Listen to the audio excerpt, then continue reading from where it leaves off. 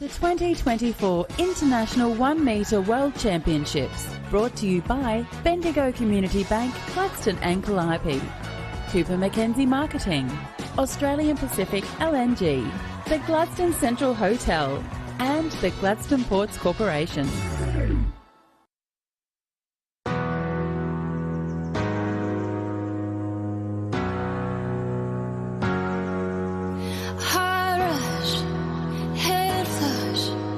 It's like jumping into the lake at night. Is my love too much?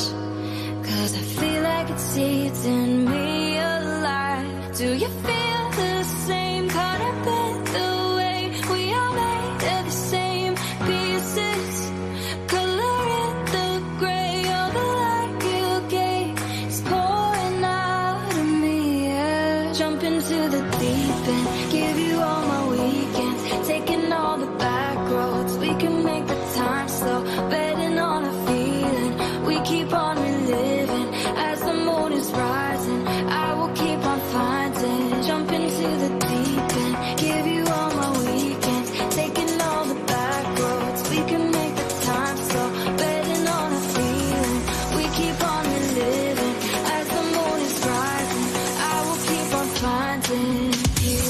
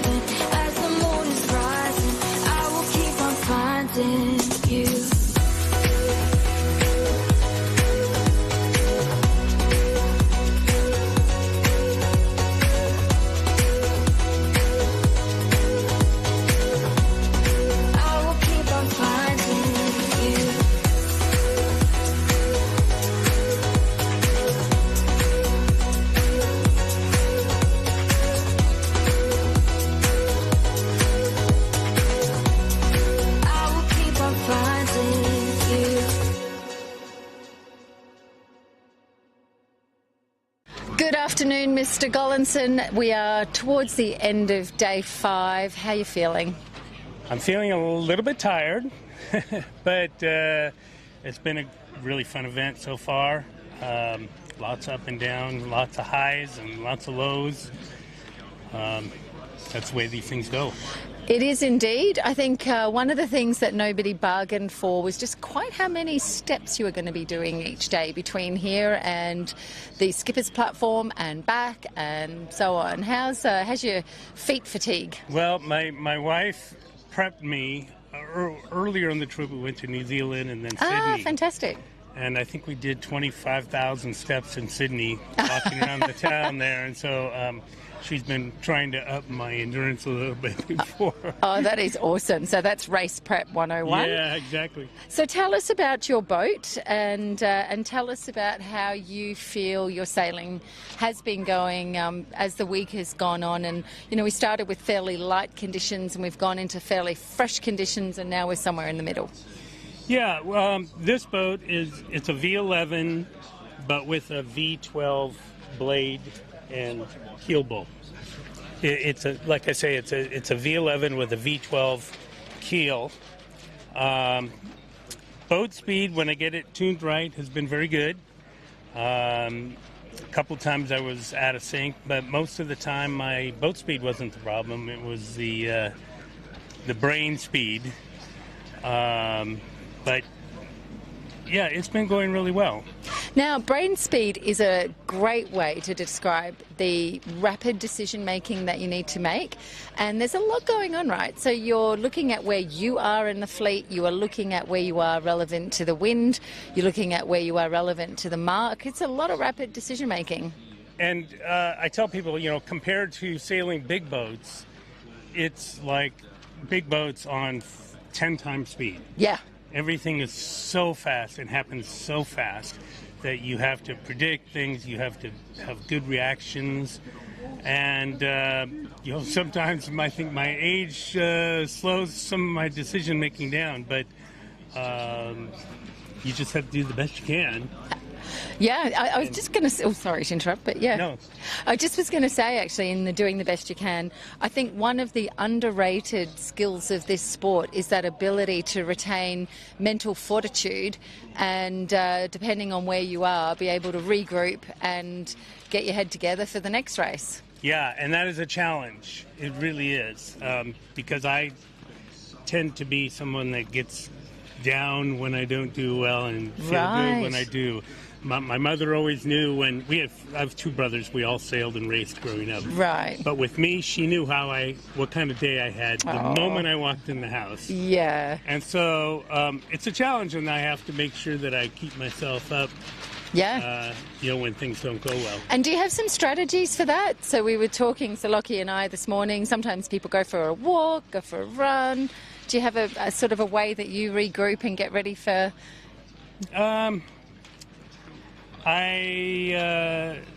Well, in the past, I used to listen to the "Gonna Fly Me," the theme song to Rocky. That is an awesome song. I think we might have to play that for you this regatta. So that was, back from 40 years ago, that was always my thing to do, to kind of get me. That's awesome. Going. Yeah. But nowadays, it's more like sitting and doing some breathing exercises and trying to just calm myself down. Right. So at this World Championship level, you're all largely sailors from a whole range of different boats. So it's all the same skills that you use in any sailing boat. But these boats really do require a particular finesse from, you know, the fineness of the rigs to the fineness of how you control the boat when it's on the water. Are you fully self-trained? Do you guys have coaching as a team? No, how does that work? No coaching as a team. In fact, I'm in the LA area, Los Angeles area. There's just a couple people there, so there's no local fleet that I sail at. Right. I really just do my sailing at regattas or the day before a regatta. And right. So in the U.S., we have region championships, so there's about 5 or 6 of those around the country, and you just go there and you'll get your sailing time. Hone your skills. In there. Yeah. How old is your boat? So she would be... This boat I bought before the 22 Worlds. Okay. In Croatia. Okay. So a couple years. it's, you know, there's a V12 now. Yeah. But really, the only difference in the V12 is above the waterline. It's like almost no difference. So I think it's got a bothered. slightly rounded bow section. Yeah, but I mean, very, very slight. Yeah. Very slight. So- yeah, I enjoy the model boat racing. My two brothers used to laugh at me racing my toy boat because they're still racing J70s and other big boats. Yeah. And but then I started traveling all over the world, and they're going, that's not so bad. No, I think this is a really interesting sport. So, from what I've seen and what I've experienced, these boats allow you to hone your skills. You've got to know your race rules. You've got to know exactly where you want to put your boat on the race course. And a lot of the fine skills that you're using in this would be a huge asset in big boat racing. Yeah, I'm not sailing big boats anymore because my back is not so good. I did read that's that. How I got into it. But I kind of wish I had, because you're so much more attuned to balance and things like that could have been useful when I sailed big boats more. Yeah, that's a great piece of feedback. I think so. Yeah. Now, we've spent a lot of time over the last week looking at the boats, but I'm really curious to learn more and to share more with our viewers about the hand control units. So when you get a new boat, do you always get a new hand control unit, or you're able to use a crystal, right? Yeah. Match them to a different boat. Yeah, well, these don't use crystals anymore. The new ones, they have like an unlimited amount of frequencies. So you just match it up with a receiver in the boat. So you can use this for one or many boats. And I keep the same one. Sometimes when I sell a boat, I'll give them one of my old one. I kind of keep replacing them. As you can see, it's a little bit damaged on this one. So it's about time for this one to get a new one. Christmas tree present? Yeah, maybe. Yeah. I do... with these boats, it's pretty simple. You have your rudder and your sails, but I do something a little bit different with my sails, where sideways, which is spring-loaded, I can go in another 6% if I go left. Okay. Or out if I go right. And then as soon as I let go, it goes back It's back. standard. Okay. So if you need a little oomph, you can give it a little sideways Extra. pull, and it'll give you a little And pump.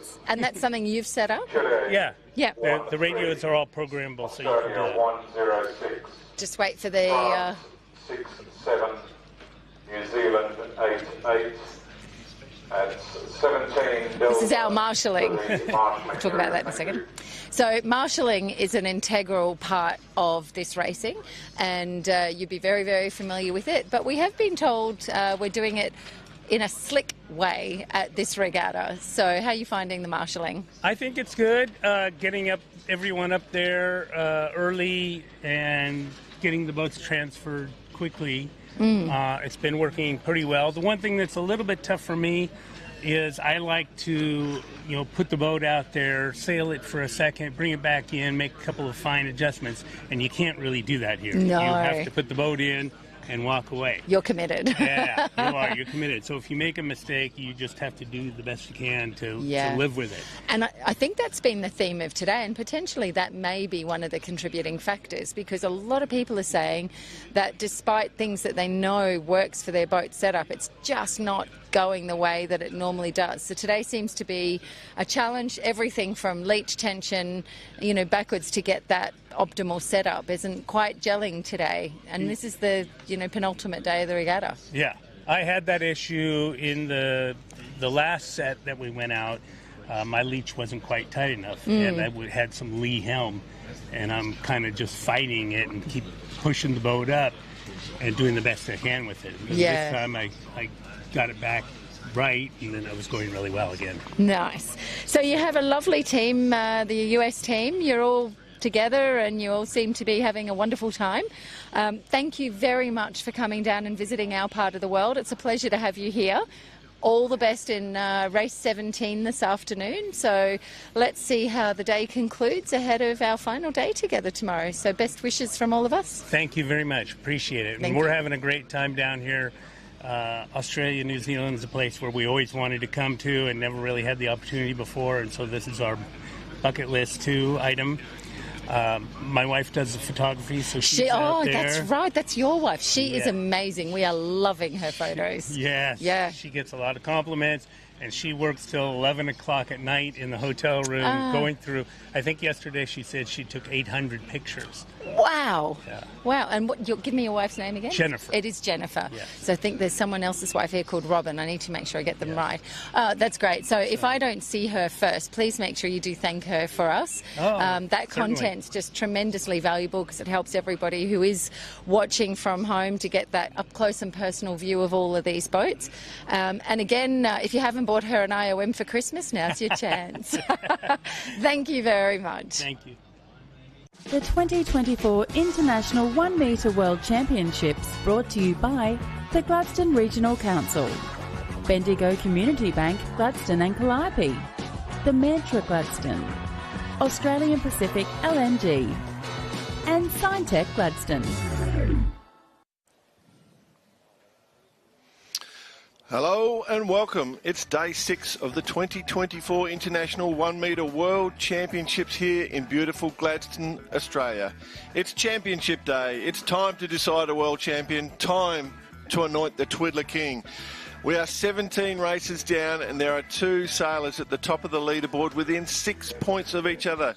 It's a battle between Croatians Zvonko Jelicic and the Kiwi Ian Vickers.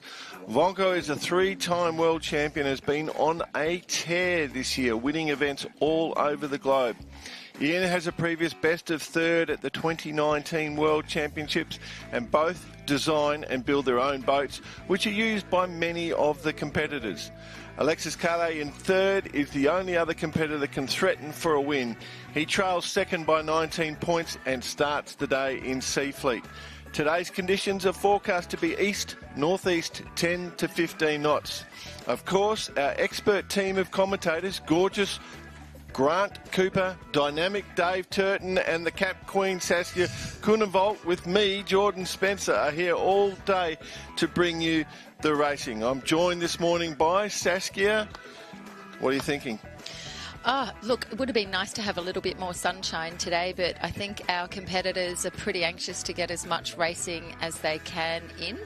I was just looking back over some previous results, I think, in the last World Championships in Croatia in 2022. A total of 15 races were held. We're at 17 complete. Hoping to get to 20, I think, would be a good summary for today's racing.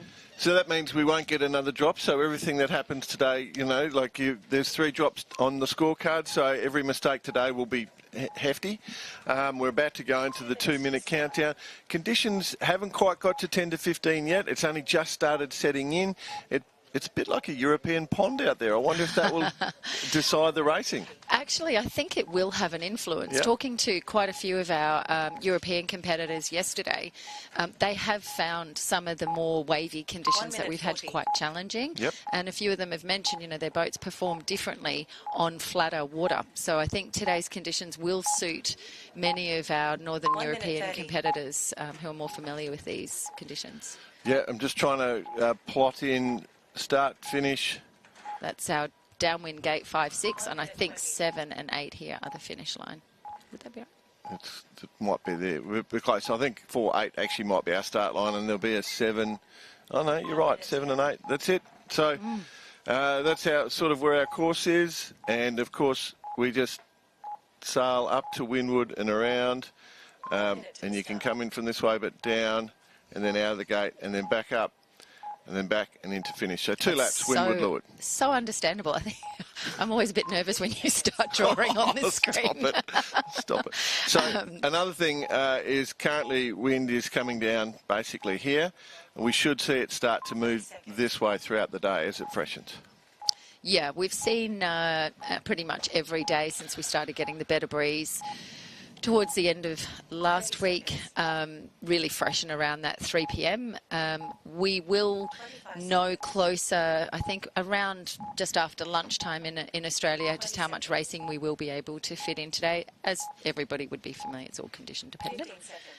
Very cool. We're about to start. We've got 14 seconds till we start Race 18 E-Fleet. Race 18 E-Fleet, and these competitors are looking forward to spending some happy time. We've got right down the bottom there, Ben Harker going right off the pin.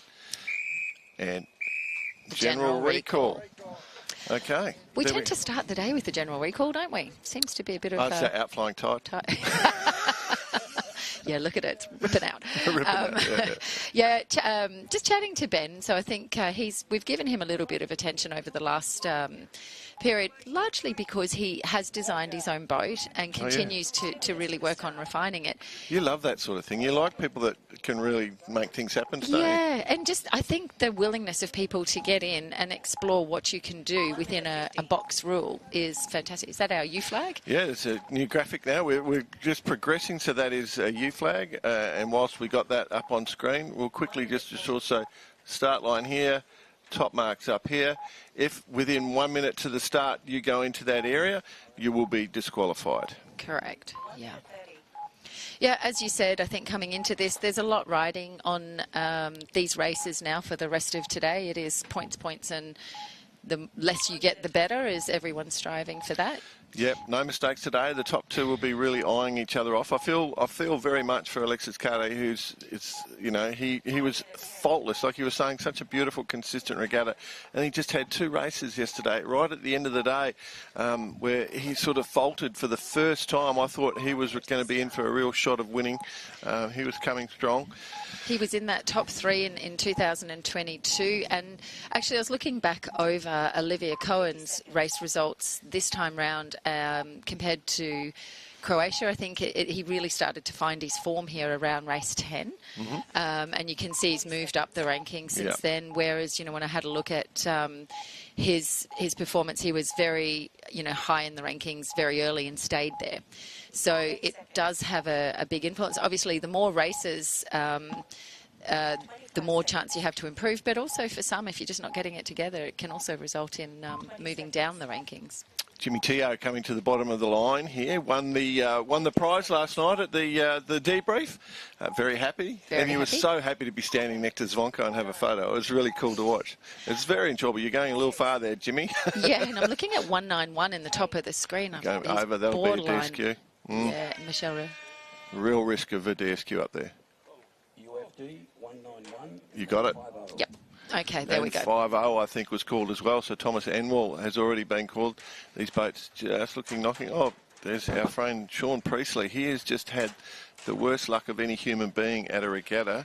The good thing for Sean is you could never have a regatta this unlucky ever again, my friend. You'll be coming back strong. So watch out at future regattas. Yeah, he has a Britpop there, so they've been performing. We've been watching them through the fleet. It's been a real mix of boat designs, and I think, you see very clear sail preferences. Our BG sails tend to feature quite strongly. We've got people here who are making their own sails. Again, back to I really love people that are getting in there and seeing how these things work. But yeah, so Sean will be looking to just consolidate and finish on a high, I would imagine, here today. So traditionally, what we've experienced so far in this regatta is a lot of gusty conditions throughout the day.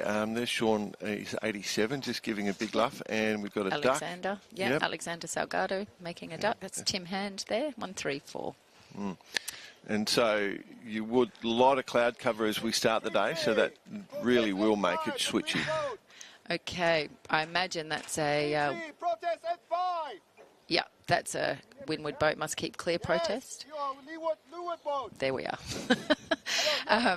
What we're seeing here too with these flatter conditions, we noticed yesterday the boats were starting to hobby horse a bit, and you've really got to get your sail set up to be able to drive through the waves, whereas you can see here the turns of speed they get. On bigger boats, when you're getting into that hobby horsing, you tend to make your crew get a bit wetter and send them a bit further forward on the rail. Here we're seeing very nice trim today with those flatter conditions. Normally lumpy waves twist the rig. Sean Priestley does take the lead around first.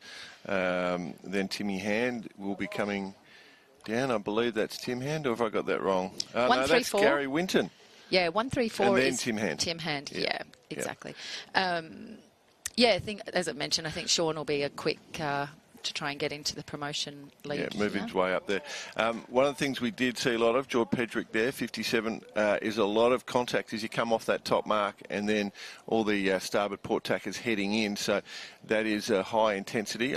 Another thing we'll see today is bunching of the fleets, because there's less gusts at this stage to scoot away on. So we're going to see condensing on the runs. I am just going to give a shout out also to George Pedrick. I believe his wife is a fairly strong competitor in this class as well. I was singing songs to Will Van Cleef, who's lying third in number 76 there last night, because he's going up and down. So I started singing over hill, over down. So Will is an interesting sailor, done a lot of ocean miles, but also has donated half of his finger to a swan yacht in his past. Oh, you and your swan yachts. Yeah, look, you know. Vicious things. Can't trust a swan. I love them. Yeah, that's a great class. Oh, some of the racing there is intense. But you know what? Watching it on a screen is exactly like watching what we're watching here. Yeah, this is nice. So there's good little pressure. It's consistent across the course. There's nothing really that's jumping out to me that you could split away on. So you're just trying to find your lane. It's been quite a good run from Gary Winton. So he did split to that left top mark and stayed down that side. Sean went to the right top mark, so they've sort of matched that. Sean did lead around the mark. Here they are compressing onto the gate. Okay, and they're both going in for that, what we call the right-hand mark. So for everybody at home, we call our marks looking up the course. So the mark on the right-hand screen is the left-hand mark. Yeah, there we go. You can see it here. Right now, left there, looking upwind. That's are. exactly it. So majority of the fleet heading over to the right. What we might be experiencing at this angle is a little bit of wind compression on that jetty just on that side, and that might be just bending the wind a little bit, but I think it might be just it's a tiny gust over there. I don't think that compression will be applying at the moment.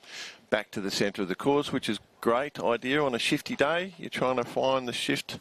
And not box yourself out. Yep. I love Turt's expression, you can throw a blanket over the fleet. I think we're in a single blanket at the moment. Everyone's quite tightly together there. Yeah, so Sean Priestley looking pretty good, which is great. Gary Winton also looking good. And our boat that split left has now gone and crossed over back to the right. I think it was Tim Hand. So that is, changing sides seems quite interesting. Yeah.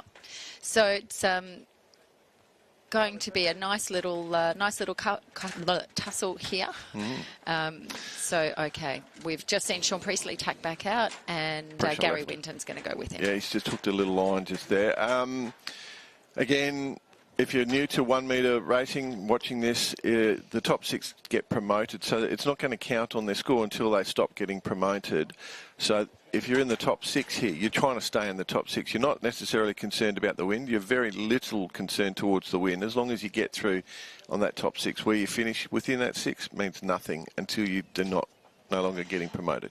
You can really see here, these conditions are just idyllic for these boats and for the A-Rig. You know, not any chop in the waves, good wind pressure. Starting to build. Yeah, they're enjoying it a lot. Definitely starting to build. It's sort of settling in and starting to build. I'd be biasing left if I was a racer out there today. My expectations that it should just roll slightly left as it freshens. But this group have just popped out to the right. There are a few that have, if you look to the right of screen, back towards the jetty there, you'll see quite a bunch of boats have gone that way. So they're a potential threat. So they've got to go around this top mark in and then down to the run and back to the finish. That's the full length of the course. It's quite a long course. It is. I was just about to, we're coming up to our windward mark here for the final time. Really tidy racing today. Well, I'm intrigued because as the course gets longer, that's getting at the length of your eyesight to be able to call sail numbers as they go around. So Priestley is around there first, which will be a relief for him, and then Gary Winton, yeah. And then Tim Hand and Will Van Cleef. Yes. Oh, look at that, and they've missed the mark. That's very nicely executed there. Tight, but well executed. Yep, so everyone going to that right mark at the moment. And that's Mike Cameron from New Zealand coming in, and Thomas Enwall there from Sweden. Okay. Yep. Okay, so that yesterday I kept calling that the right mark was going to that top right mark seemed to be the successful move for a lot of people, and people with the number 7 on their sales was doing really well. And so my form is on at the moment. Your form is on. There's another 7 on the screen now. I'm going home to put a 7 on my sale. But yeah, this is looking quite interesting coming down. I think we're going to see pretty similar placings to what we saw before, unless Gary's managed to sneak in front of Sean. But I think Sean's hanging on there.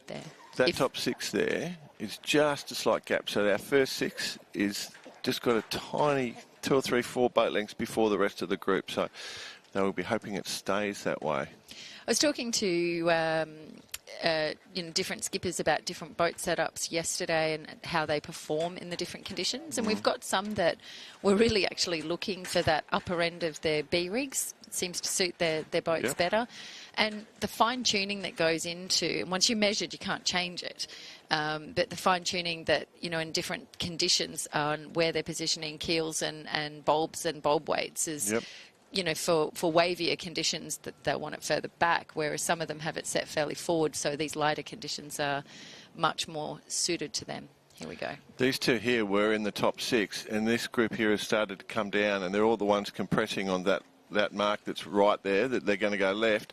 That has not worked out well, so staying to this side seems to have been beneficial on this run.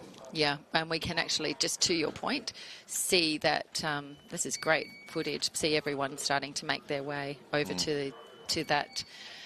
While it looks right on the screen, it's technically for heading to the left purposes, side of the course. It's a left side of the course. Yep. And this is where I struggle in this sport. I'm great going out. I really struggle when the boat's coming back towards me. Steering back down? Yeah, it's just a practice. Well, that comes to the point when we come off the top mark. There are a lot of incidents where boats clunk into each other because you've got to react instantly with these boats. As you come and turn down, you've been steering one way, and now you've got to intuitively turn the other way. And so subconsciously, you may not react instantly the right way. And we do end up with a lot of taps. Let's call them taps. Not collisions. And so that actually does, I think that's part of the real reason for it. Yep. Sean's holding his lead nicely, just got a little bit of height also over Gary Winton as they come upwind now towards the finish line. But we are going to see this group come in very tightly together. Yeah. So the blanket we're throwing at the moment's gone from a single bed blanket to a throw rug. It's that rug. tight. There you go. There you go. Here we go. Nice win for Sean. Now, are we ready? Yep, that's it. Yep. Closely followed by Gary Winton. And then we'll have a very tight group. I expect to see, Will Van Cleef. And we've got Thomas. Oh, Thomas has had a very good recovery there. Number 57, George Pedrick, is also in that mix. We've got Tim Hand and 85 on the screen, Larry Grant. There's Ben Harker, Mike Cameron. Oh, I just saw 154 go around the mark again. Okay. Oh. There may have been not giving way to the windward boat there. All right, so what we see here so far is pretty nice, calm conditions, very much in control. Conditions like this mean the fleet does tend to stay together. So that means, again, you don't want to make mistakes, but again, it's easier to make mistakes. We are looking at our relegations that are coming through. We're in the E-fleet, so no one's going back down. It's only the promotions. Okay. Okay, protest on the finish line there for Chile and Brazil. Down the turns there we in go. Chile, yep. Okay. So, flight one complete, the E-fleet. We are going to continue as long as we can throughout the day. And we're going to be back shortly. We're here on the final day, the championship day of the International 1 Metre World Champs, presented by Gladstone Regional Council. We'll speak to you again shortly.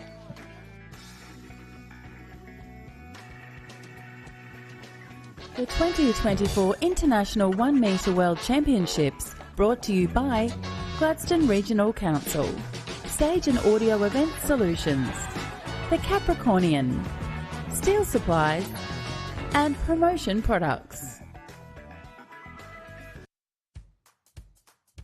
The Capricornian is not just a credit union, we're your neighbours and your community supporters. When seeking a financial institution, choose to be part of something bigger, not just big. You do that by chasing a bigger goal, by considering the broader picture, by owning your banking. Be a part of something bigger. Choose the Capricornian. We're here for good.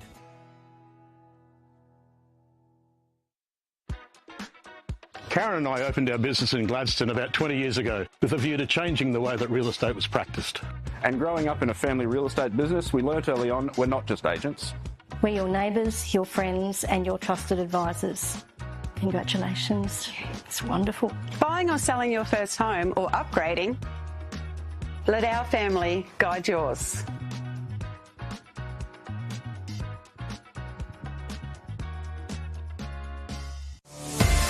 Red Ant Radio Yachts is a proud sponsor of the 2024 IOM World Championships in Gladstone, Australia. For 20 years, Red Ant Radio Yachts has been translating a passion for innovation, a thirst for winning, and the love of radio yachting into a world-class range of boats. Sales, components and electronics for sailors and race management alike. Explore the range online today at redantradioyachts.com. You're great at what you do and your business thrives because of your skills and expertise. But sometimes even the best need a helping hand when it comes to reaching your audience. At Cooper Mackenzie Marketing, we specialise in turning your business goals into engaging marketing and communication strategies. Let us handle your marketing so you can focus on what you do best. Cooper Mackenzie Marketing, proud to be the local design, marketing and communications partner of the 2024 IOM World Championships.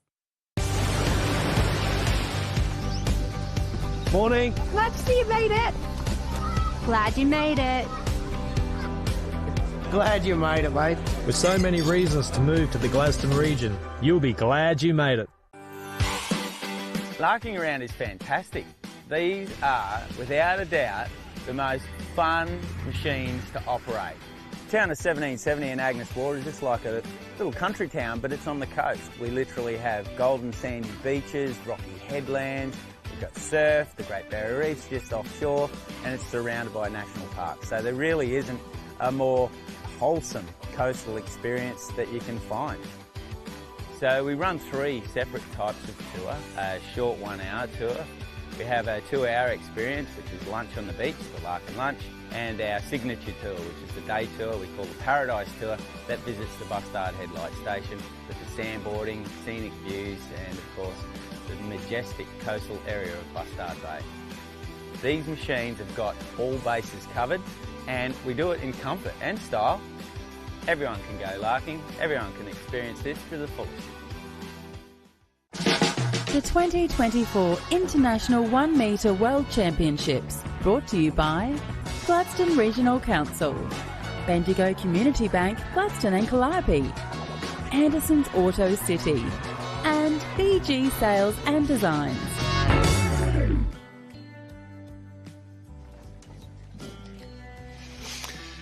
And we're back. It's Championship Day, the final day of the 1 Metre World Championships. We apologise, this event does have to come to a close. We know that you're all wrapped in this and you're just having a grand old time watching. The lawns aren't being mowed, work's not being done, and, well, you know, good on you for watching us. We're really enjoying all the comments. We've been inundated again this morning. We've got, we're into race 18, we're into Fleet D, and we're getting excited as it continues. So looking at what we have today. There we go. I think, how's that headset talk now, Saskia? Let's see. Oh, that's much better. Okay, so we've switched my buttons around. I'm a one-trick pony. I need to learn more buttons. Yeah, look, that was an interesting and a very tidy Fleet E. We've got some promotions now. People like Sean Priestley, who I think we fully expected to see move up. Another interesting fleet here. We've got Gorgeous Gordon, who is a pleasure to watch sail. And we've got the wheel. Got the wheel, yeah, Mr. Nigel Barrow. We've also got the Penguin, Paul Morris. Who else can we nickname in here? Them all. we've got Bob Lewis. I've been trying to pin Bob Lewis down for an interview, actually, from Canada. Here we go. So we did just want to see, and so we've got Phil Pride is our 1, 2, 3, who has made it through the promotion level there. Everybody else is pretty much as we expected. So 154 did go back and do a penalty. I think we did have a comment online on YouTube just sort of saying we didn't really see the mark move, but obviously 154 went back and did a penalty turn to recross the line. So he didn't make it through that's Gary Winton, didn't make it into D Fleet here. Again, this will be hotly contested, so I imagine we've got Gordon, I think the Penguin. I would also say Bruno Maravich. Yeah. Chuck Milliken. There's quite a few in here. I love Nigel Barrow. He's a great, fun human being. Chango is in here. Chango Polano, the Argentinian. Sean Priestley coming in hot after his win in that last heat. And Lindsay Walker has had some flashes of brilliance. Redjan Vezonovic and Jung, our Chinese friend, he wins a few races. He sort of goes up and down.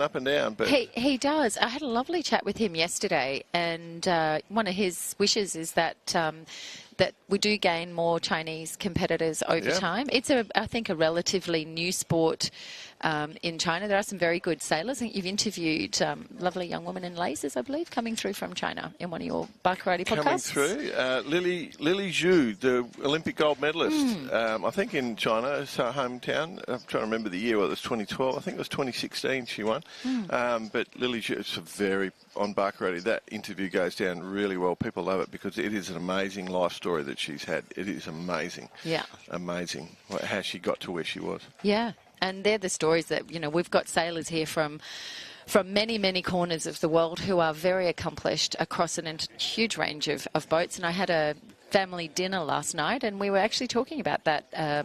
We've got Gordon's a classic example. I think we've spoken about his sailing exploits, people that have been around the world, who've won some of the biggest races in the world, and they're also here competing. And it's not uncommon in sailing, is it, that people move between varieties of boats? So if you I was just going to say, Chuck Milliken is here. He's an ex-470 sailor, J24 sailor. He's been an Olympic coach multiple times. He's a sailmaker, so he's a classic example of what you're talking about. And it's I was just going to say, there is opportunities to reverse engineer. So you can, for people that have sort of picked up the IOM bug, and there's many people I've talked to over the last few days who really didn't know the first thing about sailing but wanted to come and have a look. You can start in this fleet class and also go and sail other boats. So it's one of the great things. It's the same racing rules. It is the same dynamics, whether you're sailing an RC or you are sailing dinghies or you're sailing yachts. I think the challenge with RC is, which we've spoken about, is just that need for depth perception and being able to judge where your boat is relative to the conditions and also relative to what's happening with other boats. You need a good optometrist, is what you're saying. That's it. That's it. And we're both sitting here wearing glasses. Well, so I'm getting worse. Well, gosh, go you. Mine's getting worse with age. Well, that's what happens. But it's rapid. Okay, number 57 then. That's George Pedrick, who's just come up from E-Fleet. They're just for the delay for the start. They're just resetting the course a little bit. You saw the finish line being moved. So the wind is starting to move to the left. The top marks have been moved as well. So that's what we're going through at the moment. That's why there's a little bit of a delay at the moment. My wife, beautiful, lovely, caring, wonderful human being she is. She used to just say to me, around about 50, you're going to start needing glasses. And I said, no, I'll be fine. She said, well, what happens is the gel in your eyeball starts to harden. And so now that you're knitting and you're going fast, that's what it is. I can remember the day I realised I was in the North Sea at 2 o'clock in the morning, and it was a horrible, horrible night. And I couldn't read the plotter, and I was coming up to the TSS off the Netherlands, and you really need to know what those ships are doing. And I thought, oh my God, I've got no idea what's absolutely going on here at all. So it was a bit of a moment. But But I did go and visit an optometrist with my son, and it's like passing a test. I actually thought I'd do really well, and for some weird reason my eyesight would have recovered, and apparently it was twice as bad. Oh, So, no. new glasses for me. Yeah. Well, it's the journey. There's Mr. Barrow on screen. So sounds like we're into a countdown. Yep. So we were chatting to Nigel yesterday. He's part of the organising committee at Datchet for the next World Titles in 2026. Yeah, Datchet. So if you know the UK well, when you come into London, you'll see these lakes as you come into land at Heathrow. You'll see a lake with some walls all around it, and that is Datchet. That's where the sailing will be. So when you land, it's a cheap taxi ride. Very good. Okay. Okay, so also on screen there's George, who's come up. We've got 144, which is a veteran, Croatian on a K2. I think we may have mentioned before. Ooh. His wife was a commentator on 22. What's your ooh? Ooh, I was just looking. I think that I might be wrong. I thought the wind had gone back right, and this is going to be a bit of a soldier's course, but I don't think I'm right. I thought I missaw. I have to talk to my optometrist. Yeah, very good. Okay, so we see everybody favouring again the mark on the top of the screen. You know, we've been calling it the boat end all week because typically, you know, your start boat is there on the start line. That's the most straight start line that's been drawn all week. Yeah, you've got to go quick, haven't you? You Yeah, can't hesitate with drawing on this screen. Okay. So looking at everybody bunching up, we do not have a U flag at this point, but I know our race officers will be wanting to get as many races in today as they can. Okay, he's over. Let's see the boat end. That's our start boat. Nice. That's an excellent start boat. I couldn't tell what it was, but now that you've pointed it out, it totally makes sense. Okay, we're down into the last 15 seconds. That is boat bias big time. I think they've I think they're they're going to reset. They're going to reset that start line. Yeah, I just heard the double whistles. And, completely boat bias. So that top end of the screen bias. So talk a little bit for our listeners, given the coaching that you do, getting a good start and being able to be that first boat to the windward mark can win you races. Yep. So when you're coaching at any of the different levels and different types of boats you're coaching, what are the sort of drills and practices you do with people to set up for a good start? Well, the biggest mistake everyone makes on the start is that they position themselves so that they get pinned. And often, majority of people start on starboard. It's very rare to be able to start on port. And if you're stuck on starboard and it's knocking, every metre you're sailing is a metre you're losing. You're losing. So the thing that you want to do is be able to position yourself to be able to tack away. So it's not just good position on the line and the ability to tack. So ability to have choice. It's not easy. There are plenty of fleets where, like, if you have a gate start, for example, you're all lined up against it. There's no way you're going to tack away for ages and ages, so you have to really know which side of the line is favoured and choose that. But the basic drills are understanding how you get away quickly. Now, in this class, you can sit still to the last second and then accelerate the boat. So you want to practice that. So just throw a mark in the water and then just sit next to that mark and try and hold. You do yourself a countdown and you try and hold next to that mark as long as you can. And so you just start to the leeward side of it or to the left of it, for example, and you just do countdown and balance and hold and then accelerate and go. Sheet on, yep. And then you do it on the other side. So you're doing boat end starts, windward end starts, and then at other times do midline starts, so you're not caught out by sag, so you've got to get a bearing past your mark so you can look up at the whole time. But yeah, just practice and understanding how long you need to accelerate from zero to go and how far you're going to slide when you do that, because the first thing a boat does when you start to move the sails is it tries to go sideways until you get flow over your foils. You can compensate with that in dinghies by pumping with your body weight, like you lean into it and give it a pump. On a yacht, the first thing you do, the person on the main sheet's going to go whoomp, and the boat will go and just run to the left, run sideways. So it's understanding how far you're going to slide and how long it takes you to accelerate. And depending on what class of boat you're in, like these, it's immediately on the 1 second. Yep. A small dinghy, it's about 3 seconds, and then bigger dinghies, you need to get... It's a minute and a half for me. Yeah, your boat's just because it's just example. to power up, it is. I need a minute and a half to be able to hit the line. So one technique you could do on that boat is you could just, you need to be at speed. So 1 minute gun, you can start sailing away on exact reverse bearing that you want, and then come back at the exact time, turn right on time, and you should hit the line right on the second, Yeah, and that's just actually on that. So being able to also work out your tacking time and your allowance for tacking time is another skill set. Well, with your boat, you've got to take a day and a half to tack that Genoa, don't you? Yeah, if anyone wants a massive overlapping Genoa, I often race on Arctic Blonde, which is my partner's boat, which is just so easy, and it's just and away you go. And he's very, very good at digging a hole and protecting his spot on the start line. Mine is a cut lunch and a big plan. Yeah. So very, very different, different types of boats. But just looking at these boats here, they do accelerate very, very quickly, but we have seen them stall and park in tacks. Yeah, particularly when it's windy, because remember, it's about balance sailing, and so if you've got a main sheet that's on, the main sheet's trying to drive you to windward. It's like a seesaw, and the jib's trying to pull you away from the wind. Okay, so when you go into attack, if your main stays sheeted on and your jib sort of flats through that tack, it's going to stop you turning back down. So, in a windy condition when you're overpowered, that main's going to take over on these things. So you need to, as you head to wind, you've got to dump a little bit of sail to come away. Yeah. And we did see that yesterday, increasingly coming up to B&A fleet. You were seeing them because these sails come on and off together through that winch system that they have made in Australia, these winches. But you see them come on and off together. But we did see the probably more experienced IOM skippers just giving that bit of ease to get that drive into the tack and yeah, well, you need that little bit of nose to come away, so that's what you're going for. Obviously, on a dinghy, you pop a bit of vang going into attack. On a keel boat, just get that Genoa in. We did a 500-mile sail once, and my Pete then said, "I don't tack."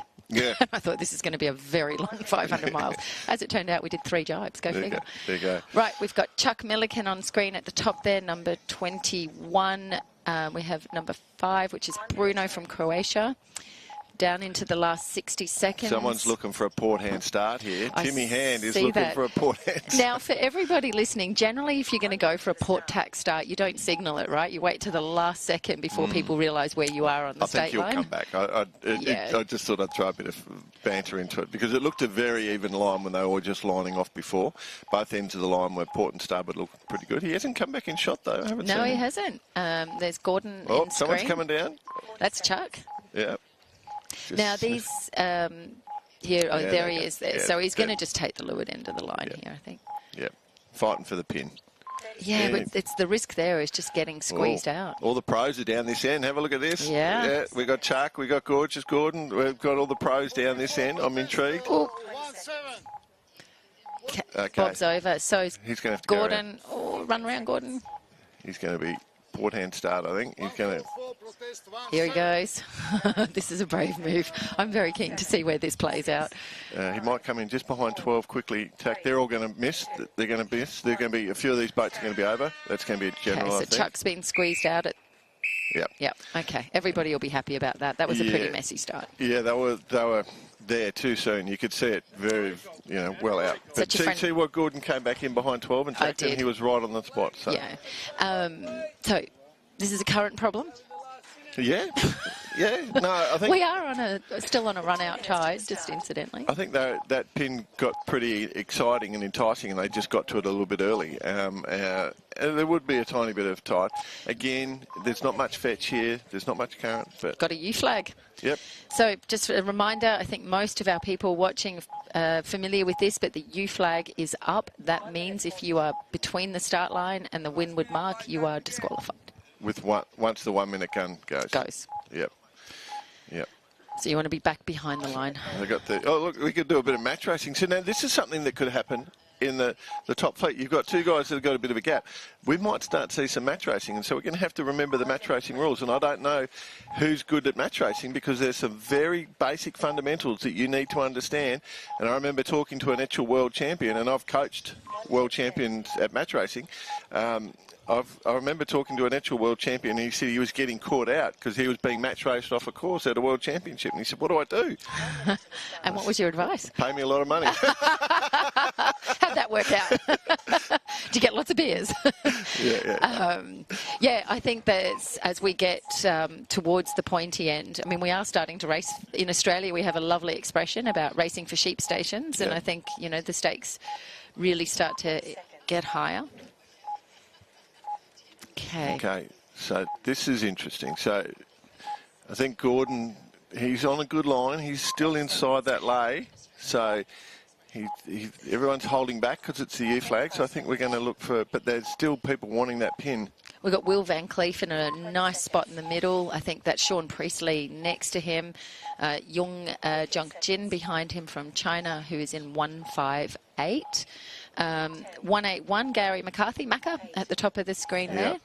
He's going to have a nice windward end. Gordon's only just going to get this. Tim Hand coming here in. Here he goes. Here we go, yeah. Clear start. Clear start. Away we go. Okay. Phil Pride in the middle there, 1, 2, 3, 31. Now, Diego he had a lot of success coming out of E and D fleet yesterday. He was winning quite a few races. His setup was a bit awkward looking to our eye, but it was going fast, so we shut up real quick. It's Will Van Cleef there, number 76. Jung Jung Jin there, Sean Priestley, and Mr. Barrow. Yeah, Mr. Barrow. Oh, lovely. Pressure down a little bit. There's a little bit of right pressure just maybe sneaking onto that course. Definitely down pressure. The wind is trying to settle in. A lot of cloud cover. It's definitely trying to move left, and you can see a few little gusts just back up to the top of screen. So interestingly here too with these boats, and you know, we're good at being armchair advisors, but you do get to observe a lot, and I think many of our competitors will replay a lot of the race footage to pick up, you know, different things about their boat's performance. But being able to just duck the stern if you're coming across on port and giving way to a starboard boat, but not overshooting it. And we've seen a few boats take big digs to duck the stern, and it costs you 6-7 boat lengths. Yeah, they do slide sideways, particularly when there's wind. Look at that left bend there. That's a massive. Big one. Those boats out to the right have missed it, and they were looking pretty good for a while, and it's bent on them. Remember, this is the top marking. You can see some more gusts just starting to come down up here. That are going to come down onto the course.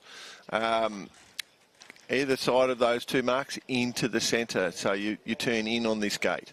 And I think it's going to be Diego, I reckon. I think it's Sean. It's Sean Priestley coming around first. Is it? Yep, number 97. No, it's not Sean. Robert Wilson, sorry. Yep. He's on a Britpop as well, so that's my mistake. Yeah.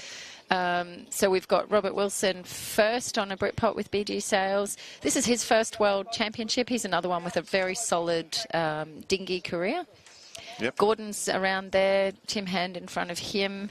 But again, these boats, we've got our first 6 who will be really hunting to stay in the first 6. Yeah.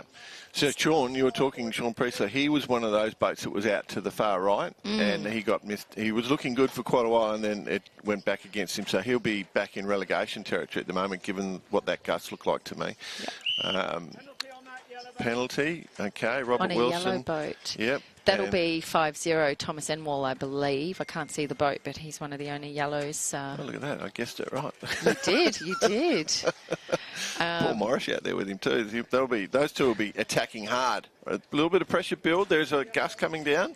We might condense the fleet. These two are stepping away at the moment, but we could get a condensation. Condensing. Am I going to get rain? Nobody wants rain. I love it. So I know you start, I think by day 6 of just talking, you start to get a bit tongue twisted. Looking at these boats coming down to the downwind mark, a good thing about the length of the course we've got, and this we've spoken many times about the psychology for our competitors, is if something hasn't gone quite right, and let's have a look at where Sean comes up, and we've seen people like Ian Vickers absolutely master the art of the recovery throughout the race. We've got 9-7. We've Mr. got Wilson. a Britpop, a Venti, and a V11. So there's no design. No, and that's what's been really interesting. There's no dominant design in this fleet, and they all have very different design characteristics. So we've seen over the past few days a very good mix of boat designs across all fleets, really. It's Gordon coming around now on the left-hand mark, followed by Phil Pride.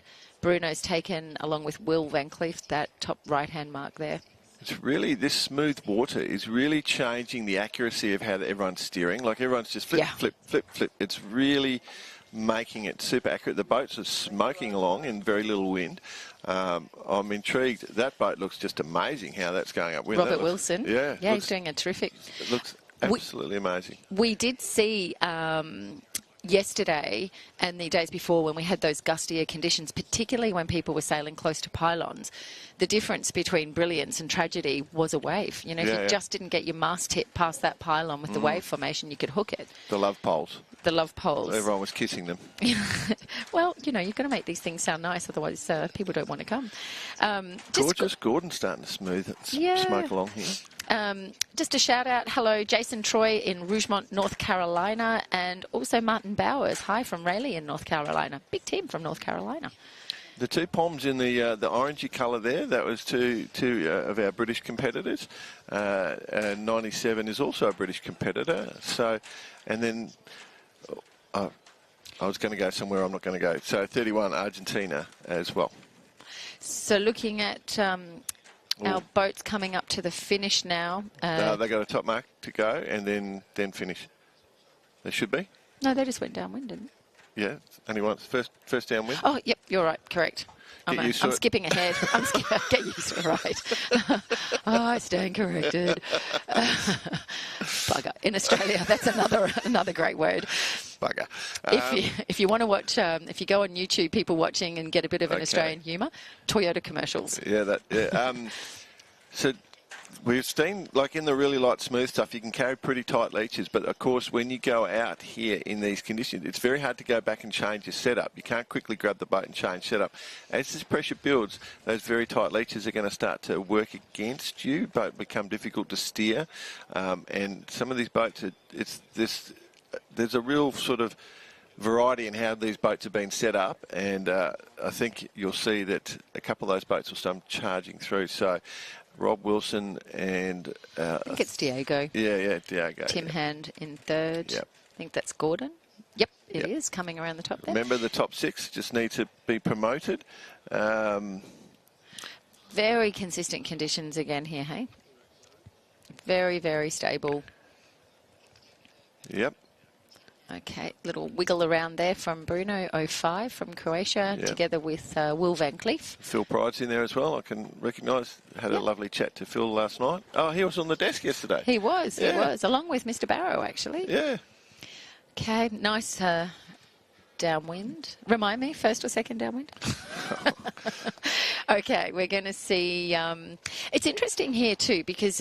You know, these boats are sailing side by side, and I think that's because they need to keep clear of each other. But you can gain or at least pull back the boat in front of you if you smother them a little bit from behind. Those are also tactics.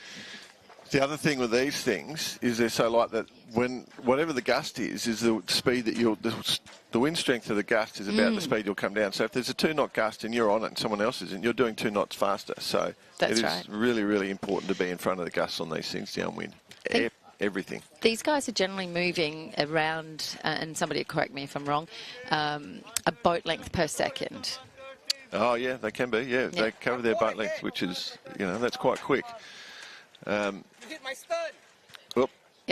of disagreement. So speaking of people going behind and smothering, you can do that, but you do not want to run into the boat in front of you. Okay, they're just arguing over who's clear ahead. Yep, we've got a clear ahead, so no overlap. Okay, so that's our Singapore. That's Ernest Scully. It's off screen, that penalty. Yeah, but he has been called there. Right, Tim Hand coming around. Gordon will be looking forward to a good solid windward over the finish line and a promotion. Well, here we go. This group here are battling for that 6th spot. So that's Nigel who's going out there. He's actually on port going downwind, so he's had to give way to Diego from Argentina. We've got a split there, so our 2 leaders just experimenting for the next fleet up in case. See which side works. That wind looks a little light, huh? Yeah, it looks just like looking it's at the dropped flags, they've dropped a little bit as well.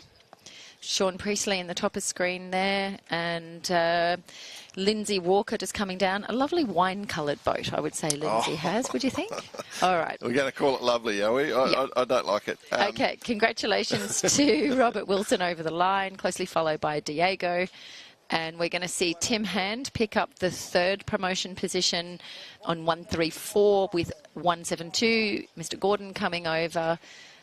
Also to be promoted, so we'll be looking for the next 2. This is where it's going to get interesting. There's going to be a lot of boats coming in probably position 6, but might have caught up okay. Phil Pride, he'll be happy with that, provide he's going to have to tack to make that finish line. I think he's good. But he looks like he's got nice and clear. Oh, shoots the line. Oh, he did like too. I didn't think he'd lay that, but like there you go. Pro. Here we come. This is what we're expecting. So we've got Will Van Cleef on port, coming in with Bruno from Croatia on 5th, and he's pipped him across the line and did a bit of a lee bow and forced Bruno to tack back. So Will Van Cleef, congratulations for the 6th position. Bruno and Mr. Barrow just behind, holding their position in D Fleet, along with Chango from Argentina and Ernesto Scully from Singapore. What are we seeing for the relegation group? Yes, you're onto it. Okay. I don't know. We've probably got a few to go. So that was Sean Priestley crossing the finish line there. Yep, Young Junk Jin will Gary hold. McCarthy in there. Vedran Vesonovic. Thomas Enwall. Yep. And then Bob Lewis. And we've got Penguin may well and Lindsay Walker may well be in that relegation group. There you go. We've got 3 Aussies coming in here together. No, 2 Aussies and an American. Lindsay's going to have to tap back to make that mark. Just pipped George Pedrick on that finish line there. I tell you what, the other thing that's going to be interesting at the end of this regatta is the strength of which nations. You know, like if you go through the results, you'll see that there's a lot of bunching where you've got a lot of nations bunching together. So it's a really good way to find out who's got things going on really well. So anyway, that was Fleet D. We'll be back shortly. You're at the International 1 Metre World Championships. It's Championship Day. We're on the last day of sailing. We'll be back shortly. Thanks to Gladstone Regional Council. The 2024 International 1 Metre World Championships, brought to you by Gladstone Regional Council, High Risk Solutions, Cooper Mackenzie Marketing, the Gladstone Yacht Club, and Joseph Engineering. We moved here for my husband's work. We decided we'd come here, just work for a couple of years and then probably move back to Melbourne or back to New Zealand. My son was 1, but he's 11 next month. 10 years we've stayed. I think it was the community sense that I get from my son being at school. When he started prep, he started sports. And so we've been heavily involved with a lot of different clubs. Since we've joined those clubs, it's such a sense of community. Just seeing everyone wear the same club sport tops, like even parents wear them. They don't do that in other places. But I find here in Gladstone, you don't all have families surrounding you, whereas here we are each other's family. I've found a lot of friends to be just like family. I feel that that's probably what's kept us here. I do love it here. My kids love it here. My mum has visited here, and even she's told us not to move back to New Zealand. She loves it. She just said she thinks that we have a family here and that we should stay here and just visit New Zealand. Yeah.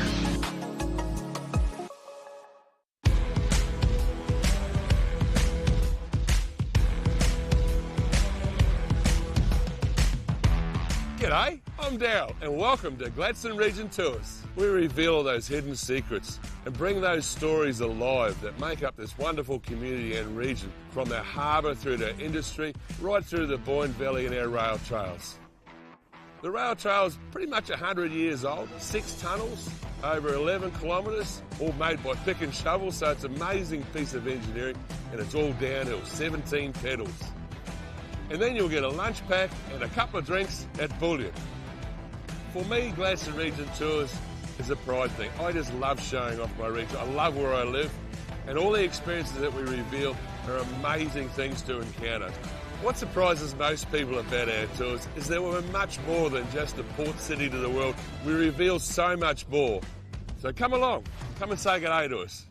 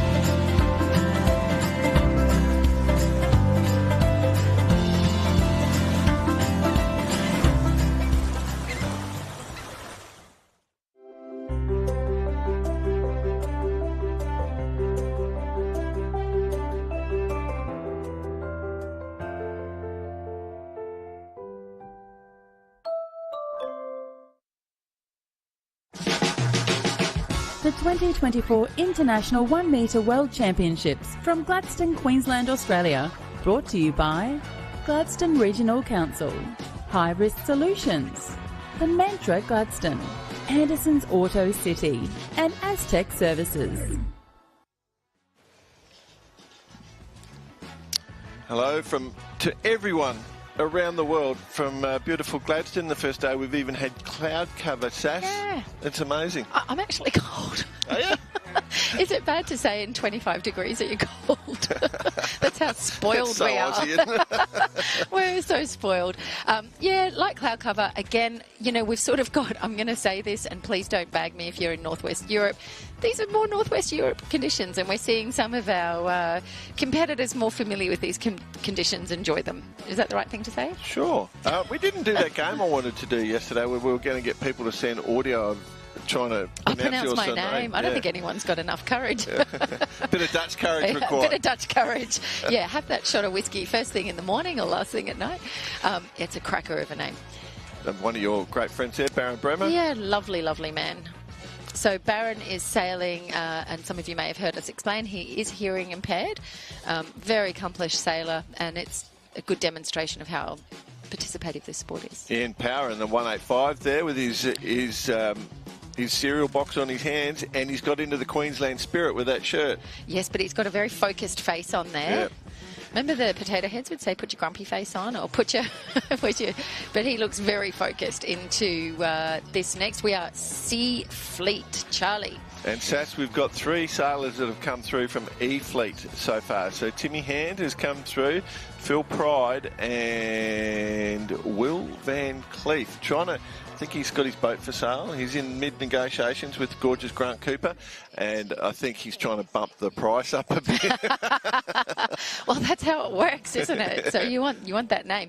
And if Grant was sensible, he may be in negotiations and buying it for Nat for Christmas. Okay, there's one big thing here. We've got Tonko on the screen there, number 40 from Croatia. There is one really important thing we have to discuss in this fleet. It is Sea Fleet. We've got the 3rd place overall in the current standings in this fleet. That man needs to get promoted, Alexis Carty, out of this. He's 19 points behind 2nd in 3rd. There we go. That's our starting list.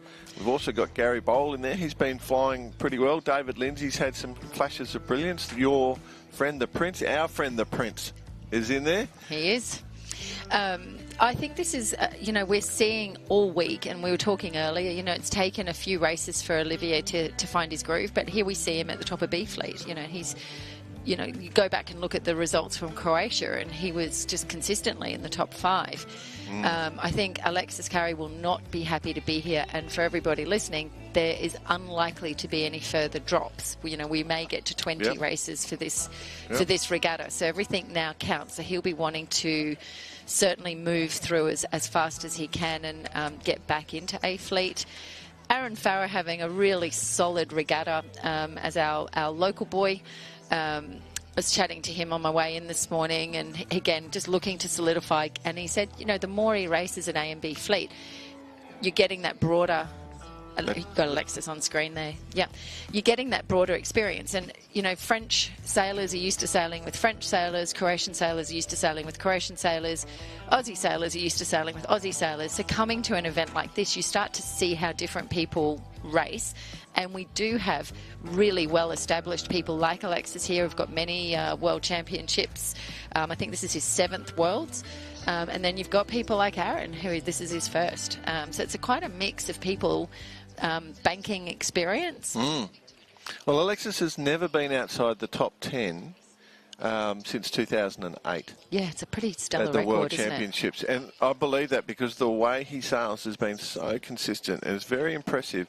But he had a little falter. For the first time in the whole regatta, he had a little falter in those last 2 races yesterday, and it has hurt him. Then you're at the tail end of the regatta, and you're trying to fight to get back into promotion, and so is everybody else. Yep. So I think the risk taking will potentially increase as the day goes on, and we'll see some interesting sailing. Then we have Dragon Sailing North America. You want to see the Great Barrier Reef now? Please come down. You'd be very, very welcome. We do love to sail dragons. They're gorgeous, gorgeous boats. I wanted to get my hand on an old wooden one when I lived in Switzerland. They're just beautiful, beautiful boats. Yeah, I'm not sure if that's what the Dragon Sailing reference is. I'm going to need to find out there. No, the Dragon Sailing is one of the. It's a type of remote control. But, I thought it might be. Yeah, I'm just. You are right. I'm going to go with what I know. Yeah, the Dragon's beautiful. They get I think at Worlds a few years ago they had 350 boats in Europe World Championships. Amazing class. But so I have a nice offer from Pete on a name change. All right. Did you see that? So let's get into the sailing here. You'll love this. So for all the listeners out there, Peter Cook, not shy at all. The correct way to pronounce Saskia's last name is Cook. I think that's a wedding for marriage proposal. Okay. Don't fall for it, Saskia. Okay, let's get back to the exciting racing. I am Can we get a tight shot on Saskia? She's bright red. Let's move on. So, okay, number 16. Let's go back to the boats here. We have Paco. And we also have number 90 here. Thank you. Our audio team have just been on it this whole regatta. I thought you guys would be directors. Sorry, I thought you guys would be tired by now. Okay, there's the Prince on the screen. And let's keep going here. We have also Pierre-Yves Metchin from France. Yeah, Pierre-Yves. Well, thank you, Dragon Sailing, DF65. I do know that. I just haven't known you in your full name there. Oh, I've let the iPad go to sleep. Oh, the iPad's having a charging moment. There we go. Let's see if we can get that up. Okay. So, yeah, we should be in for a fairly hot race here. I think we're going to see Alexis try and sail his own race and stay out of trouble. We will see Gary Boll want to go through. I see good support for him online. And we have... You find this interesting. So Pierre-Yves, who we have on there in this race, he is from Lorient, which is the absolute capital of offshore sailing in the world. If you have never been to Lorient, you must go. You know, it's the old concrete submarine bases. I don't know if you've been there. Yeah, I have. It's stunning. And it is truly amazing. And he's been sailing since he's young, but has a PhD in composite materials. Which is ideal for this sport. Yep. So he's doing all sorts of stuff, and obviously we work. He works in yacht racing design. Yeah. Right. Yep. And I think I may have overlapped with him on a project I was involved with, but I can't remember. We haven't talked to each other yet, but I've been here. But yeah, we did. I was involved in a project where we were trying to design the fastest offshore racing boat in the world. We were working closely with the French. They really are, and particularly that Atlantic side of France, the sailing that comes out of there and the conditions that they cut their teeth in are pretty challenging on both people and boats. So this development in materials to continually build stronger and lighter has changed the entire game for sailing. More sustainable materials now coming into play, and recyclable materials, which I love. 18C. This has been a drawn-out morning. Everyone's on the go slow, I think. Yeah, which is challenging because I think there's a few people in this race going through certainly race 18A and B who would be wanting to get as many as they can. 6 points separates Zvonko, sail number 35, at the top of the tree from Ian Vickers, sail number 61. They will be in race A. I'm just trying to work out if this line's pretty even. I suspect it actually might be even. I haven't been paying attention, so looks like the geometry of the course is slightly left, but I can't quite see the whole course. So I think we'll probably see a pretty spread line here. Okay, we've got number 23, David Lindsay. He's had a pretty solid week. We have a request from Jason Brooks to not talk about the American team. The commentator's good. Yeah. Remember... I think it's a fair call, I've got to say. Hang on, remember, I host Barcarati, and we give out the reverse curse. Yeah. And the reverse curse, the only person we've interviewed from this fleet, is leading the event. So, and the reverse curse, we tested it early on in the regatta. So if I mention you, you're probably safe. So relax, the Americans. But Saskia, she's like dropping bombs. She's throwing them out there. Don't trust her. All right, we got 10 seconds, and that's Aaron just bailing out. He'll, the local. Yep, want to go around. He's in trouble now. He's in world trouble. He won't find a gap. He's going to have a horrible start. Yeah. Okay, he'll be happy about that, though. So what curse was that we just gave? Gave the local guy a blessing and everybody else has been cursed. Chris Sullivan, thank you very much. And we'll just see if we can get Jean Harris back in shot. So one of the America's finest female radio control boat sailors. So she's George Pedrick's wife, who we were mentioning before, from Foster City. Thank you. I love all this information coming in. So please keep sending it in. Yep, U flag up. 2 minutes to the start. Okay. So, Don Shirley, if people want to see your wishes, they're going to have to go on the YouTube chat because we're not allowed to talk about it. Thanks to Jason Brooks. So, radio, coming up to a 100-second countdown. Yeah, this is fantastic. 1 minute 40. Too many general recalls adjust the finish line. Yeah, look. No, it's the outflowing tide.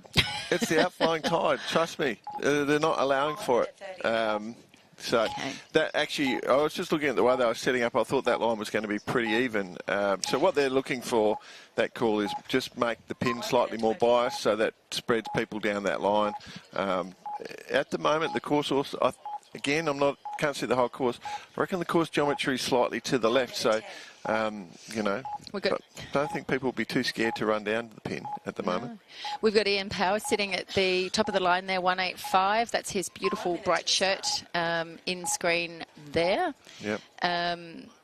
We do have our closing ceremony party tonight, so I'll see what sort of shirt he's going to dust off for that, if that's his final day shirt. Oh, yeah. Yeah, well, you got to have a good... Got to keep ratcheting out. Phil Pride there, 123. We've got also Will Van Cleef there, number 76, who's thought his way through the fleet from, I believe he started an E this morning, didn't he? He's come all the way through. Yep, correct. Yep. Baron Bremer in the back of screen there, number 81. And then keep an eye, everybody, on Alexis Curry. He is at the back, number 73. And we've seen similar strategies from some other fairly skilled sailors where they just hang back and wait to get their clear start and go sail their own race. And that may well be his strategy at this point. Well, I'll tell you, number 23 ain't going to give him any space. Lindsay. No, that's David Lindsay. But I think he's about to get hooked out here. This is going to be an ugly start at the top. Yeah, yep, there it is. There it is. That's exactly what... And that was from Paco. UFD 2-3. Yep, okay. So just a penalty there. We're off and racing, and look at Gordon go. Oh, stepping straight out in front there. He's got a nice setup for flat water there. He really has sailed that. Okay, and the other one, of course, is we've got a couple down here that have come through from previous fleets. So they're smoking along because they're really warmed up. The British sailors in seventh heaven here. It's grey. There's not much wind, you know. But it's not raining. They're in their comfort zone. Sorry, I love... there's such a great sailing scene it's absolutely stunning. The UK. It is.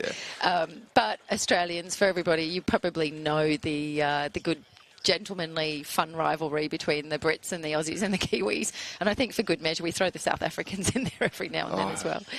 Okay, we are seeing our fleet come across on starboard. Definitely those boats that tacked out early have had an advantage on their boat end of the line. A little bit of pressure, a little bit of right hand. So I think our big threat here, Alexis, is in the middle of the fleet there, well placed forward. I think that's him.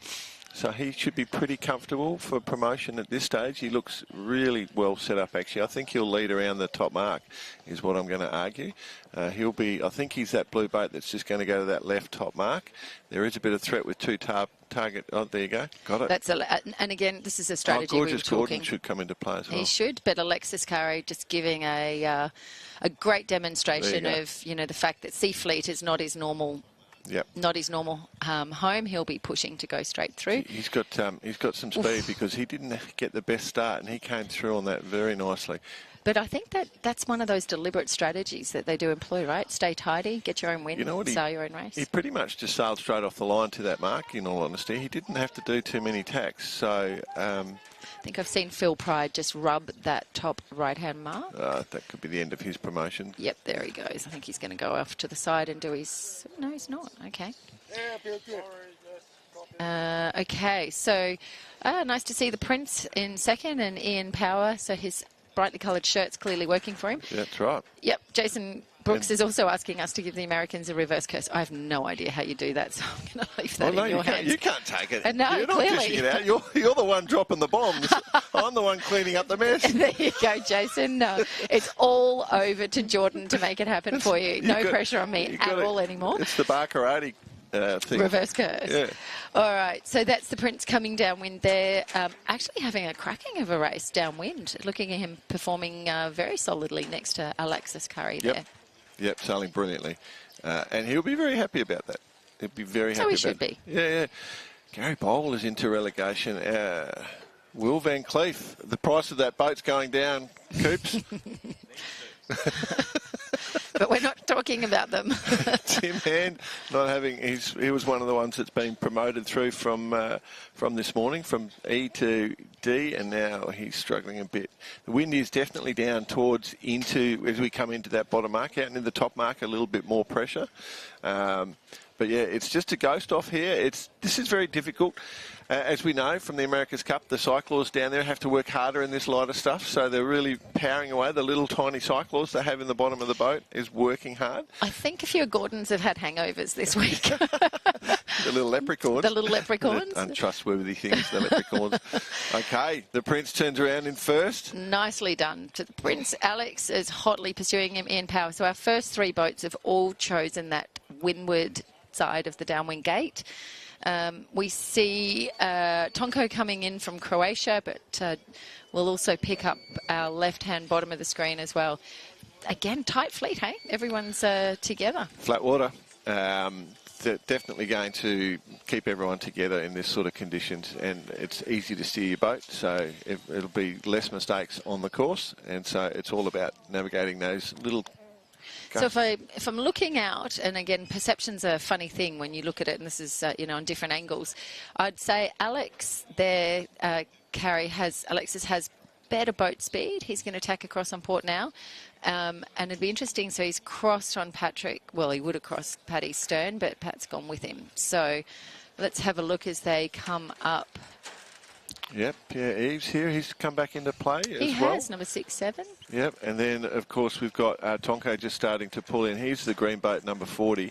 Now, this is where you're going. So that is a little bit of dirty air just coming off the top side there. So the Prince is on fire. He's having a cracking race. Oh, they're just starting to get across to the right here, so they'll be wanting to come back. Gorgeous Gordon, he's moved up, but I mean, this is a self-built boat. He's come in from, he hasn't really sailed these classes much, so I'm intrigued how he's playing out.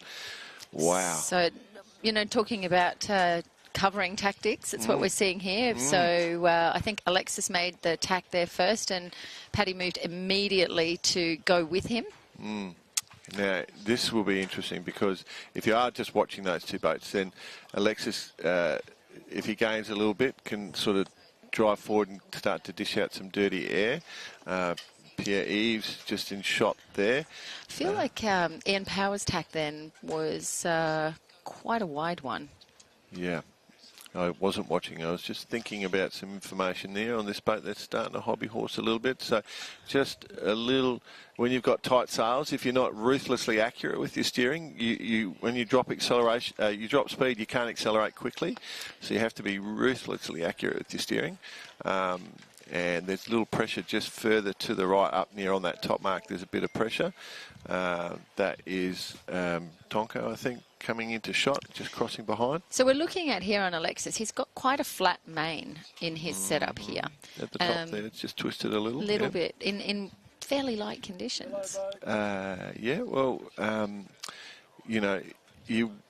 if you, in really light conditions, if you set too deep a sail, the wind will separate trying to flow around it. So you have to sort of, in very light, you want to have very flat to get that flow, but then you've got to quickly go back to deep.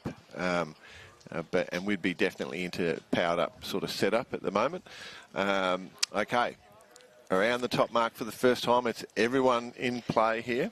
Ian Power's shirt is clearly working for him the power today. of the shirt. It's cracking. So we've seen, again, leadership changes throughout this race. Did you see what Alexis did on the top of the screen? No, he shot across out to the left, the right of screen. He accelerated quite quickly because he was trying to get into a little pressure line. And so when we come back down to our leaders, you'll probably see that he has actually gone to the lead, is my gut feel. I'm pretty certain he drove into that little pressure line.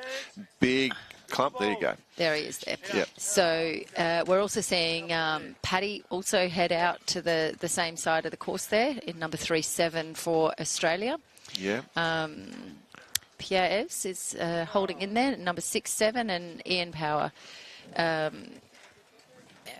just looking at very steady. We're not seeing quite the action we saw in some of the downwinds that we had the other day. No, you missing it? No, I'm happy because I love tight tactical stuff. I like this. I love light wins because, you know, you've got to be ruthlessly accurate. You've got to be onto everything. And so it doesn't get diminished by less action flying around, but the strategy just ramps right up. We've got our top 5 there. Remember, it's all about 6 being promoted. And so... there's our top 5 that'll likely go through. Baron Bremer and... I think we're going to see a right-hand rounding preference here.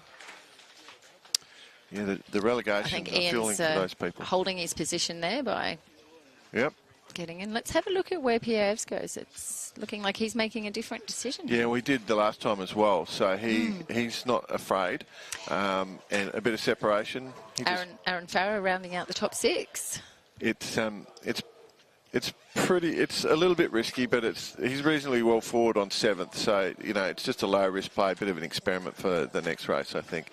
But yeah, slips. You know, if you're trying to stay in the top 6, you want to stay with the fleet. So we'll see. Then they'll come in. So again, I don't think Pierre Evs is taking on too much. Pierre Evs Machine. He'll be used to this kind of weather too. It does get quite cold. It does get quite cold. And this time of year, I think, for our people, we're really coming into a beautiful Australian summer. And, you know, you start to see differences in traditions. We have Christmas Day by the pool with prawns and... prawns and hats and sunscreen, and it's a very different... Although I do love a white Christmas. Well, you don't often get white Christmases, but those chilly cold Christmases. Yep. There you go. Very solid there from Alexis Curry, no surprise. Closely followed by Ian Power, also, I believe, in a Vickers. And then Pierre Evs in 3rd, the Prince in 4th, Tonko in cell number 40 with Croatia coming 5th. And I think we're going to see a Mr. Farah come in for a 6th if he can just squeeze that line. Yep, nicely played. Mr. Farah, we'll see you in B Fleet in not... too long. In a minute or two. In a minute or two, yep. Yeah. That's very true. The tradition of Australian Christmas is, you go down to the beach, have a day on the beach, go for a surf, you know, have all that fun stuff. As our competitors come through. Now, this, of course, is relegation territory starting to come into play here. So if we're in C Fleet going back down, is not what you're looking for because you add some big numbers here. So Ben Taylor taking a hit there. Gary Bowl, another that took a hit. Will Van Cleef, that boat just got cheaper, Grant, took a hit as well. And we will pick up another couple of relegations coming through. Baron Bremer. Yeah, I think he was the last in this fleet watching through that race. So just trying to... I think we've still got Sweden. And yeah, no, there's still a couple coming. So let me just see who's coming through now. Yep, here we are here. So Diego, yeah, who's come through. He'll need to tack up to the line. He must have a penalty. 112, which is Ulf Lindberg from Sweden. Wow. And that then should round out our C Fleet race into B, hey? Yeah. No surprise to see Alexis go through. And we'll be seeing him want to march through B as well. His steering was so accurate. It was that was making a lot of difference. So if you are watching this and wanting to get better, just go back and have a look at how accurately he was steering that boat. All right, we'll be back in a minute. This is the International 1 Metre World Championships. Thanks to the Gladstone Regional Council. We hope you're enjoying it. Keep sending those comments in and we'll be back with you very shortly. The 2024 International 1 Metre World Championships from Gladstone, Queensland, Australia. Brought to you by Gladstone Regional Council, Red Ant Radio Yachts and Supplies, Stage and Audio Event Solutions, Queensland Alumina Limited, and Dream Tilt Wireless Internet. This is GPC.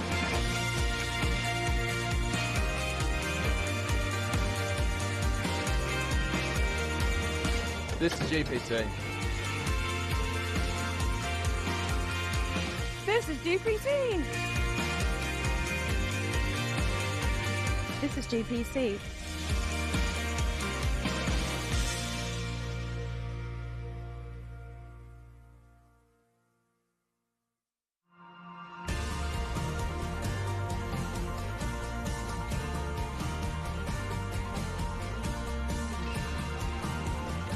My name's Isaac. I'm the operations manager here at 1770 Reef, and I also skipper our main vessel, the Orca, doing tours out to Lady Musgrave Island. We have the glass bottom boat, we've got the island tour, we've got snorkeling.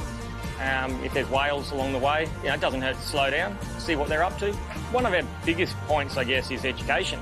And we're lucky enough to be on the Southern Great Barrier Reef. We've got great coral growth, we've got great turtles. When you come onto the boat, by the time you leave, you feel like family to the crew on the boat. For most people, is seeing nature at its core.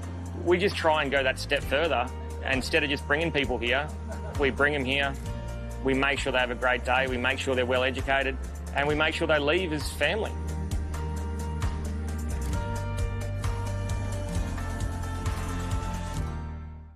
Shiny lights and purple sky, everything's so bright.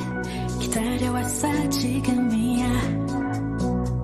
Turn off your phone and off your mind. Look at you so bright. 멈출 수 없어 지금이야. Oh, I'll take you to the moon. Come on up, enjoy your ride. Oh, I'll take you to the moon.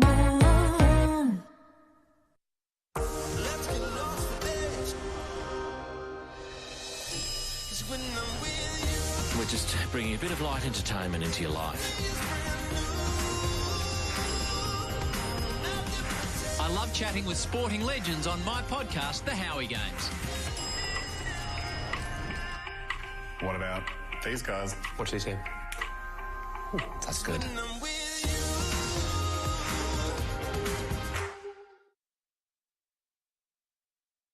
Red Ant Radio Yachts is a proud sponsor of the 2024 IOM World Championships in Gladstone, Australia. Red Ant produce boats for the Marblehead, 10-rater and IOM classes that are highly competitive with many regional and national titles. With a relentless focus on innovative design, build techniques and cost, you get performance without breaking the bank. Explore the range online today at redantradioyachts.com. The 2024 International 1 Metre World Championships from Gladstone, Queensland, Australia. Brought to you by Gladstone Regional Council, High Risk Solutions, The Capricornian, Macca's, and 360 Sales.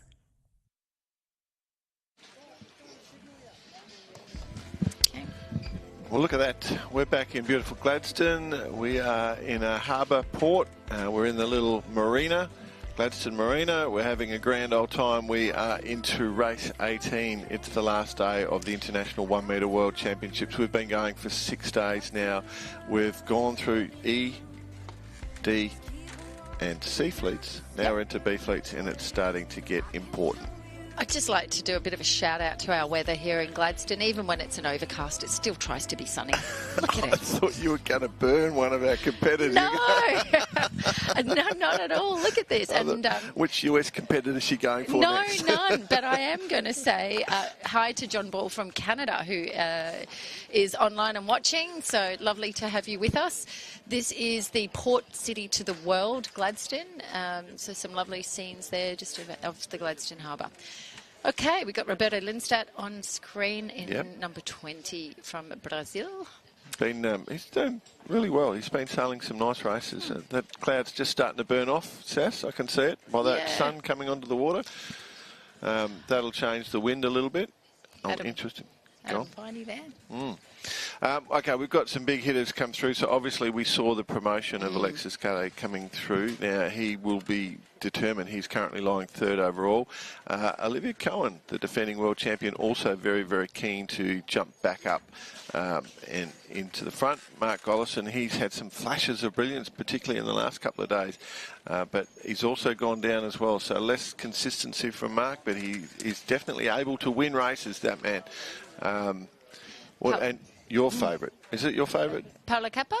I didn't even say. No, he's always up for a chat. He's a very very friendly, represents Italy in the full flavour of Italy, I would say. We have some, we've got Ruben Muir here, number 88. He's also a sailmaker. This is his first World Championships. Oh, you're putting out the marks there? Yeah, just thought Is that our finish line? Right over to the side there it is too. Yep. Where is it? There? Just here. Oh, yeah, you got it. Okay, and then that's a little offset, and then we've got our top marks. That's one of them. I think they may be moving the other one. So, yeah, so around about here. Well, yeah, in that spot. So, start line here. I'll be very careful. And down here.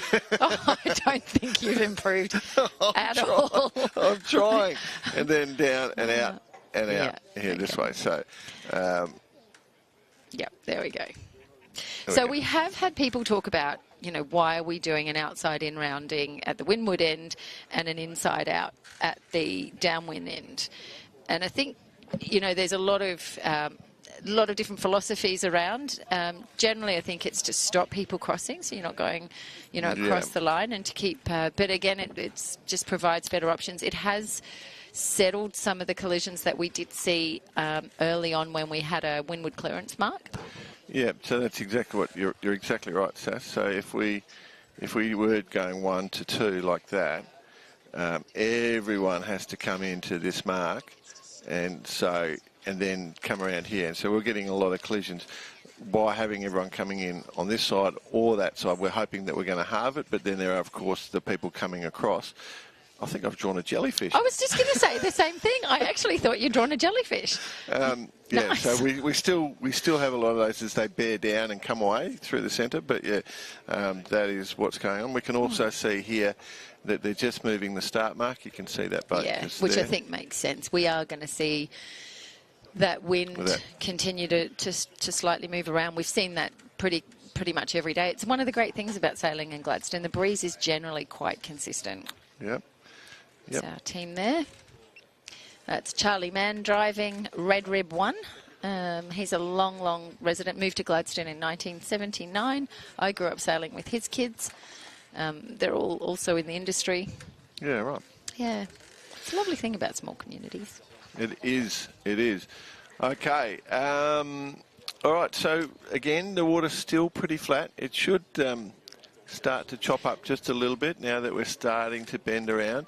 That course bending around that top mark, those top marks, or bending around that jetty, those top marks are still a long way right now based on where the wind is, I would argue. So the course in the way it is also means that the way that we've got our skipper's platform set up, they're all very much bunched into the corner there to be able to view.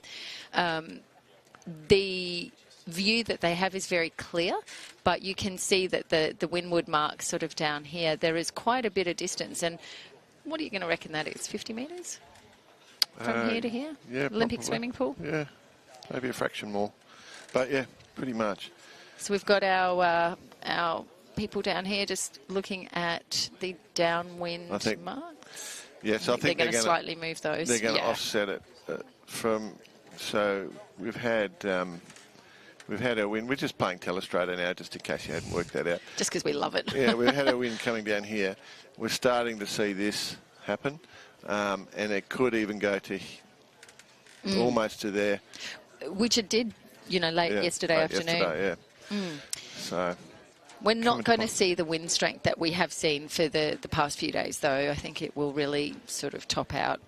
That 10. I'm going to say 10 to 12. I don't reckon we're going to see much. It's hard to get that thermal effect with the cloud. It is burning off, but it's not burning. Not a lot of it's burning off. Just a sort of superficial layer. Fun fact, in Australia you can get just as sunburnt on a cloudy day as you can on a sunny day. Oh yeah, it's ultraviolet. It's not the light that hurts you. It's the ultraviolet rays that come through. So ultraviolet A and B. So one burns you, ultraviolet B, and ultraviolet A ages you. Double whammy. Yeah, that's right. There you go. That's why me being a ginger, I've got to stay out. So Australia has nicknames for everything, including hair colour. So gingers in Australia, I think, really came to prominence during. We had a ginger prime minister, didn't we, for a while there? The king is. It's time. We've suffered for too long, and now we're cool. Now you're cool. I mean, I'm probably the least cool one, but we're fly that flag. Get out there. And it's the time of the ginger. We've got a good 2 or 3 weeks of shine before summer comes and you have to be back in the shade. All right, we've got all of our competitors up there. I think they'll be intently watching the mark moves and what that will mean for the start. Our drone is up and looking at them, and we're looking at our lovely drone driver Lockie here standing beside us, doing a great job. One of the things that you sort of raised is that sun protection. Okay, it is quite important, and a lot of these competitors are wearing sun shirts. You know, we've gone the full arm, neck, and they're very much about sun protection, which is great. You know, they're very, very focused. You know, a couple aren't. There's people without hats on, but you can see the Legionnaires hat, the big hat. Your ears take a hammering here if you don't cover your absolutely. ears. I think one of the people that's completely mastered sun safeness is Aaron Farrer. When you see him, he will have sun-safe glasses. He wears from his sunglasses down, and I know, he's spent a lifetime in the sun, and it takes its toll here. It is, Australia is very, very sun aware. Yeah, well, if for the Europeans coming down to Australia, don't think the sun is going to treat you like it does in Europe. It will destroy you far quicker. I remember at a World Championships we had a 45-degree day once. This is many years ago, and all the Australians were in the shade, hiding out from the boats, and there was quite a few Europeans out were sunning themselves, and I just walked over to them. I said, "Look where all the Aussies are, and look where you guys are. You want to take some local knowledge on this one." Although they were probably taking what they could get. Okay, it's still building, still seeing a course being settled in. I'm not sure we're fully there yet, although Red Rib 1 is now outside the course. Let's have a look where our dinghy is there. Boris. The Aussies. An Aussie with a name on his boat. There we go. Yeah, that's our first one. I was chatting to Ian Vickers this morning. His is called Peach. So he picks songs that have colours in them. Oh, okay. And he heard that song while he went, right, that's it. It's my name. There you go. And Doug Allen was the Aussie there with that name on his boat. Yeah, I'm going to... Boris. Has he been talking to the Kiwis? Maybe. Yeah. I don't mind a name. I don't mind a bit of humour in a name. Have we had any audio of people pronouncing your surname come through, Sass? No, I don't. No, I think we're all good there. I think there's a lot of beers involved if we are able to get any. I'm just going to jump onto YouTube while we're sitting here waiting for a start. Have you ever tried to work out what your rap name would be, Saskia? Oh, that's a really funny question because I'm a crap singer and dancer, so it would have to be really terrible. What's yours?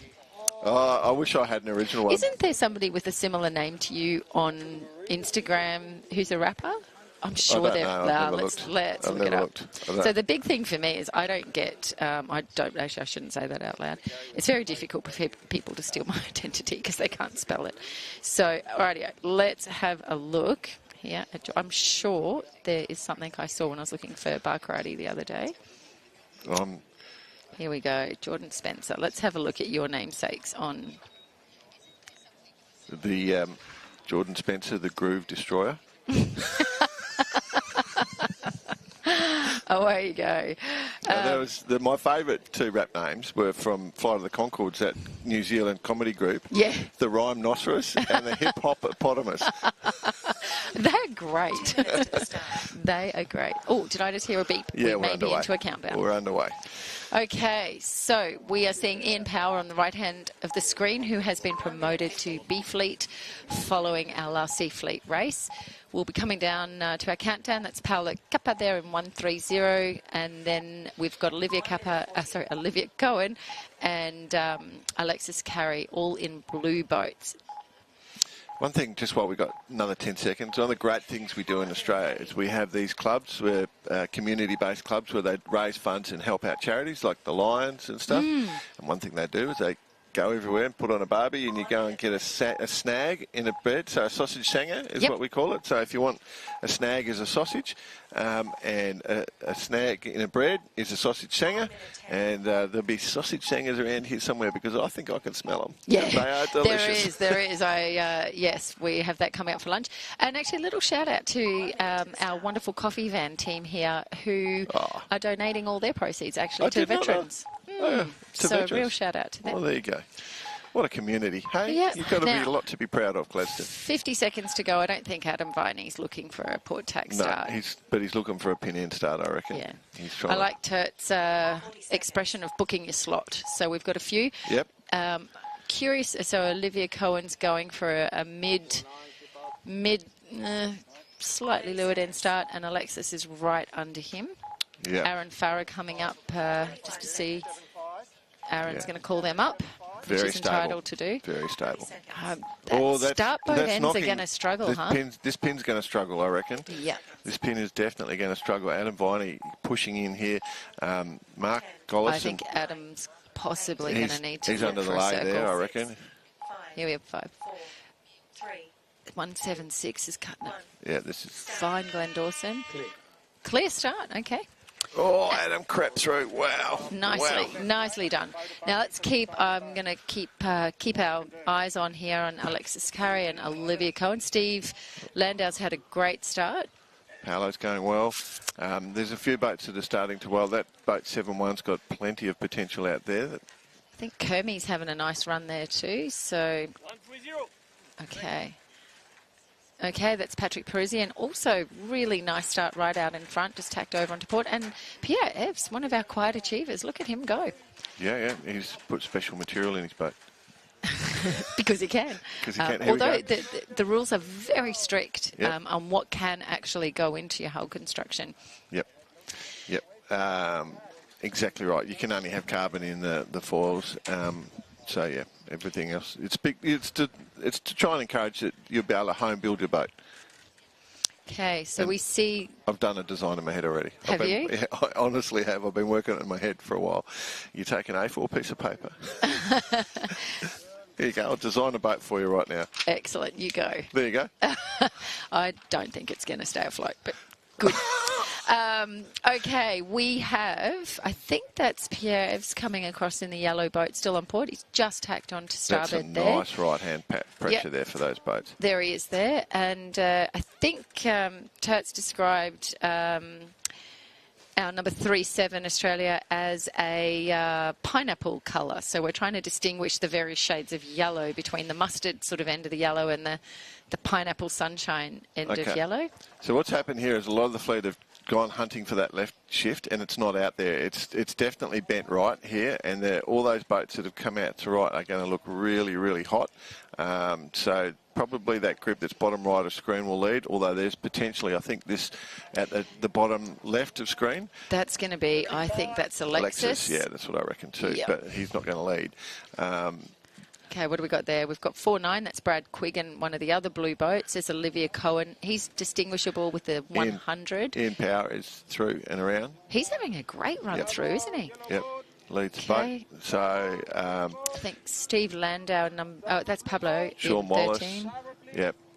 Muir, Quiggin, Dawson. Mark Gollison coming in, number 5-5. Yeah, Alexis Carey's well back in this fleet. But as we've seen many a time, it's still a lot of sailing to be done before we reach the finish line. Yep. That's Steve Landau coming around the top mark there, number 12. Got it. In the Polaris. Okay, here we have the downwind. And it's interesting to see some boats, just how differently they perform downwind and, you know, the speed of who catches the breeze. What have we got here? I think that's So we've Paddy got Pruzzi we've in got there. a group of 7 gapped away. So Yeah. from a promotion perspective to try and get into that A fleet, this is going to be interesting. Obviously, if a gust comes down, this back markers will close up, but there is our race leader, and also Sean Wallace, who I mentioned. Sean is, I think I told you before, Sass, one of my childhood mates. Yeah, yeah. He's using Steve Sales, so Steve Sedgwick. Sedgman, sorry. Right, so we're seeing Ian Power lead the way down in sail number 185 down to this downwind gate, looking like he's going to take the left-hand gate, still, but they're hard going to see, through the isn't start it? line still. Yeah, no, I'm still just looking at where he is on the course, yeah. Sorry. And Gee, it's it's a light tight in fleet. there, isn't it? It's very light. Well, And tight. You can see them orders coming in. There I we reckon. Oh, who knows? I think they're going to spin to the left, but no. Cutting across, going to the right. Late decision. Yeah, that's, yep, they are definitely. So as Ian goes around with Sean, they're quite tightly together, closely followed by number 88, Ruben Muir, also from New Zealand, and that will be Olivia Cohen around now in sail number 100. Brad Quiggin closely behind him. Pierre-Yves Meschen is the person coming out. He remember in the last race, he was coming out to this side. He has stayed with his strategy. Yeah. So that's interesting. And there's a little bit of pressure just there on that left. I mean, it's hard to see. I might be making it up, but I thought I just saw a little line. Oh, he's tacked on a nice lift there. It's okay. Seeing Aaron Farris. So for those of you at home, if we sound like we're dawdling in our commentary, it's because we actually have line of sight, so it makes us stop and actually watch the boats. We're actually looking up the course, looking at the wind. That's a good thing.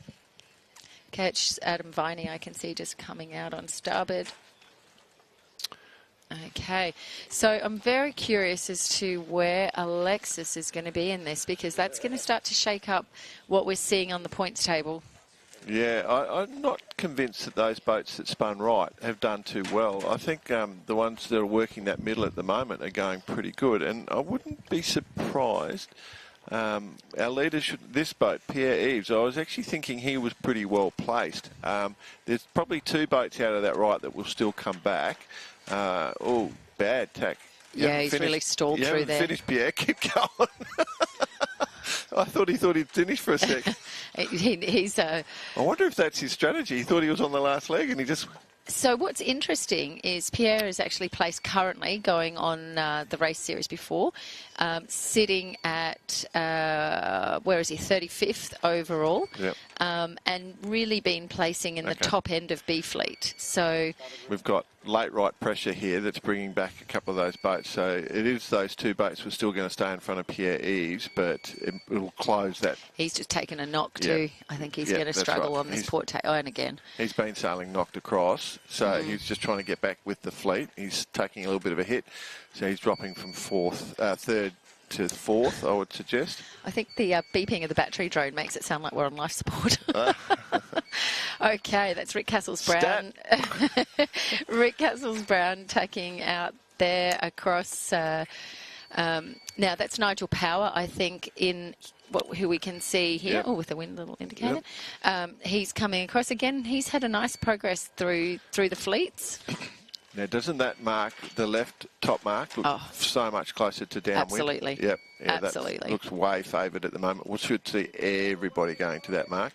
Which will spice things up. Yeah, this is going to make... Because everyone will be crossing as they turn down. So first around, Sean Wallace. And I'm not going to say it anymore because they're not a sponsor, but my friend Sail Making. So there we go. Okay, so what you can see here is our downwind boats having to give way to those boats coming across on starboard.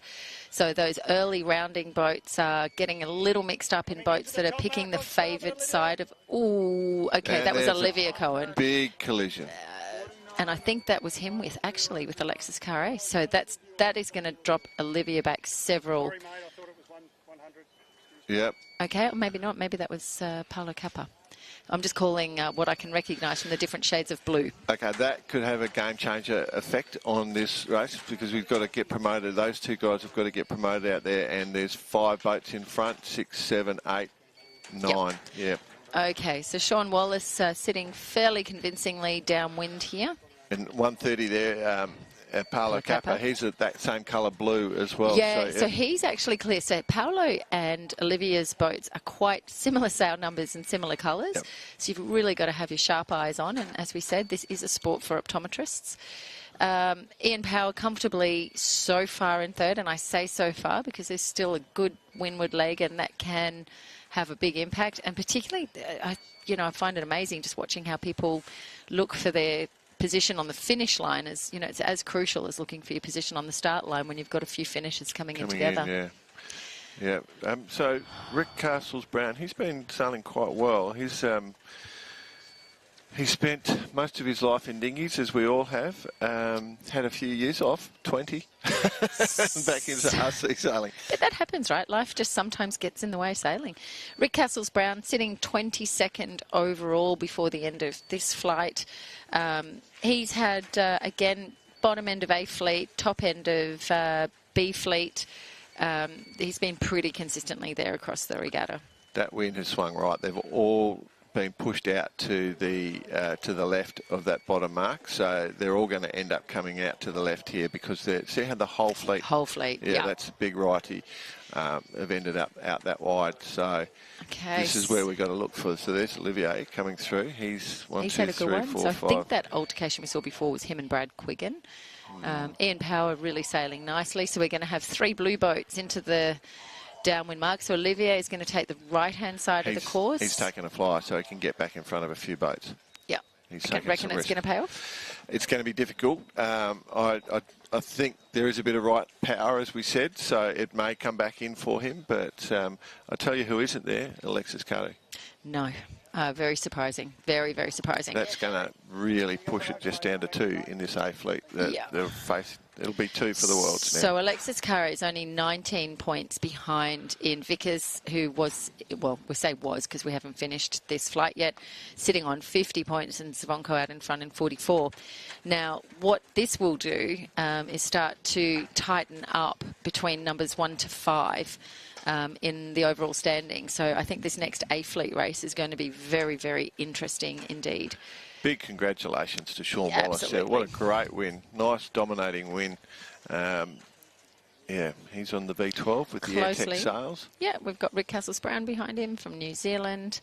Another great performance, Rick. And also from Ian Power. And we did watch him in the lead up to racing sail very, very, very well. But it was much more these conditions. Yep. If we just had 3 New Zealanders in a row. Yep, we absolutely have. Yeah, right. Then Yves Pierre across for France. Oh, here we go. Paolo Cap. Oh, pinch, pinch, pinch, pinch. Oh. Okay, Pablo's just got him there. Oh, that's going to be tight. You're calling it? Ugh, I think if I had to put money, I'd go Pablo, but gee, it's tight. Right. We're behind the finish line here too, from our perspective. Look, I called it. Pablo is on the list, but that's from the observers. Official. That's not official, correct. Okay, so I'll tell you what numbers aren't there. 100 and 7-3. I want to see this finish. This is going to be... Here we go. A disaster. There we go. Disaster, another penalty turn. Not only... For Alexis Carre. Not only is Alexis not going to get promoted, he's going to be relegated back down to C Fleet. He will be a very, very frustrated man. That is a massive, massive cost for him. And the other person that didn't get into that promotion is number 100, Olivier. So Olivier stays in B Fleet. Wow. We see, I'm honestly just absolutely enthralled by what happens on the finish line in these races. Yep. And everyone still goes for the same place on the finish line, and we see them get boxed out over and over again. Yeah, coming in late on port, it's a tough thing to do. But the reason they're doing that is the finish line is laid that way. It's the closest mark is that left mark. But knowing that, I think there's something about, as an armchair advisor, the strategy on where you've got your boat that 1 to 2 tacks out before you're starting to head to that line. Coming in on starboard for that spot, Okay, we'll go to a quick break. We'll be back with the A Fleet. We are race 18. We're at the International 1 Metre Worlds in beautiful Gladstone. Thanks to the Gladstone Regional Council. We'll be back with you very shortly. And it is light and exciting, but so much fun. So much fun. See you shortly. The 2024 International 1 Metre World Championships, brought to you by Gladstone Regional Council, Triple M, Cooper Mackenzie Marketing, Red Ant Radio Yachts and Supplies, and the Williams team. Out away for Casey Maguire. Here's a try. After I retired from rugby league in 2012, I got an offer to come up when the gas plants were being constructed on Curtis Island. Just fell in love with the Gladstone region, especially out of Tannum Sands there, and we've been here ever since. We've really enjoyed raising our kids here in Gladstone. We just love the climate. The sun is always shining. You can swim all year round. Lake Awonga, Tannum Beach, beautiful parklands. There's no traffic, beautiful reef fishing, and just a lot to do up here. Yeah, so we've met a lot of good people here in Gladstone through the schools, through the community sport and the sense of community that, everyone sort of knows each other and we can keep a look out for each other's kids and everyone's sort of working together. So if you're considering a move to the Gladstone region, it is a lovely place to live. It's a great place to raise a young family and very proud of where we live. And yeah, like I said, when we came up here, we just really love the place and we haven't left.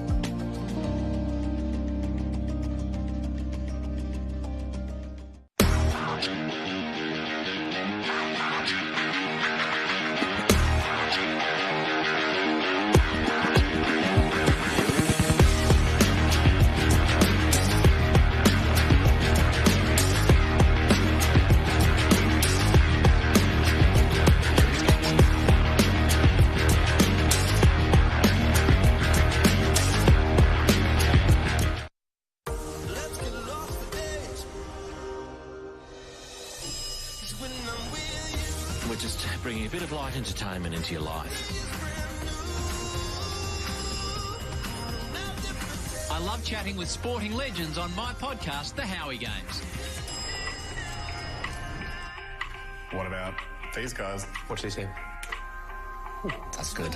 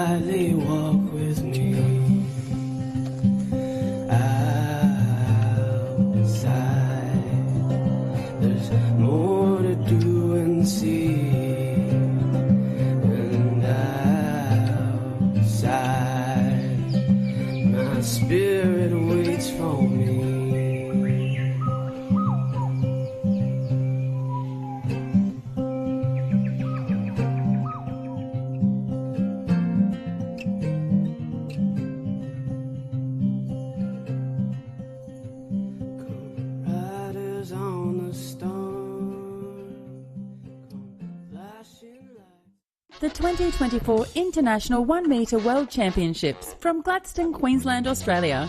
Brought to you by Gladstone Regional Council, Triple M, The Mantra Gladstone, Steel Supplies, and Avis Gladstone. Welcome back. The last day of the International 1 Metre World Championships, and our apologies for finishing this event. We know you're having an absolute ball watching it. The greatest sailing coverage in the history of the world, some are calling it. I think they're understating it. It is greatest sporting coverage. Love it. No? No? Totally with you. The you. greatest TV moment in the history of the world? No, I'm going a little far. Okay, we're into race 18. This is the A fleet. Okay, so this is very much about deciding world champions, and there's a lot of pressure right through the board. Where do you finish? Not just world champion, but second, third, fourth, fifth, right through the board. A little bit of course movement going on, Saskia. We're just waiting for that to finish. We are. It's we're seeing the wind just slightly move around a little bit, which we did expect it to do. Just a little bit of a response here. Len Bose is asking, is the race going on till 5 p.m?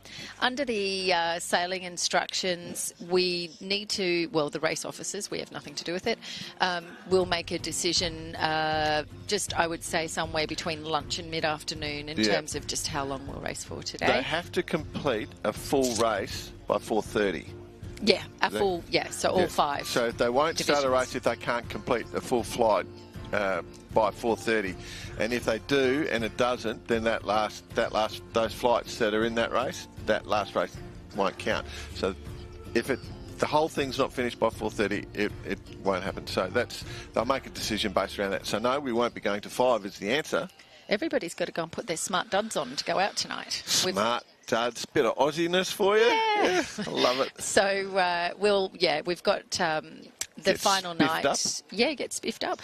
A lot of people have got some pretty long flights home, but I think many are also going to take the opportunity just to enjoy Australia. We did want to talk about this. So with the results of that last B Fleet race, we are going to see these results crack open. Now, I have had some thoughts, but I am not going to talk about it because I have promised Jason Brooks I'm not going to curse anyone? No, but I would say we're going to have some movement in the top 3. This race is going to be fairly instrumental to seeing that. I'm going to talk about it. You can, I'm not. So Peter Feldman there had now suddenly, if he can have a good race, he suddenly will be able to threaten Alexis here for that 3rd spot. So Pete he's very mathematically minded. It's the scenario. It's the best way to describe it. He thinks mathematically, which I love. He is a former professional gambler, which I don't love because I've never gambled in my life. But I have. I'm just terrible at it. It's good. Well, I know I'm terrible at everything, so I don't do things that cost me money. So, so that's interesting. Obviously, the front 2 now, from a strategy point of view for winning the World Championship, those front 2 are going to focus totally. Like Zvonko is going to totally focus on Vickers. It's a match race. We're going to see match racing techniques start to come apart because they absolutely don't need to think about anyone else, particularly in this fleet. So if one of them could push the other into the lower fleet, hallelujah. Absolutely. Which I think then begs the question, as you go into that match racing environment, you're doing that with a fleet around you who are also out there trying to do their best race. Yep. So I think the question becomes, now we know, having watched Ian, over the races over the last 6 days, tends to sail, I would say, conservatively, he's not a risk taker by nature. We did see 1 or 2 where he felt he needed to take the other side of the course. Probably wasn't thrilled with how that turned out. The conditions are very, I'd say, generally stable here. So you're really going to be looking for your strategy early. And I think what we see lining up on the start line will tell us whether we're going to see trying something new, and I'm not sure now is the time to do it, or if we're going to see people sticking to plan. But we know where Ian Vickers tends to look for on the start line, so I think the question will be where Zvonko sits relative to that. Well, another element to consider is that this current wind strength and the flatness of the water is very much around how Zvonko likes to set up his boat. I did watch Ian this morning pre-race, and he was sailing really nice high groove. He was actually able to hold quite a high lane this morning in this lighter stuff. He probably, I thought he was biasing his setup on his boat yesterday to giving up a little bit of upwind speed to gain some downwind speed. And this morning, the way he was set up, I felt like he was actually going, you know what, I'm going to just take a bit more upwind speed. He's pretty relaxed, dude, so we'll see how it plays out. But if the match racing does kick in, I'll be really interested to see how it plays out. Who's the best match racer here? Yeah. The pressure's hitting there. There is. But again, it's very solid. We're not seeing the bullets come down the course Not yet, that no. we were seeing. I mean, and that tends to be a bit after lunch. Martin, thank you very much. Nice to know that the F1 was boring by comparison. We'll take that. We did try and watch it this morning. And then, just talking, we've got DC US 55 here. The announcer rotation is great at keeping the chatter fresh. You're about to get freshened up because after this race, Coops and Turts will be on. That almost sounds like a beer brand. Coops and Turts. It does. Yeah, it does. So they will be on after us to take you through race 19. So with a bit of luck, we're all chatting this morning to see, it would be great to get 20 races in. Our race officer, I think, has been doing a good job jamming as many as we can. And given we had fairly light conditions last week in the mornings, we had a few delayed starts, but we've had great conditions these last 3 days post-Lay Day. It's number 80 there from Croatia coming across, which I think is Mirko. He's starting to get to know these names. Yeah, he said good day to me this morning. That was very nice of him. Yeah, so, okay. Okay. Yeah, Len, I think that's a nice thing. The coverage of this event has done more for our sport than carbon fibre.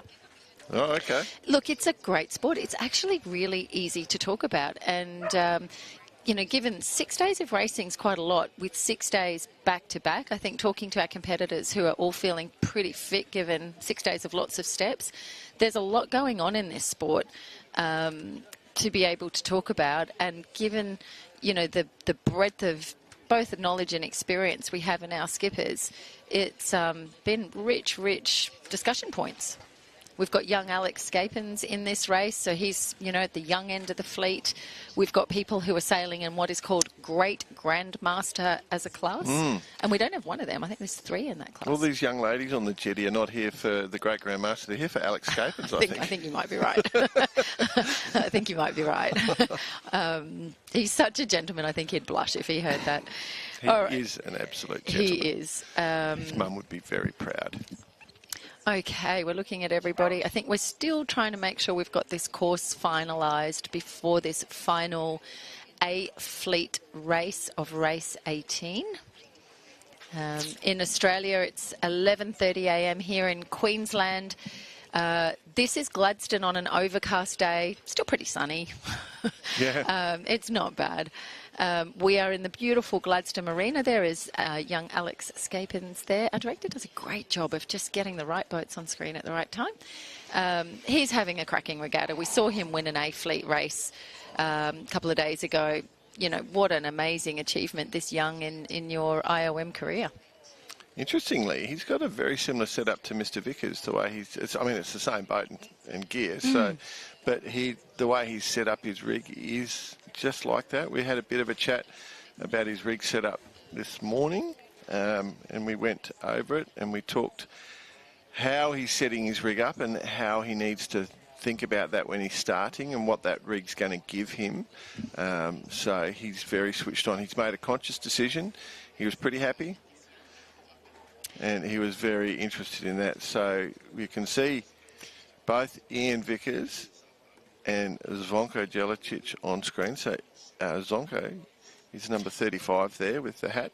And Ian's just on the far corner here. That's Ian there for everybody looking. And he's sitting next to another Ian, which is Ian Power. Also 2 Kiwis there, side by side. And Zvonko here. Yep. Jordan can't draw a circle. I didn't try to draw a circle. All right, we got number 88 here. Ruben Muir coming across the screen in his red Vickers. Are you drawing a duck now? I'm having a dummy spit on the screen. We just had three Kiwi boats on screen. Yeah, all of them getting promoted.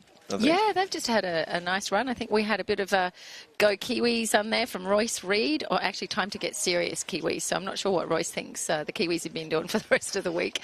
But yes, Time to Get Serious. And this is, we've got race 18. This is the culmination of race 18 before we will get race 19 in, and then we'll see what the race officers decide for race 20 after this one. The two boats that have come through from the last round, Ian Power, that have also come through from sea. So Ian Power has come all the way through from sea, and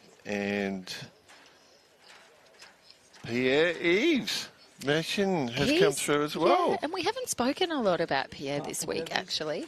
He's one of our, we have some of our competitors that tend to be a little more reserved and a little more quiet. This is his first World Championships. I think he'd be quite happy with where he is. I think he's been working on America's Cup boat, so this type of level of racing he would be intently involved in. So Zvonko there, number 3-5. We also have, it's Alex over in the top there, Alex Scapins. Yep, a few of the Croatians coming there. Those Vis boats, they're packing some junk in their trunk, those things. Well, your favourite guy, Odd, has his nice bright orange Vis. Right, who else are we going to see come across? So boats are just getting used to the conditions, having a look at what's going on as we firm up the course. Okay, we can hear the race director. Okay, here we go. Countdown. Oh, a bit of depth on that rig just there. Looking that is, that's number 38. Patrice Montero. Okay. So Patrice is from the oldest sailing club in France, 1843 off the top of my head. Amazing. Off the top of your head. It was, because I read it yesterday. From memory. From memory. Number 77 there from France is Romain de Broglie. We've seen him race fairly solidly all week as well. Regatta de Varnes. Yeah, his sailing club. Oh, nice. Yeah, very good. Okay, how come you can't pronounce my name if you can do that? Have you looked at your name? Your name looks like you dropped some Scrabble letters on a table. It actually does, doesn't it? I'm going to rearrange them and see what else I can come up with. It's like 243 points in a Scrabble game. Yeah, don't even need a triple word. Okay, we're getting everybody. We've got 70 seconds to go to the start of A Fleet Race 18. There's Torpy there, 125, just finding his spot on the start line, or booking his slot, as Mr. Turton calls it. Ian Vickers now, where Zvonko is just a little down the line from Ian, and Ian Powers is in the middle there with Alex Scapins on top. Watch the black boat, number 44, Pete Feldman as well. He's definitely going to... No, I'm not allowed to talk about him. Well, so. I am. So, yeah, watch for him making some big moves in this race. He wants to just have a nice... good race. 38. So Patrice Montero down here in his V11. He is finding, and Pierre Eves has come down to join him. Yeah. Just finding a clear spot. He's in trouble there. He's hanging back from the line, huh? He's going to. It's slightly boat in favoured at the moment, but he's just inside the lay. He's going to. If he drifts much more to the bottom of screen, he's not going to lay. And he's not going to lay now. He must be aware of that by now. In fact, 67, Pierre Eves is only just holding it. 2, 1. Here he goes. Let's see. Well, he has snuck over. Just snuck over. That sounds like a clean start. Yeah. Plenty of rights in that pressure too. So they'll be looking to tack across, I think, fairly quickly. Someone's done a penalty turn. There's Ian Vickers and Zvonko side by side. No surprise. We felt that would happen. There will be a lot of focus. Just 6 points separating the two of these guys coming into this race. Interesting tack. He just tacks so gently and slowly. I'm intrigued. He's not snapping it around. And Zvonko's chosen not to cover him. Yeah. So we may not see the match race. We may see them want to sail their own races. Oh, there's a big collision right now. Just missed in the middle of line there. Yep. Yeah, that was Zvonko. Yep. In that lime green boat. Let's have a look as they come across. Everybody just about, except for Ian Power on port tack there. That's Mr. Vickers there with his boat called Peach. Mentioned before, he likes to name his boats after the songs he's listening to. Look at that. So quite tight leeches for Zvonko. Really trying to hold his high groove there. So he's going well. Xavier Liga, who's just crossed from France in front of Zvonko. And look who's popping out, who's had a good start. Peter Feldman. See? There you go to the US fans out there. Look, you don't worry about this Saskia blowing you up. I'll bring in the quality for you. You did. He's been my favourite from the beginning, but I'm not allowed to say it. All right. Oh, you just did. You've done it. No, watch him go. He's on starboard now, so Vickers has just ducked him. Let's have a look at how these guys come across. Oh, he's come back already. Okay, yep. He saw an opportunity. It wasn't there. He's going to give up a place by that move. That maybe not, because it's just dropping sideways. He's quite quick. So it is interesting to have a look. We've got one boat out to the far left of the course here. The rest of the fleet is you could pop them under a blanket. We got 3 top marks up there too, so we don't normally have the 3 top. So I'd say that the 2 to the right are the ones that will be turning, given where they're going. And you're welcome, the United States. Peter Feldman going to lead around that. The reverse curse from Baccarati. Oh, and we've just had a collision from number 38, which is Patrice Montero, with number 30, which is Ante Kovacic. Yeah, well, I think Ante was at fault, and he was on port there. He was. And we've seen Zvonko come around. I'm going to say... Am I to see... Probably reasonably similar. Mid-fleet? Different marks, different marks. Mid-fleet for the 2 leaders overall. Low pressure now as they creep down. Absolutely creeping down. Torpy coming to the fore there. Greg Torpy. He is. Wow, this is slow. There's no passing lanes. This is slow. This is the A fleet. Everyone's going to be together. There'll be lots of people passing each other and creeping past each other, looking for a win. I think I would expect. I'd expect Ian Vickers to probably just pitch to an edge. He likes to run an edge downwind. We did see him take the left-hand mark of that gate.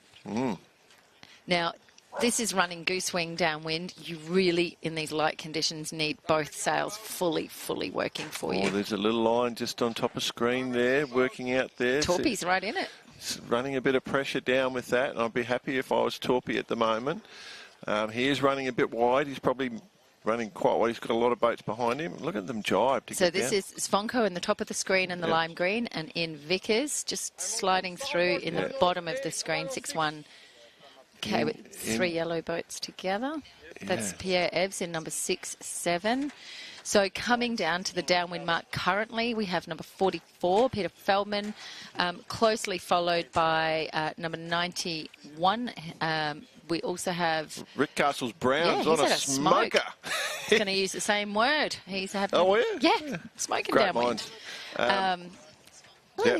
Then he's just gone past Vickers, but Vickers is on the right side of this pressure. So Torpy, he hooked pressure to the top of screen, but it was the wrong side. They're going to have to come back, though. They'll have to come back and condense onto a very narrow gate. So we'll see how that plays out. Those boats that are running down the middle now will be well placed. But Mr. Feldman, I mean, put down your glasses. He's bolted. He has, but let's have a look at this because you've done him again. I'm not. I am not.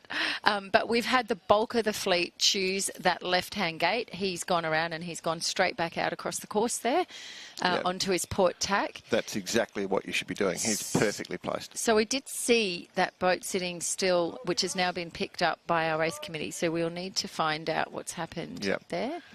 Okay, so in the far of our screen is Mr. Montero. Zvonko just under him. And then we see the 2 Aussies, Torpy and Alex Scapins, over to the far side there. This is really, really exciting racing. It is. And I'm going to say Pete Feldman just looks red hot at the moment. He's got great tune. He's sailing very smart. He absolutely has picked... He's picked it like a nose, I think is probably the vernacular we could use here. And I'm very impressed with how... And he's got the whole fleet going his way, bar 2 boats. So there's no need for him to tack. He's very happy. Now, early on, just talking about the different hull shapes, you know, your K2s and your Vistas come out of Croatia, where they are used to lighter, flatter conditions. Although I have to say, I've sailed down the coast of Croatia in some pretty spicy breeze. That shoulder season coming into winter can be a bit unpleasant. Oh, look at this is tight. How good's our director? He is and cameraman. Going sensationally well. It's a gift to give us this type of footage. So completely different sailing setups there. You can see that... Zvonko is sailing a lot higher now. Ian's just kicked it up. He's got a little bit of pressure. they're together. So that is really, really interesting over onto that side. Everyone heading out there. Okay, the first of our boats starting to come back. That's Zvonko just throwing the tack. He's going to cross in front of Ian. On starboard as well. So, and it'll be interesting to see just how close they are. So, not even a boat length, maybe. So, looking at them coming out now, their places do matter. Every finish position in this race is the number of points that our competitors will score. Xavier Liga having a nice run as well.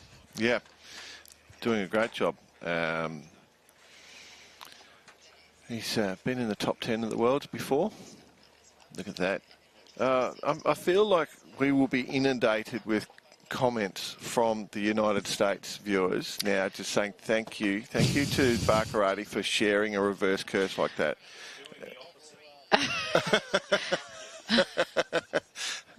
Well, they need to be more grateful if they're doing the opposite, Grant. Oh, he just nearly tried to run into someone. So here's our bear away here. We've got most of the fleet coming in from that other side. 4 around. Ooh, that's tight. Fluffing right. Yep, that's fine. You're allowed to do that. That's how it should be handled. All fine. And this boat on starboard, this is going to be, and you have to give room. Look at that. That's quality skilled. sailing. That is hugely quality sailing and very, very skilled boat handling. Yep. No carnage at all. Tight roundings, but well executed. Okay, we've got our number 7s coming downwind at the moment. Jordan, yeah. Just want to put that. It's power of 4. Power of 4. Yep. So nice to see Sean Fedler also up here. We've got Rick Castles-Brown, Paul Jones. He'll be happy with this. Had a chat to him on the way in this morning. He looked pretty calm, pretty much enjoying his regatta. Let's have a little look where. This is, this is a big day. All these A races. There's not too many more of them left. I think unless we could get in to make a little gap on Zonka, you would struggle to think. I mean, it's not over, but it's going to be. It gets harder and harder to close that gap. Yeah. So, Sean Fiddler's in number 91, sailing nicely as he always does. Let's have a look also for some of those. Ian Vickers there, number 5. Can't see Zvonko in that, but I can see him from where I'm sitting here, just coming down now. So it's going to be tight down to these downwind marks. Correct. Well, flat water, smooth conditions, top sailors in the world, it's going to be close. These boats love it, don't they? Mm.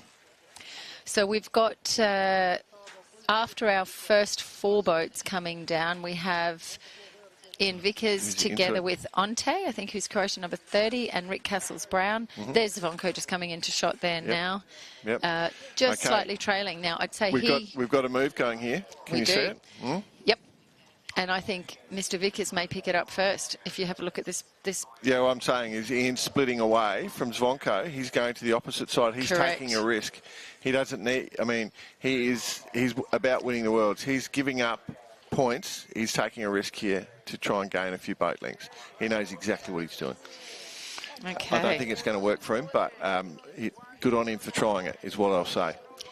Good battle at the lead, though. Very good battle at the lead. What are we seeing here? Look at this. This is so tight. The vantage point we have here is just sensational. Look at that. Yeah, it is amazing. It is one mistake and you're giving up 5 or 6 boats is the truth of it. That is big right pressure that is coming through. Yep. Oh, which I think Ian Vickers saw early. Massive right pressure. Yep. Okay. I was about to say Tertz was on the edge of his seat, but he's now on his feet. You're welcome. Okay. You're welcome to the US viewers. Just send me money, all right? That's how you... Also, congratulations to Paul Jones and Sean Feidler. Right. We've got Ante coming over. Mr. Ian Vickers. 6, so he's gained 2 points. I think he's 5th. Torpy there, and 3 points because 3 points, that's Zvonko Zvonko coming across now. Yeah, so 6th and 9th is what's going on there, and even more importantly, as we have a big dingle-dangle there, everyone's into that one. That's nothing good's coming out of that. Every time. So number 77 from France. Another one. Boom, shoots the line. Alex coming in his own wind. Okay. He'll be happy about that. No, he's probably going to be relegated on that one. But the really, really, really, really important thing too. I that didn't has realise happened. so many had gone through. we've closed up on the leadership. That's down to 3 points. Okay. So tight. And we're losing our screen. Far more importantly for the overall medal place, and you're welcome, United States, that Peter Feldman has closed right up, and he has had a really good. He's had a 1 point, and Alexis. Yeah, I think I can't. I don't have right to hand where Alexis was. Just on that, I think Dr. Sears TV. This could put Pete into third. Absolutely, that's what we were discussing just as we came into this race. I chose not to say it because I have to say I've loved watching him sail, but I said the other day he was captain consistent, and then we had a bit of a bit of a day. I own the power of the reverse curse. Thanks to somebody Bar the sailing podcast. If we're back on this afternoon, somebody needs to help me. I'm going to survive Jordan for another hour. All right, it's time to hand over. We're like a table tennis bat. We've got the side that imparts spin and your side that imparts power. I don't know which group we are, but we are handing to the other side of the table tennis bat. So it'll be time for Coops and Turts. It sounds like one of those cheap comedy acts that you find late night. We will pass. We'll go to a commercial. We'll thank you. Come back for race 19 of the International 1 metre World Championships here in sunny Gladstone. Thanks to the Gladstone Regional Council, and we will be back later on. Thank you. Goodbye. The 2024 International 1 metre World Championships, brought to you by Triple M, Stage and Audio Event Solutions, Queensland Alumina Limited, and AG Equip.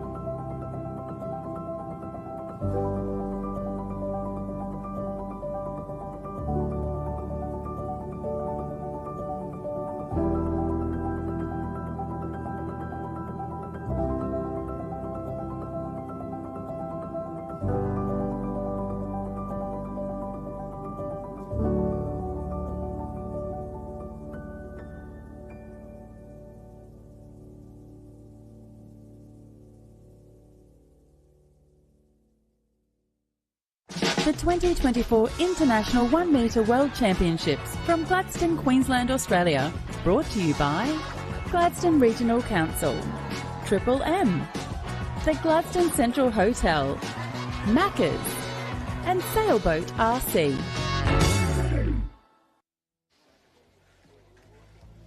Welcome back to the 2024 IOM World Championships from Gladstone, Queensland. Day 6 and the final day of racing. I can't believe it's here. And sitting alongside me is a man who just moments before Jordan explained as a cheap comedy act. I would like to thank him for that, as long as he wasn't saying a cheap burlesque act. But anyway, here we are. David Turton, Grant Cooper with you. Mate, day 6, here we are. What a joy it's been. Wowee, what a race. Yeah, I've lost you there. We'll try and find the right headphones for you there. Oh, no, he's back. We've got you back. Sorry, our fault. We pressed the wrong button here on the desk, but we've got you back, Davo. Wowee, what a race. Yes. Tight, getting tighter, tension, anxiety, butterflies. Yeah, and that's just all here in the commentary position. What if? How come? Oh, my goodness me. Look, we've just had the RO race down the wharf here. It's a good 100-metre dash. Something the Red Corner boys are going to do at their Christmas party, I believe, but that's a whole nother story.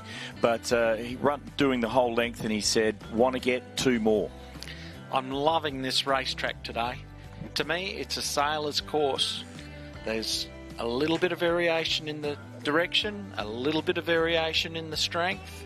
It's not even coming across the course. You've got to be on top of your game. Yep. A little bit lighter today requires a whole different priority of skills. Today's more about finesse. We're seeing much more finesse in the way the boats are gently coerced around the course. The trim changes are much more subtle from the aggressiveness of the steering and the trimming that we saw when the boats were in the top of the rig ranges. Now it's all about holding speed, maintaining speed, getting yourself to the next gust, getting yourself to the right side of the next shift. There's some potholes there. If you're not putting yourself in the right spot. Yep. There can be some big snakes. I think you couldn't have hit the nail more precisely on the head in the way, when the wind's up a little bit, you've got a little bit more gap in your tuning that the boat can still go well, but, you know, it's a little bit more forgiving. But in this type of racing, you've got to be precise. Absolutely. Light airs is finesse. You can't be aggressive on that rudder. It's just like pulling the handbrake on driving down the road. Yeah, it's a friction-based steering system, and you do slip that rudder on. It is like pulling the handbrake on. So that's why our sailors like to have their boats sailing relatively unmanned in the upwind position. You don't really have to touch any of the controls. The boat's just tracking, which means there's less friction on all the underwater parts of the boat. But as soon as you have to do that tack, as soon as you have to turn the boat or adjust the boat in any way, shape or form, it's like little pumps of the brakes all the time, and that is slow. And at the top mark, we're also seeing the skippers becoming much more intuitive as to how they're tackling the outside in. Okay, so let's have a look at this screen. This is the all-important screen. This has just been updated from our fantastic committee.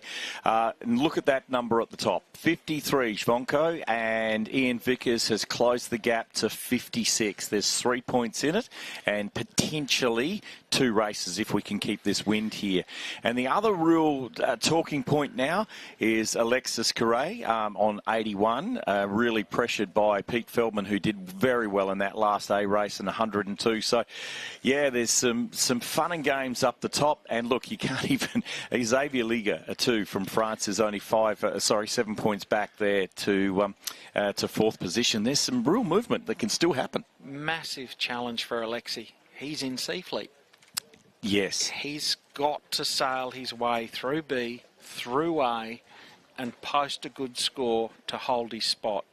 Potentially, he's looking at 40 points, which for him will bring in a 17, which is going to tighten it up quite a lot between Peter and Alexi. Peter will be looking to repeat his last race effort of a 1. Mm-hmm. Can't do any better than that. No, you can't. Yeah, look, that's a wonderful, wonderful leaderboard. Look at the French team. They've got to be happy with their current position.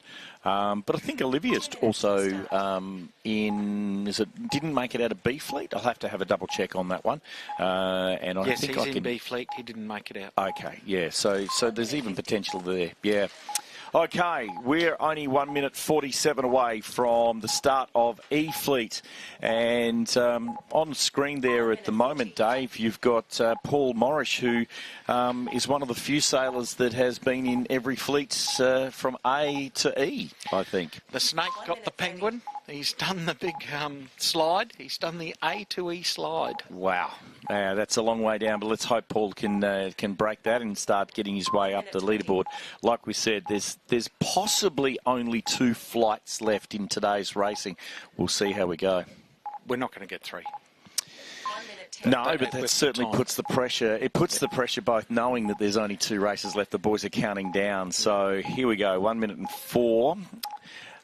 Before the E-Fleet race. You're looking at a beautiful, beautiful day sailing. We've had the full gamut, haven't we? Had some nice B-Fleet racing, and now we've got some light, precise A-Fleet racing. The only thing missing is a bit of a C-Rig action. I love the C-Rig. A little bit of C-Rig action to put some more spice to it. I've been sailing out of Gladstone for 20 years. I have never put a C-Rig on. Never. So there you go, 33 seconds. Looking at this line, it's looking fairly even with the breeze that's coming down the course at this point of time. Looking up the course, I'm not seeing any particular little more breeze on the left-hand side at the top. Looking upwind, let's see if that translates. That's one of my best lines I've drawn. So I failed preschool finger painting. I can't draw a straight line. A little bit in front, but let's see how we go. 2, 1. Slots booked. Clear start. Miles off the line. Nice. That makes the RO's job easy, doesn't it? Well, maybe we should get him the telestrator. That'll be easy. Okay, let's have a look. We've got one of our great grandmasters, number 17, Bob Lewis. Started midline, but he said, no, I'm out of here. I'm going to head over to that right-hand side. And coming back from Great Britain on Ben Harker. He's sailing his own design, the H30, and he's had a fun tournament. New boat drawn already. So we can see a good spread of boats going all sides. We do have a withdrawal. Someone's pulled out. Have a look at these guys coming through here now. That's a really nice gust up through the middle there. They're going to do very well out of this. You're looking at Paul Morris, who we've mentioned.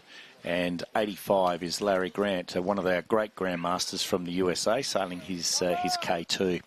Currently leading the Great Grandmaster division. There you go. Well, let's...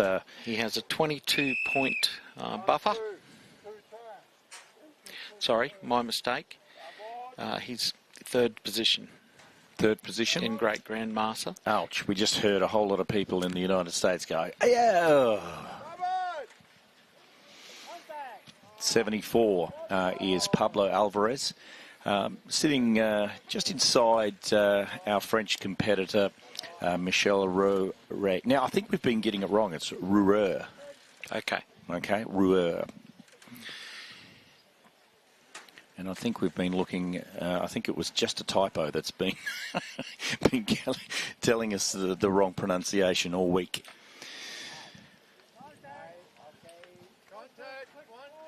There's a bit of contact back in the fleet here, but there's our top marks, and also shout out to the Port Curtis Sailing Club, who have swapped Burgess with Patrice Montero of France, who is one of the clubs he's involved with, one of the oldest clubs in the world. It's 18 something or other.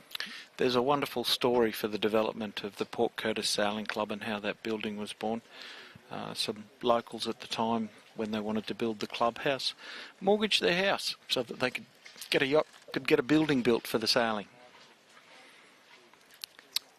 I'm not really sure what was going on there. I think there was a bit of confusion from some competitors about which boy mark was the ones they were supposed to be going around. Yeah, I agree. But looking at it, it seems to be the top two marks that were on screen was the way to go. We've got Paul Morris leading the charge downwind, followed by Larry Grant, followed by Bob Lewis, our sole legend entry.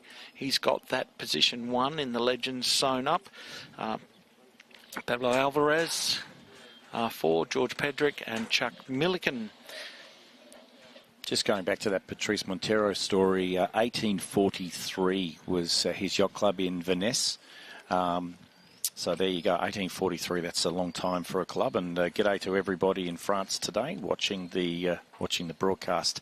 It's the final day, E-Fleet 19E. It's just going to be really nice to get 20 races in, and the ROs have done an excellent job. Brett and to Scott, congratulations. Paul Morris sitting in first position. Larry Grant in second from USA. And we've got two great grandmasters that are very, very close together, because we've got Bob Lewis from Canada in third position there. So the great grandmasters are battling it out. There's races within the races, within the fleets.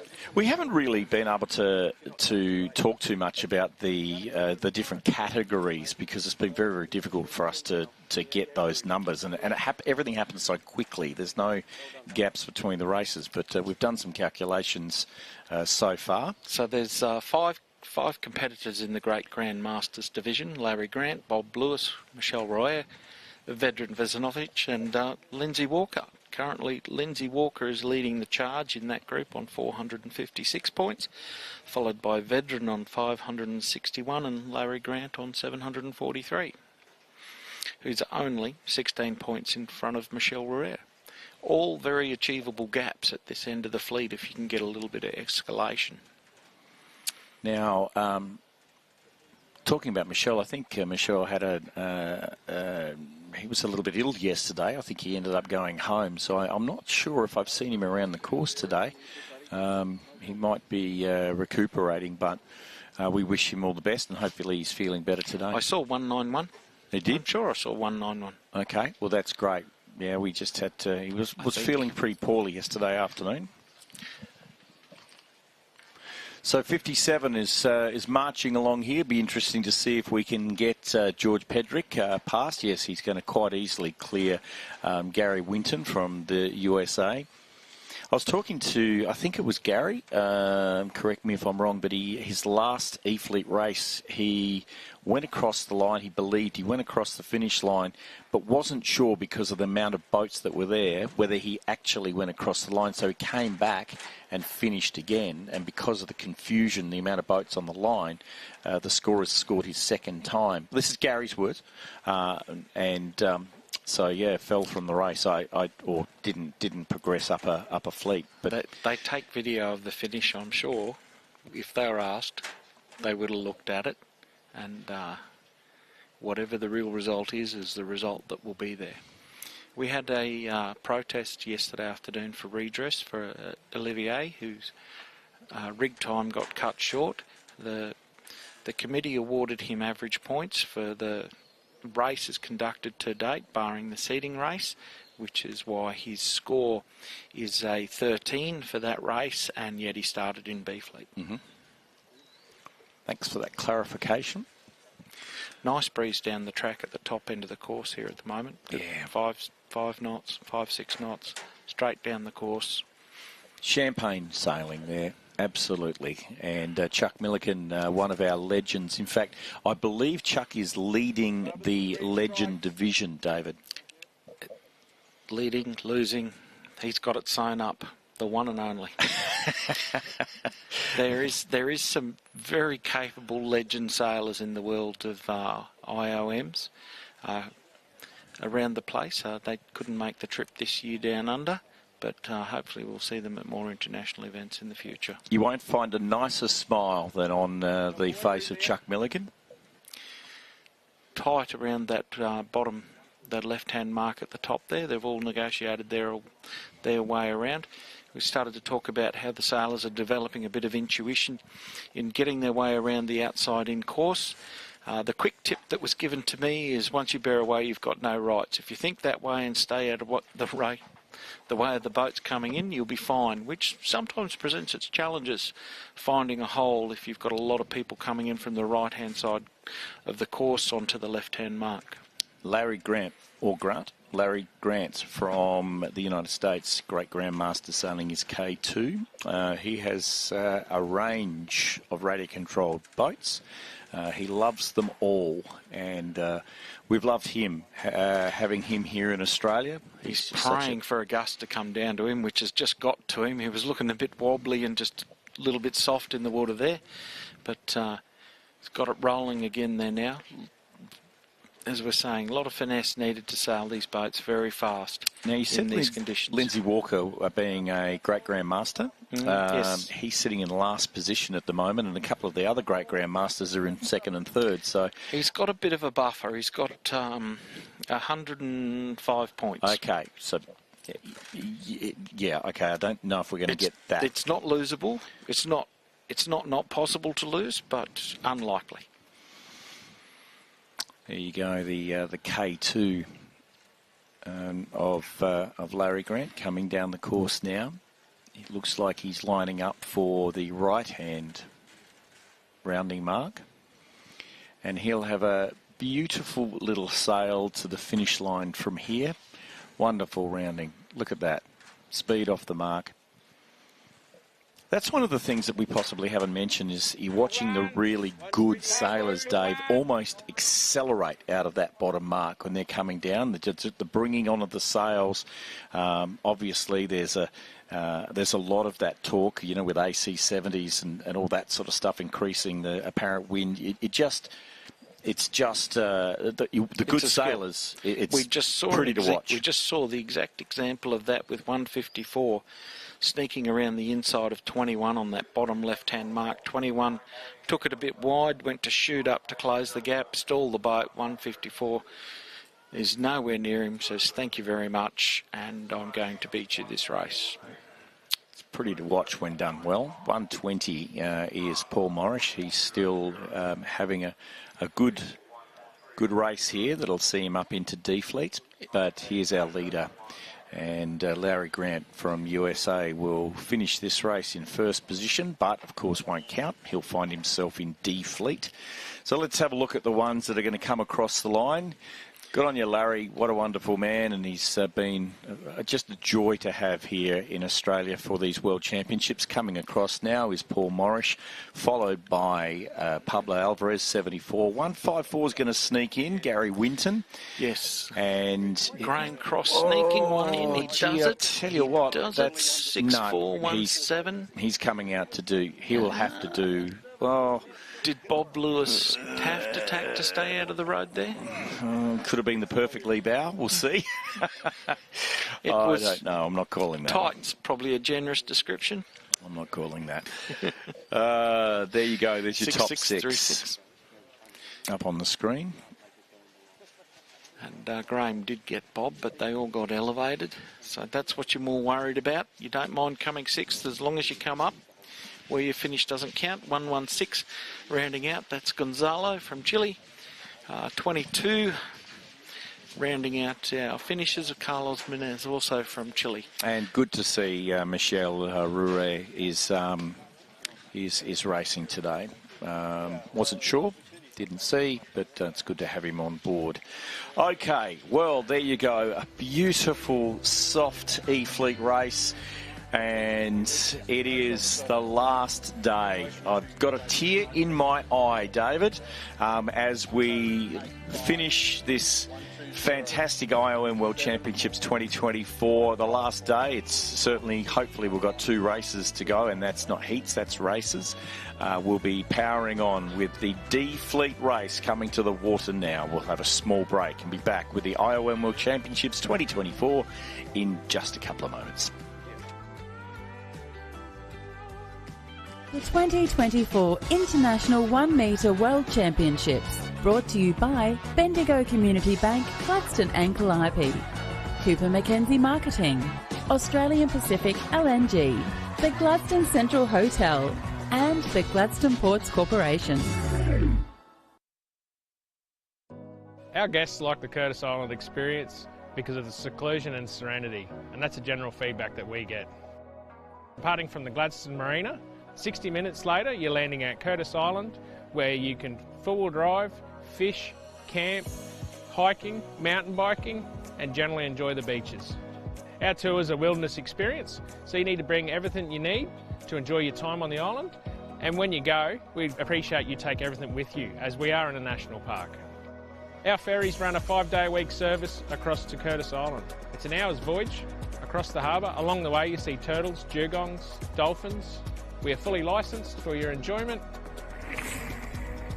Curtis Island has over 60 kilometres of mountain bike trails, world-class design and built.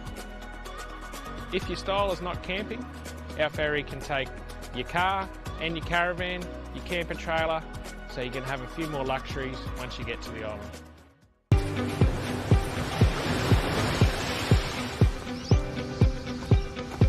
Morning. Morning. Glad to see you made it.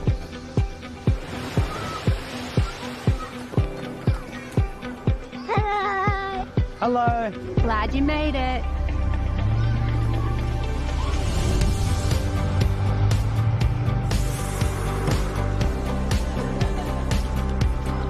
Good morning.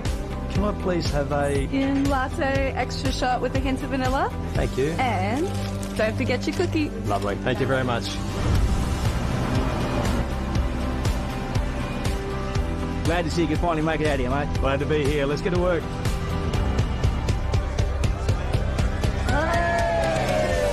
Glad you made it, mate. Thanks, mate. Cheers. With so many reasons to move to the Gladstone region, you'll be glad you made it.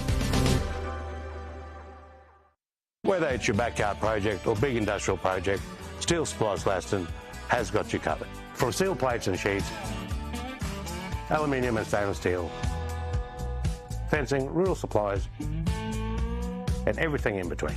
We are locally owned, so there's no corporate nonsense. Just good old-fashioned customer service with a smile. That's service with a smile, Tom. Steel Supplies Gladstone, proud sponsors of the World IOM Championships.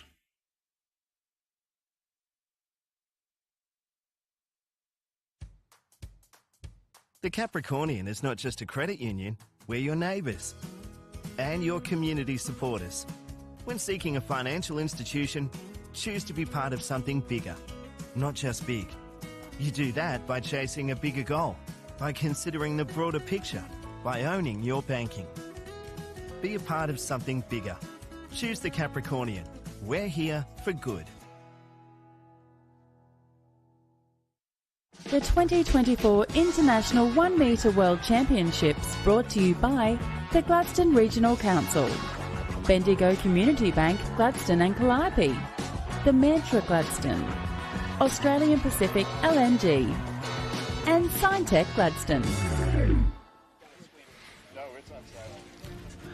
And welcome back. Here we are in beautiful, sunny downtown Queensland, Gladstone, Queensland, and you've joined us for the last day, day 6 of the IOM World Championships 2024 that can only be described as uber successful. It's just been wonderful to have so many internationals roaming the streets of Gladstone and mingling with the locals. I've had so many locals come up to me and say it's just wonderful to have so many people from all around the world experiencing what we have to offer here in Gladstone, Queensland. It has been good fun to be here. Thank you for having me. I've enjoyed myself immensely. It's been lovely to reconnect with so many people and so many friends from all over the world.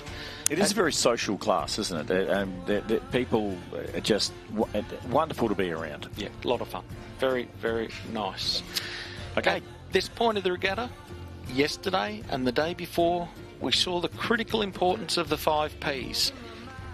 5 Ps. I thought there was 6 Ps. Yes, there's 5. For here, there's 5. Okay, for this brook. Yes, of course, there is.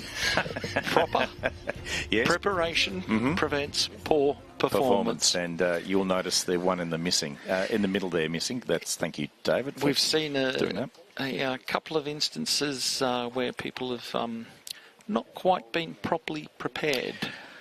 Which surprises me when you come such a long way. Did a boat part walk this morning just to look at the boats, see where they're up to, see the stresses and the wear outs. See, as the racing goes on, a lot of the mainsails are tied onto the mast with Spectra or Dyneema line. As the event unfolds, that they shrink up and present your luff curve in a different fashion. The other chestnut is your shrouds stretching. And the other little observation is some of the competitors that have been running 30 micron jibs on their A-rig have found that the top of the A-rig conditions have done their work on their jibs. Their jibs are looking like they are off to the bin. They've done some work. They're not going to drag the performance out of those jibs now. Today, when it would be an advantage, the competitors with the 50 micron gear are looking much sounder. Yeah, during my morning walk this morning, I noticed the vastly different mast shapes. I just took particular notice of one thing this morning and had a look at all the different mast shapes. Of course, you bend your mast determined to your mainsail and how it fits, understand. But surprising how many different shapes there are. A lot of bend at the top. Some prefer that nice smooth bend from the bottom to the top, and others are as straight as an arrow. Yeah, they used to be that your hard point for your pre-bend was around your forestay connection. Now it seems as though they're doing a much softer curve over a longer area. The curve starting lower in the rig around the spreaders, but we'll come back to that looking very similar to the last race. Oh, you want me to draw my line? Yeah. Here we go. See how we go again. Oh, that's a brilliant one, but I think we've fallen off the Telstra. I'll just update that. Stand by. The breeze looks a tad to the right side with that little bit of pressure coming through on the course at the moment. 30 seconds to go. Most sailors have booked their spot on the line. Couple trying to sneak in up the top there, waiting for an opportunity. Still 20 to go. Couple of boats in close company there at the top of the line. 10 to go, still well off the line. 8, 7, 6, 5, 4, 3. Here we go. 2, 1, start. Close, down the pin end. Oh, they've called 64, Graham Cross. Yep, just over. Back he goes to go around. First start, no U flag or no black flag, so he's safe to stay back in the race. You can see our right-hand side of the fleet there has taken off on port tack early. Irvin Scully from Singapore, Baron Bremer from the US of A. Followed by Gary McCarthy there in 181. You can see 81 and 181 as the numbers. They differentiate two boats that numbered the same by just adding a 1. Left-hand breeze there down the track at the moment, looking the way the boats are sailing upwind. Chuck Milligan, looks like he's the most left-hand boat, and I think he might be slightly being headed now. He looks a bit bound up. It looks a little softer on the left than the right. Boats just not going through the water at the same rate as the people on the right of the screen. Here comes the right-hand side now.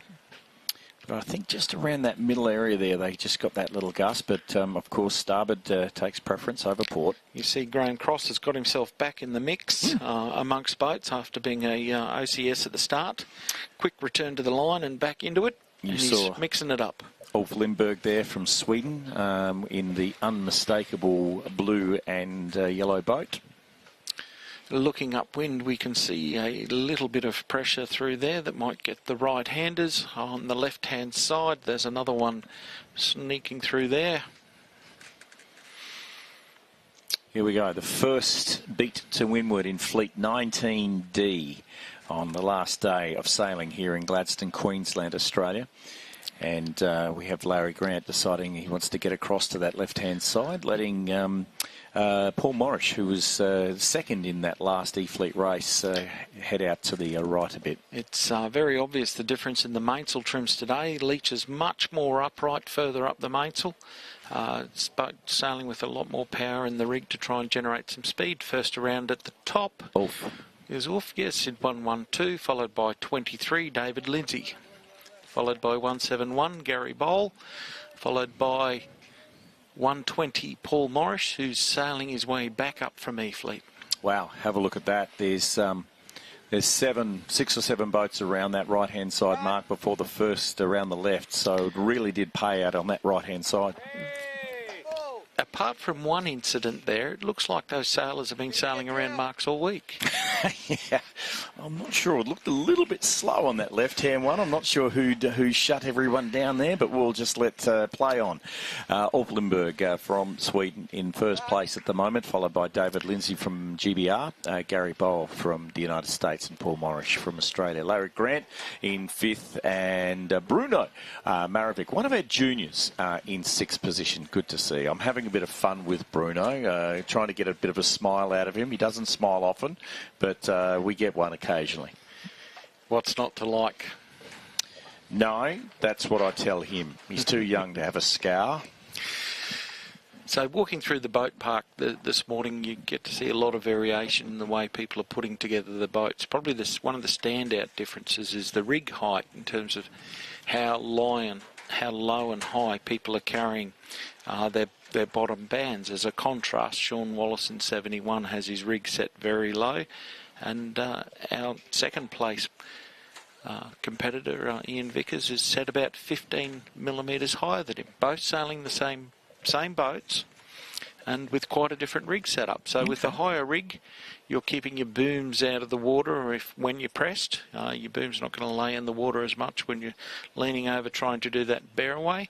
But also on a light air day today, you're just that little bit higher in the air. Whether that's enough to make the difference or not. Yeah, 2 different thought patterns there. Around the bottom mark for the very first time. Our leader is 23. David Lindsay. 112. Yep. He's overtaken Wolf down that run. Not a lot in it. You can see how light it is down the bottom, and the price you pay for stalling your boat going around that bottom mark. 23's put a quick boat length on him there. Will Van Cleef around the right-hand side mark, the first boat to go right, and you'll see 171, which is Gary Bowl, has decided that he's going to get across there, but by the look of things, there's a nice little lift coming through there on the left, and as we say that, Gary Bowl comes back onto the starboard tack, and he wants every little piece of that one. It doesn't look even up the start of this beat. There's a couple of little potholes out there in the bottom right. And I reckon they're even going higher on the right-hand side there. They shift, but not as much pressure, perhaps. Perhaps. It'll be very interesting. I think there's actually some very good gains for Will out there on the right-hand side. We'll see how that goes, if he can hold that all the way through. 23 there, GBR. And David Lindsay. We've got England versus Sweden here in this particular little one-on-one battle. Ulf Lindberg, one of our grandmasters, sailing his 3D printed Alioth. And the left is across the right. The guys that stuck it to the left, our early leaders, have held their position. 171, who bailed out early to get back to the right, has sailed back to the fleet a little bit. Well, a bit more than a little bit. Yep, starting to see a little bit of just a tiny little zephyr through here. But it's fairly light across the entire course at the moment. But enough to get some absolutely smooth sailing through here. And there's enough shift in the wind. They're not big changes. We've noticed that all week. You know, it's 5 to 7 degrees in the shifts. And even that's probably, the 7 degrees is probably a bit much. It's just been enough to fight your way back or to lose a little bit at the same time. Yeah, pressure's played a very important part this week with the gusts coming down the track. Our best sailors have certainly given us a very nice display of some beautiful sailing. Yes, so looking for the darker patches on the water, just to get a little bit of pressure in those sails. Looks like we've got a little bit of ridey here, but it's probably more that direction.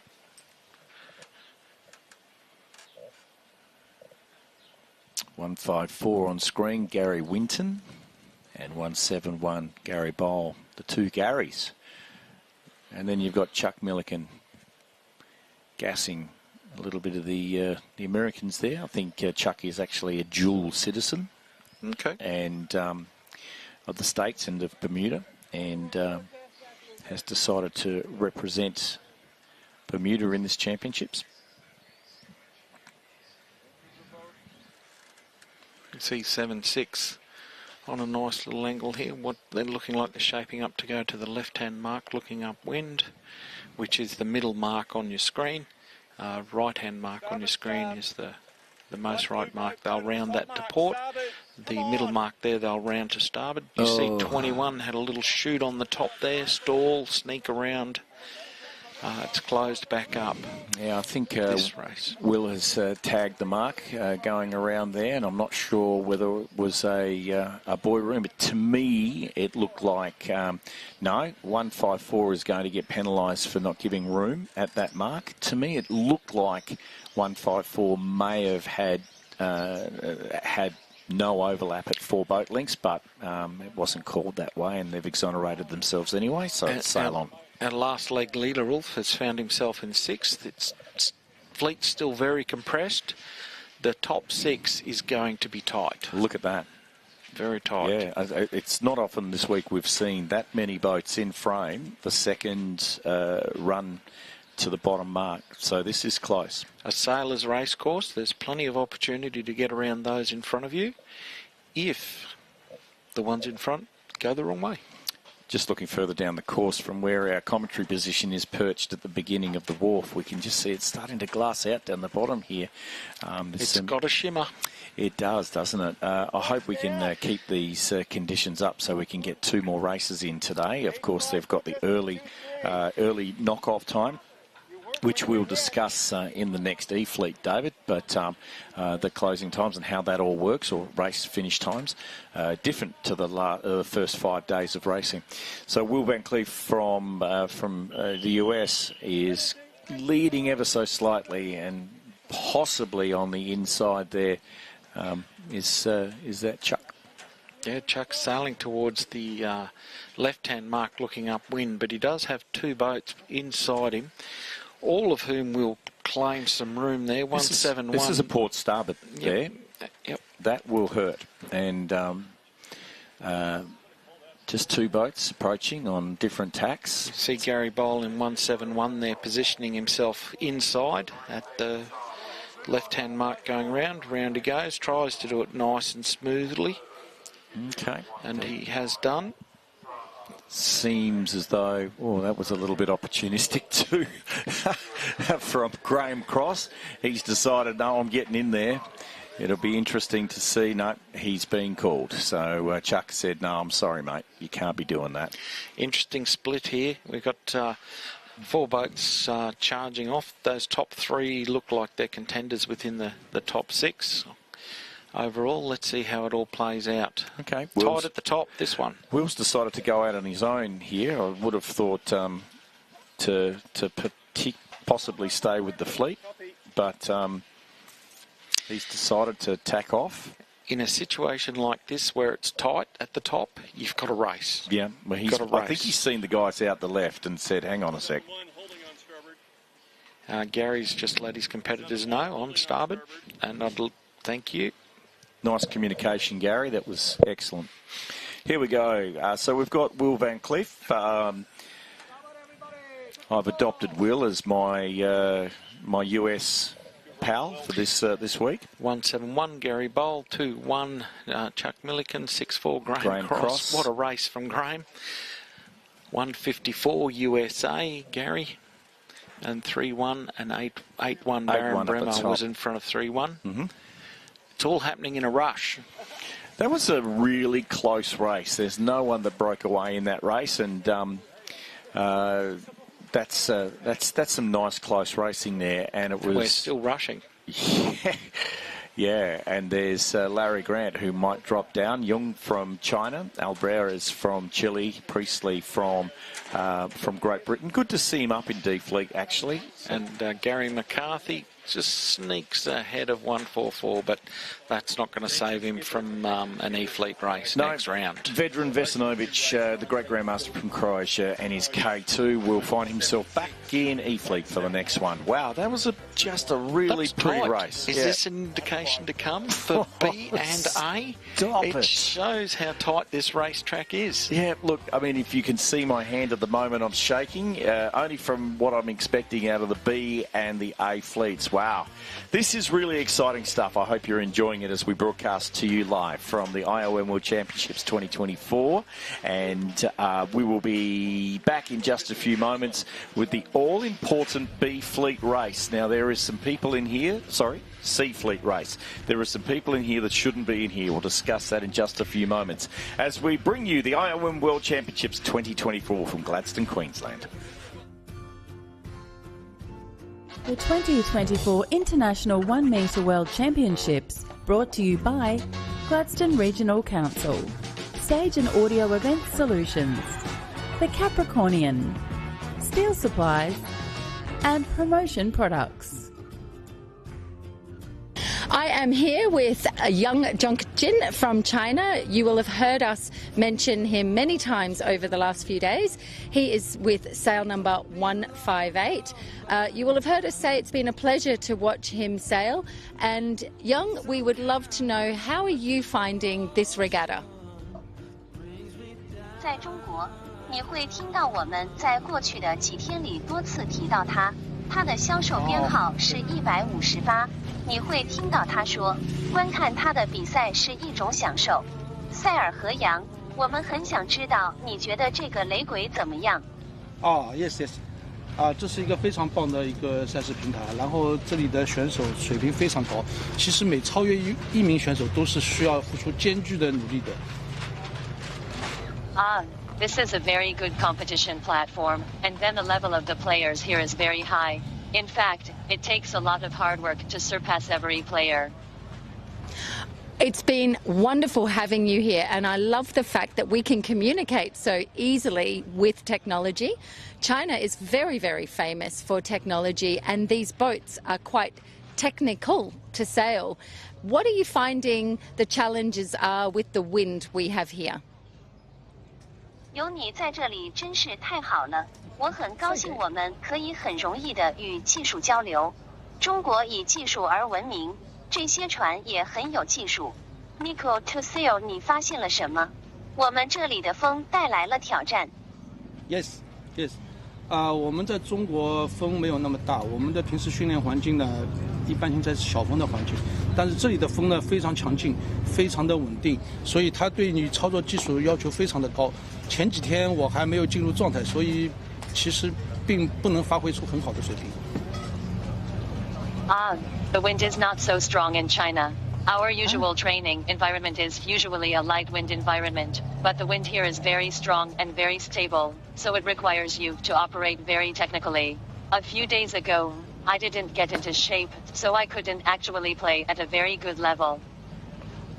Wonderful. It's very good to have the comparison with the different conditions that each of our different country competitors has and the requirements for your boat. Will we see more Chinese competitors at the World Championships in 2026? 太棒了，这是非常好的比较与不同的条件。我们每个不同的国家的竞争对手和要求。你的船江，我们在2026年的世界锦标赛上看到了更多的中国选手。Yes， 这也是我希望的。我也希望有更多的中国选手来参加这样的大型的赛事，以提高我们的水平。This is also what I hope. I also hope that more Chinese players in China will participate in such large-scale events to improve our level. We are so pleased to have you here with us in Gladstone, Australia. The fact that we can communicate is a wonderful thing. Gladstone is the port city to the world, and we look forward to seeing how you perform over the next 24 hours, and we are very grateful that you came from China to visit us here. Thank you. 很高兴你能和我们一起在澳大利亚格莱斯顿，我们能交流是一件美妙的事情。格莱斯顿是世界的港口城市，我们期待着看到你在接下来的24小时里的表现。我们非常感谢你从中国来这里访问我们，谢谢。非常感谢格莱斯顿，非常感谢这里的组委会，还有格莱斯顿的人民。这里是一个非常漂亮的城市，非常的漂亮。我希望以后还有机会再拜访这里。Thank you very much to Gladstone. Thank you very much to the organizing committee here and the people of Gladstone. This is a very beautiful city, very, very beautiful. I hope to have the opportunity to visit here again in the future. Okay. Wonderful. Okay. Thank you very much, Zhong Jing Chan. Thank you. Thank you. Thank you. Thank you. Ciao. Excellent. The 2024 International 1 Metre World Championships, brought to you by Gladstone Regional Council, Bendigo Community Bank, Gladstone and Calliope, Anderson's Auto City, and BG Sales and Designs. Oh my goodness, how great was that interview. Saskia, congratulations, and Mr. Young, we would love to have you back here in Gladstone again. It just shows the complete diversity of the crew that we've had here for this international championships and the true international event that it is. Wasn't that fantastic? The world is such a small place now, isn't it? Oh, that was There's no barriers to distance in this day and age. I have goosebumps at the moment. Wow, that was just fantastic. Good on you. I hope you enjoyed that. We're about to get into 19C. We are only 45 seconds away from a start in this all-important Sea Fleet race. We can start talking about some of the people that shouldn't be here, and if they are, and they're going to need to get out if they want to hold their positions, one more so than Alexis Carrack. A big race for Alexi. Watch Alexi. This is pivotal to his final result in this regatta. The opportunity for a podium is here in this race. The opportunity of saving his podium is here in this race. 15 seconds. Okay, 15 seconds to go. Let's have a look here. Line looks good. Looks square. 7, 6, Water's quite shimmery. Not a lot of breeze on the line. A little bit coming down. 177 and 172. Wow. Okay. Maybe it was my line. Our first general recall of this round. Indication of tension. Yep. Glenn Dawson, middle frame there. And you've also got Francesco Martinez Berzagai, the guy with the longest name in this tournament. And all of the fonts on the back of all of their bibs, their racing bibs, were designed around Paco with the length of his last name. Impressive that the bibs are still in such great shape and they're not covered by food and drops down the front. Kept them in pristine order. Not every competitor is like you and I, David. Not every competitor. I'm not sure mine would look that good. Interesting to see if anyone has actually... I actually have seen Zonko's, and it is crisp. Perfectly white, perfectly crisp. Zonko was wearing a 2005 IOM World Championship last night at the event. Mm-hmm. It fitted... Perfectly. Perfect. And still looked good. There you go. Okay, I'm going to say... There we have a U flag. There you go at the top of our screen. And let's have a look at this line. So basically, anyone in front of that or anyone in this area here in front of the line at the start will be disqualified. Something you don't want at this point of the regatta. Everything counts here. Let's have a look. I'll try that a bit better, David. Here we go. What do you reckon of that one? Sweet. That's beautiful. Sweet. Now we it's just even on the front of the boys too. Who do we have out there, Brian, on that camera? Who have we got on the start camera at the moment? Scotty, don't move the camera. My line is absolutely perfect. We can see Ben Taylor in 70. He's booked his spot in the middle of the line. Below him is Glenn Dawson in 176. Below him is our Gordon Maguire, 172. Below him, Graham Cross, who's sailed through the last few races. Even after being OCS and doing a couple of turns, he's managed to scrape his way through. That's done him.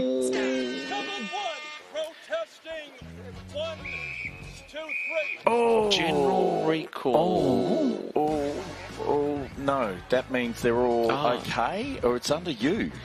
It's under you. If it's a general recall, everyone is okay. They get to play again. Gee, I'm pretty sure that was a huge let-off. I can't remember who that was. If the race officer could identify each boat individually, he would have done so, called them, and they would have to sail from the course and race done. Will we see our first black flag? We haven't seen one yet. We haven't seen a black flag yet. Line looks good. I wonder, good enough. Yeah, we're losing time, and I know they wanted to race through these races. We're still under U flag conditions at this stage. I can't see anything else. 1 minute 20. Okay, well, we're not going to see a black flag, but I tell you what, if they are over this time you will see one. I can guarantee you that. Let's draw this line again. I'm getting good at this. It only took to day 6. You're 5 mil out at the top. Sorry. Only took to day 6 to sort this out. Okay, 55 seconds to go before the start of Sea Fleet race. And like we mentioned before, there's a couple in here that need to find their way out and need to find their way out quickly, and that's Alexis Carre, currently sitting in 3rd position overall. He's ranked 2 or 3 in France. This is his 7th World Championships. He knows what pressure is, and we'll see how he goes in this one. However, if he doesn't find his way out of this fleet, David, we could be seeing a change in the top 3. The door is open. The door is open. Yep. I know who'll be watching this race with much and anticipation and intrepidation is Peter Feldman from the US, who's sitting in 4th. You see Alexi setting up at the top of the course. Alexis, yes. 7. Is Alexi or Alexis? Alexi. Alexi, thank you. 3, 2, 1. Looks clean. Nice start, Alexi. He has options. He can decide his fate here. Nice start down the line by the Prince and Gordon Maguire in 172. Talking to Gordon earlier on today, and he said as soon as the racing finished here, he's jumping in his car and heading off to the Etchells. So is it a national championships, Etchells? Or No idea. Yeah, Etchells with national. So in Victoria, 2,000 Ks or something, he reckons he's got to travel. So lovely lake venue, a site of the 24-hour Marley Point Classic.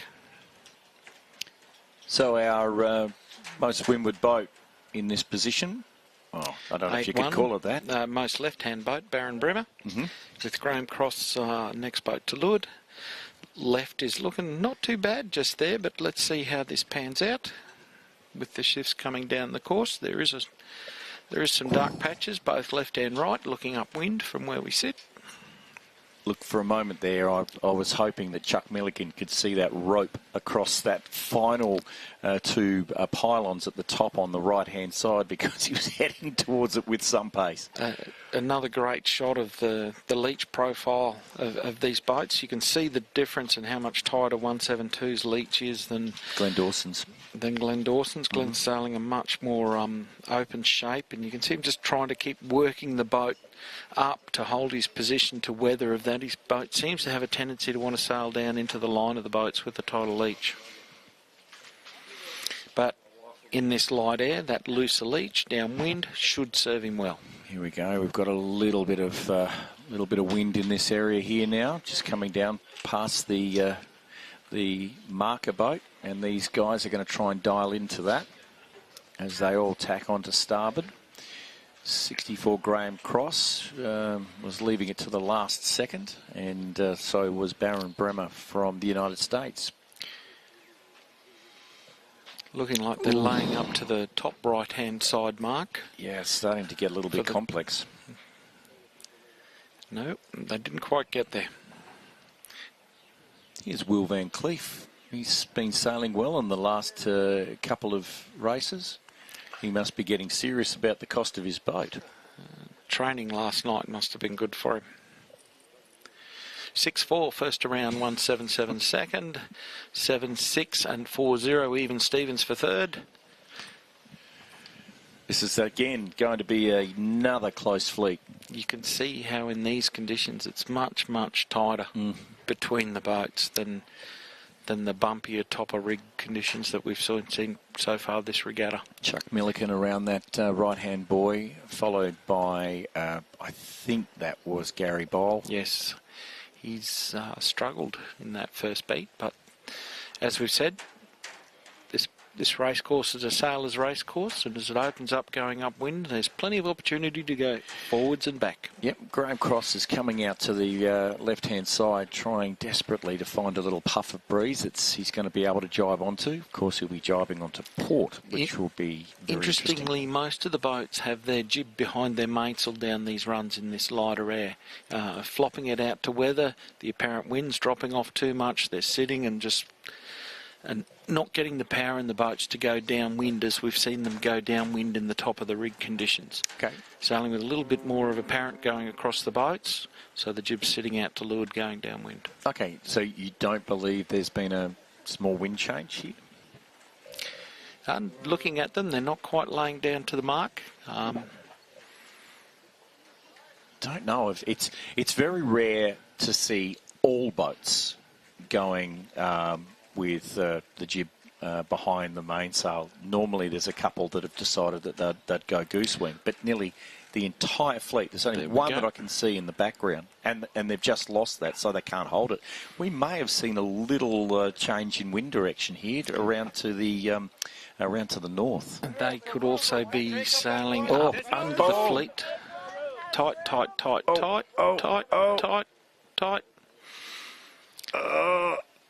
Oh, look at that. Synchronised swimming. Except for that bit. Oh, wow. That was... I have a feeling that was well played. I can't hear any background calls for any contacts or any contact calls from observers or umpires. That was nice. That's the one you don't want to be the sixth boat wide. Although we can see 20 here doing a turn. Okay. That's the one you don't want to be on the sixth boat wide and come around, you've got an arc, and then that person that's just one hull length behind just on the inside, thanks for coming. Can I afford to slow my boat down to fit into that? Just to slip behind. Alexei, critical race for him. You can see him just tacked, nice smooth sailing. Yeah, he's got that nice dialed bit in. of pressure. Yeah, That's nice. Boat looks good. He's a podium sailor in a World Championship event. He knows how this works. He knows what he needs to do. Okay, but still the pressure is on. It's tight. He's in the top 6, but there's no room for slacking off by any stretch. It's a race. You race till the finish. Yep, and it's only going to take one of those messy boy roundings to potentially throw that into chaos. One of the absolute beauties of this venue has been next to zero things floating around in the water to wreck your day. Yep. I've seen 1, maybe 2, maybe 3 pine needles, no bags, no weed. 1 sea snake. 1 sea snake, 1 stingray. Not playing with the boats, those last 2. But the point is, the water here is so super clean. Been to many a venue where there's underwater obstacles that make your day a little more difficult than it should be. Yep. Okay, so here we go again. You'll see some wind patches starting to come down the course. There's another one in the background here. But there's just enough of those little puffs just to make things interesting. I think that people are hooking into a little left-hander there. Just by Sailor's track. Sailor's track. Alexei in 73, followed by Tonko Puljic from Croatia. He's one of our juniors. Great to see juniors in the ranks here. We'll let you know how the juniors are actually sitting at the moment, who's doing best overall, but I'm almost dead set sure that would be Graham Alexis. Cross around the top mark in first, 177 following. Lexi there looks to be in fourth position around the opposite mark. Hanging in there. Plenty of traffic coming upwind here. They need to thread the needle. Stay clean. 7-0 would round out your top. He'd be top 6. Ben Taylor. There's our top 6. Just a correction, Alex Scapins, and not Alexis, I said before. Alex Scapins, probably the leading junior. But there's Graham Cross making a decent run at the B fleet. He's got that boat hopping along. That last race, he was OCS, 2 turns. Back in it. And elevated, now leading a C fleet race. Practice. 6 days of practice. Tell you what, not far away. At this point in time, Alexi would be satisfied with his position. It doesn't look like it's too much under threat with only one more beat to windward. Don't say that. But no, look, I haven't had the commentators curse once. Jordan's very good at inflicting it. He is. He keeps talking about this reverse bar karate thing, but no one knows exactly what he's talking about. You idiot.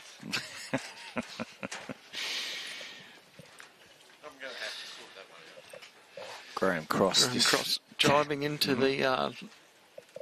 Looks like he's lining up to take the left-hand mark, looking upwind at the bottom of the course. Nice. Starting to get a bit more spread this race than what we saw previously. Yep, Adam Viney in second position there, Terts. Nice to see Adam hopefully move up into the B fleet.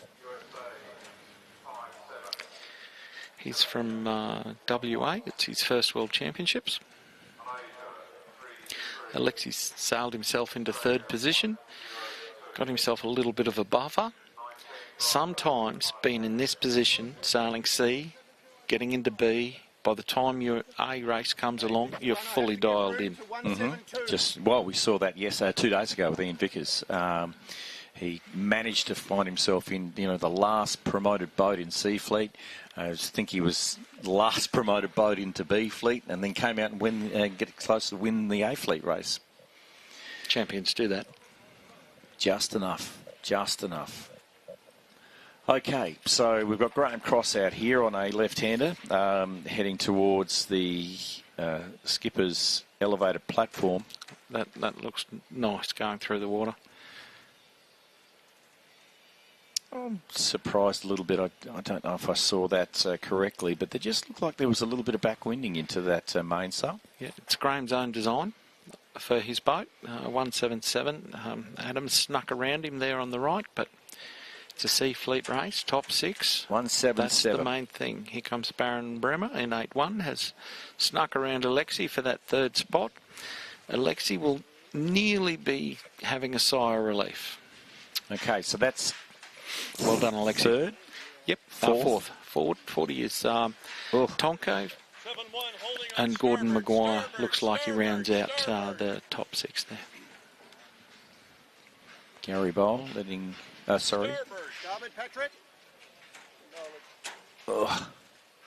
Yeah, 171 neatly in. That's great racing. All clean. 154, Gary Winton. 51 must have a hair appointment. Got around that mark with an inch to spare, and he's out of there. And just finishing on the line, 1, 2, 3, Phil Pride, our friend from New Zealand. So there you go. There's our C Fleet race. Throw a blanket across it. There's going to be close racing. And I tell you what, the B Fleet is going to be on the water in about 5 minutes' time. And we're going to have some exciting racing in the next 2 races. B Fleet, A Fleet coming your way in just a few moments. The IOM World Championships 2024 from Gladstone, Queensland, Australia. Day 6 is progressing beautifully. The 2024 International 1 Metre World Championships, brought to you by Gladstone Regional Council, High Risk Solutions, Cooper Mackenzie Marketing, the Gladstone Yacht Club, and Joseph Engineering. My name's Simon Speck. I'm owner-operator of 1770 Liquid Adventures here in beautiful 1770, which is pretty much slap bang in between Gladstone and Bundaberg. So today we're doing the Sunset Tour, which is pretty much our most popular tour. So that goes for 2.5 hours. So what we do is we do an introduction here on the beach, get everybody comfortable and ready to get in the boat, and then it's a 2.5 hour tour. So we have 2 or 3 stops on the way and just basically go out to our headland where we try and spot our wildlife. Mainly our favourites are little Australian humpback dolphins. We also get bottlenose dolphins, we have stingrays, we have eagle rays. The watercolour here is amazing. Most people drive in 1770 and see it from the road or from the beach. You just don't get to see the colours from the beach, so we get to sit there and relax and take it all in. This is a really good way. It's a totally different way. You get out to the sandbars and you look back into 1770 and, hey, it's beautiful. It's just a really good way just to sit back and relax and enjoy the moment, I guess. That's what all that 1770 is all about. Wait, Macca's? Here at Macca's, our team are always... Hey, can I get a cheeseburger meal, please? And nuggets. And fries? What's the word? On it. Like continuing to source 100% Aussie-grown beef, chicken and eggs. On it. He's on it too. Donating over 300 tonnes of grocery items to Food Bank over the last decade. On it. Good job, Muscles. Getting your mate Steve to stop pinching your fries?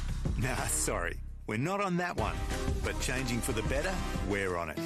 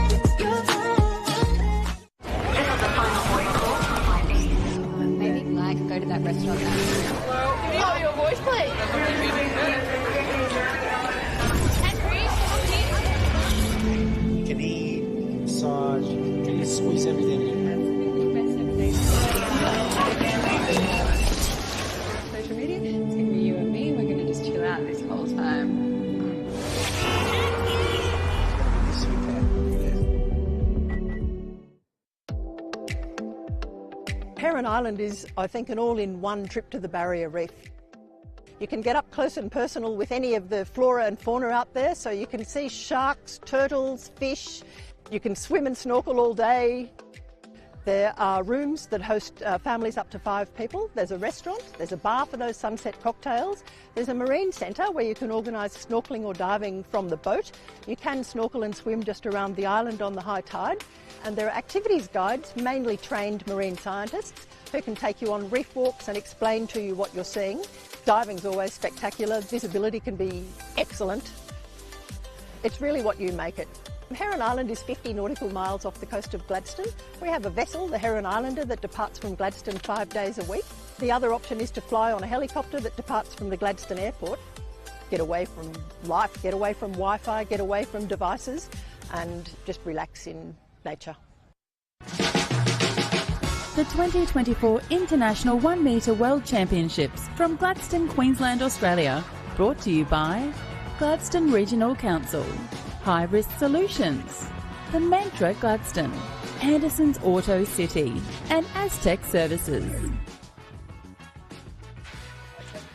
I don't want this to end. I just don't want this to end. This is exciting day 6 racing, and thank you for wherever you are around the world joining us. And we have got such a wonderful day left to only a few races. We're going to finish a little early, so explain to me the situation. The sailing instructions have stated that, here we go, David, that we won't be going past 4 o'clock today.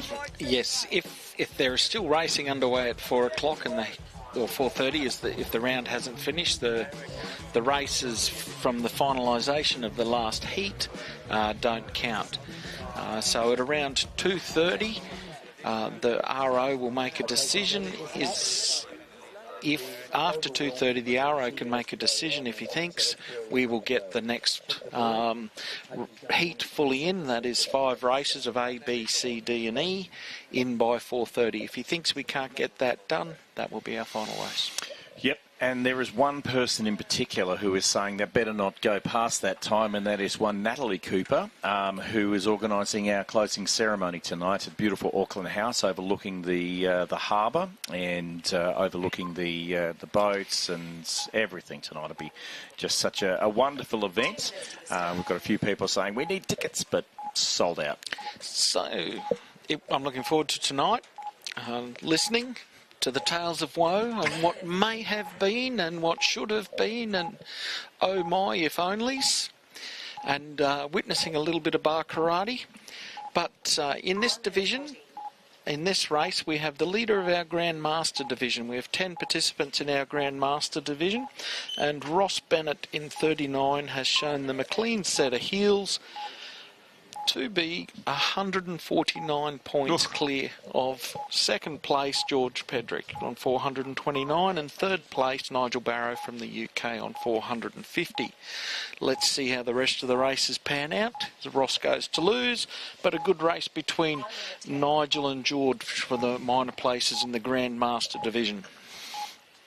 Okay, B Fleets. This is for a spot in the all-important A Fleet race. They're loving the boat end, and we saw Alexi start at the top last time, how he was able to make a quick choice and have the option as to what way he wanted to go. He wanted to go right up that first beat, but interestingly, he's booked a spot a little bit further down the line this time, in the bottom of the top third of the line. He's got 49 very close to him there. He'll be looking to get himself into a spot that gives him some options, taking a sneaky port tack to get himself up into that top third of the line and find himself a hole. There's boat control. Doing that from what could have been quite a difficult spot. Mark Gollinson's not going to make life easy for him, though, just sitting in behind. But they're just drifting down ever so beautifully into that position. I think he's... 10 to go. We've just seen Ross Bennett with the reversing beacon going to get in a good spot. Romain De Broy up the top of that line.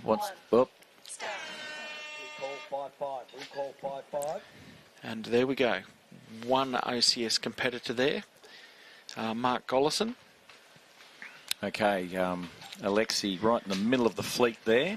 He's going to have choices, but only until these boats head off to that starboard side, the right-hand side. There's our leading junior, 106, coming back now. That's Alex Scapins, and he's had a wonderful tournament. I know his dad is extremely proud. And here we go. I think they've hooked into a little bit of breeze coming over in this area here. Yeah, the left there looks quite shimmery. Not a lot of wind on there. There's looks to be some dark patches coming down to where those guys are. Let's see if it gets to them in time. There's local champion Aaron Farrer, won the Queensland State titles a couple of years ago and finished and ranked 6th in Australia to get himself an automatic inclusion into the Australian side. But we have got a boat that has gapped the field here. Look at that. That is a strong showing right through the centre there. It certainly looks like the boats in the left haven't been able to get out of that corner as well as the top 2/3 of the line. Just seem to be slowing down there. Watch for that boat and where it all happens. And you can see the pressure coming down the course, those dark patches. It's just a little line of wind coming through there now. Here we go. Look at the wind in the right there. This will give us a real indication. Have a look out over the right-hand side, David. Mm-hmm. Yeah, they've hooked into a bit of wind. I think that is Paolo Cappa, Paolo Cappa from Italy with his Venti. The journeyman. I had to explain to him today what I meant by journeyman. I find him, and he thought that was the funniest thing he's heard. And I think Paul Morris took that title off him with a full pay-to-ease slide. Yeah, I think he did. Here we go. Couldn't slip on a banana peel better. Yep.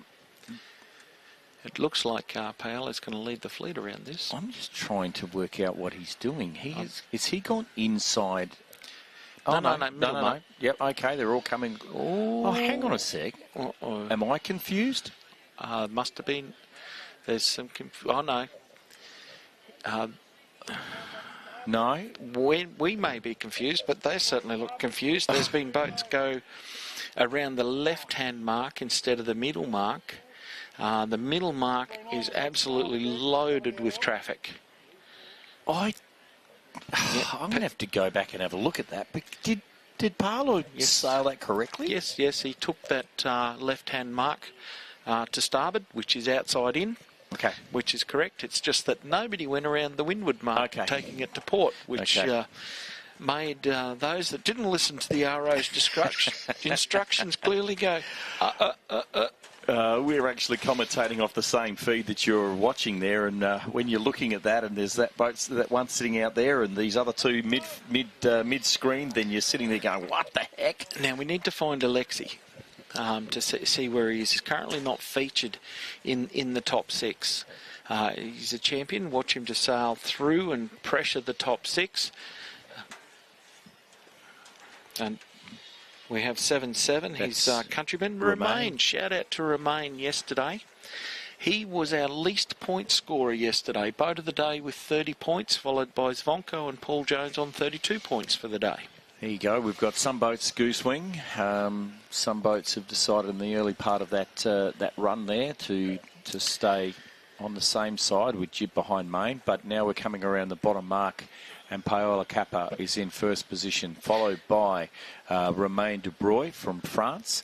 And it looks like 39 is going to go around next, which is Roscoe Bennett, who has had a great race today. Good to see Roscoe there. Cementing his Grand Masters Championship. Steve Landau in fourth, 7-2. Oh, actually, Aaron Farrer around the other side, and then 7-2 from Doug Allen, who would love to see both of those gentlemen back in the A's. There goes Alexei, just off the back end of the top six, followed by Sean Wallace and Odd. I know Sean Wallace does not want to be down here, and he's another great sailor who should be up there, #1 ranked Australian sailor. These guys are going to race it to the finish. Interesting to see these guys go up to the left-hand side. Perhaps you might intuitively think, oh, right-hand side worked last time, I'm going right. But this is a sailor's racetrack. The breeze is coming down the course. You've got to look up and see where it's coming from and do your best judgment and see where you end up. Okay, so we're on screen there. Paola Kappa from Italy led that and got the Italian flag on the transom of his boat. 7-7 is again Romain Dubreuil from France in the open division, ranked 4th in his country, and he's got a nice little. I'm thinking the right strong again. Just looking at what's coming down on the right-hand side and seeing Paolo's boat up there. Paolo's boat looks nearly identical to Olivier's, with just the 3 being the differential. And you see a couple of times this regatta where perhaps Paolo's been called for Olivier and Olivier's been called to Paolo. Sometimes it pays to be a little bit individual. Maybe it pays not to be individual in the way you look at we had your boat. We had a great look at Paolo's controller and all his electronics earlier on today, and he uses some very interesting equipment. Doesn't he? But he also said, I know I put a ribbon at the top of my mast, so I know it's not Olivier. And, it is a very common problem, especially in big fleets, to actually lose your boat, especially with boats that are very similar colour. Well, it only happens to boats of very, very similar colour. In tight situations, you need to be able to trust that your boat will sail. On screen there is Mirko Jukas from Croatia in 80, followed underneath him by Alex Scapins. Here we go, the 2 light blue boats heading off to their top marks. We're looking at these 2 marks. 7-7 Romain looks to have closed down the gap just a smidge on Paolo, who's just doing a little shoot around the top mark just to be sure. And still our 2 leaders there have got jumped and created a nice jump on the fleet. They'll be looking to sail this race out, stay out of the road of anybody coming upwind with right away on starboard. You can see some fairly decent course changes there as they do just that. A little bit of breeze coming down here, and just moments ago you saw a boat that was supposed to be driving along with no wash. Wasn't happening. 6 knots in the marina, please. B fleets, that's where we're at. Paolo Kappa and Romain Dubreuil from France in the top 2 positions. Ross Bennett has held his position in third. Doug Allen up into fourth. Alex Scapins into fifth. And there he is, Alexis Correa into sixth position. But I think he's very close in that sixth position. Is any one of a clump of sailors that can finish in that, that is all-important. That is very tight. Anyone there?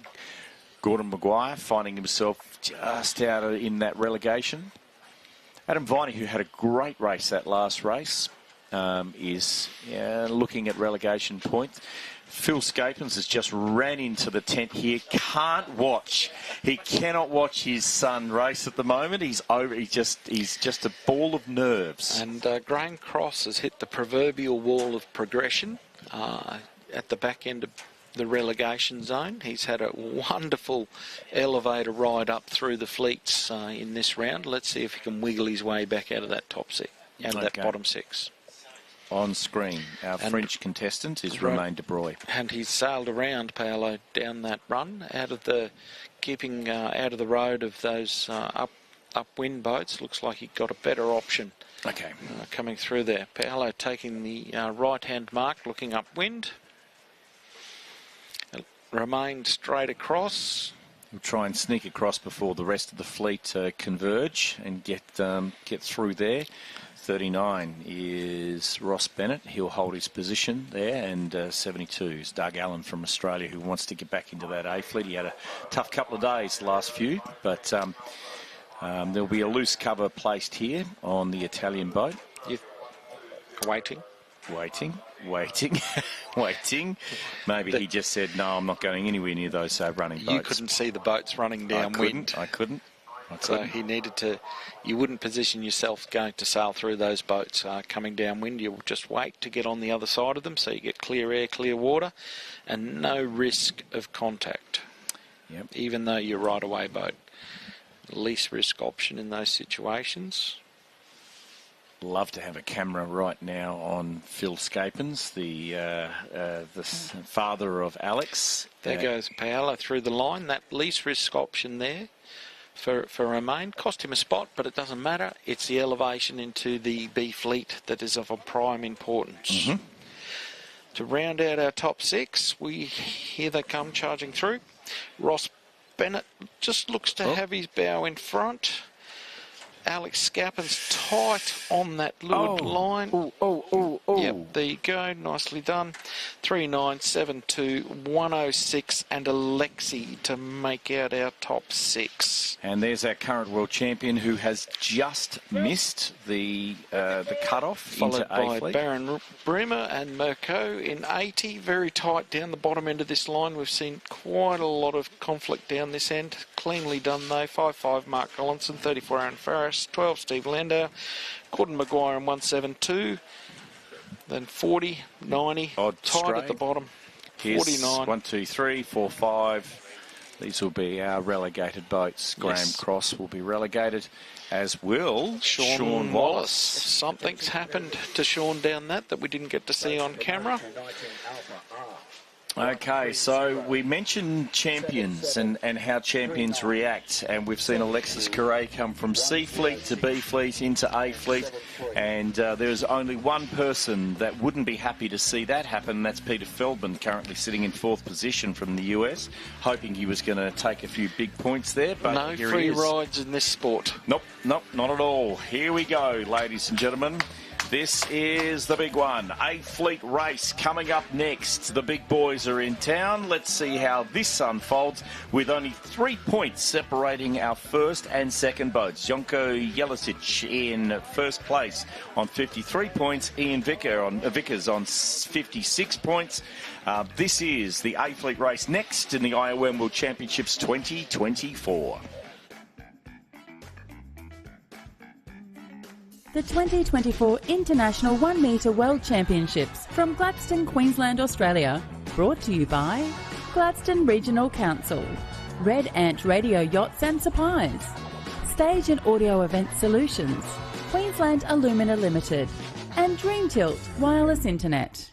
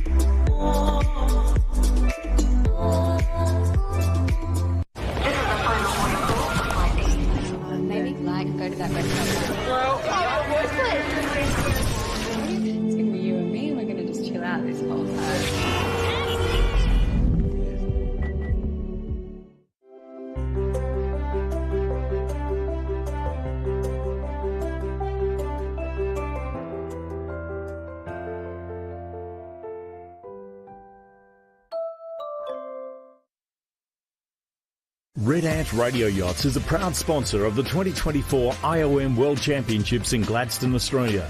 Red Ant Stinger Winch and an ever-expanding range of servos, sails, rigs and fittings that are providing radio yachting with high-performing, reliable options that are the culmination of many years of research, development and competition sailing. Explore the range online today at redantradioyachts.com. We are an outdoor family. We love going out and explore the area, going to parks, have a picnic, have a walk. We actually came from Mackay. A really exciting opportunity came up to work at the Toodoon Botanic Gardens. I really loved the Botanic Gardens, and then we had a bit of a look around the whole region, and we really loved it. This weather, it's absolutely perfect. The region has the perfect climate to be outdoors. Beautiful winters, not too cold, not rainy, so it just makes it perfect. I had a really good experience with the people that live in this region. Everybody's really friendly, really welcoming. It's really multicultural as well. Like myself, I'm from overseas, so it's really, really good to feel welcome. When I came, I was like, oh gee, this place is great. So I loved it, and yeah, here we are.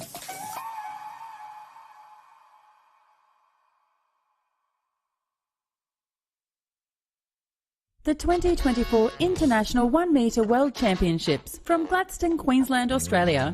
Brought to you by Gladstone Regional Council, High Risk Solutions, The Capricornian, Macca's and 360 Sails.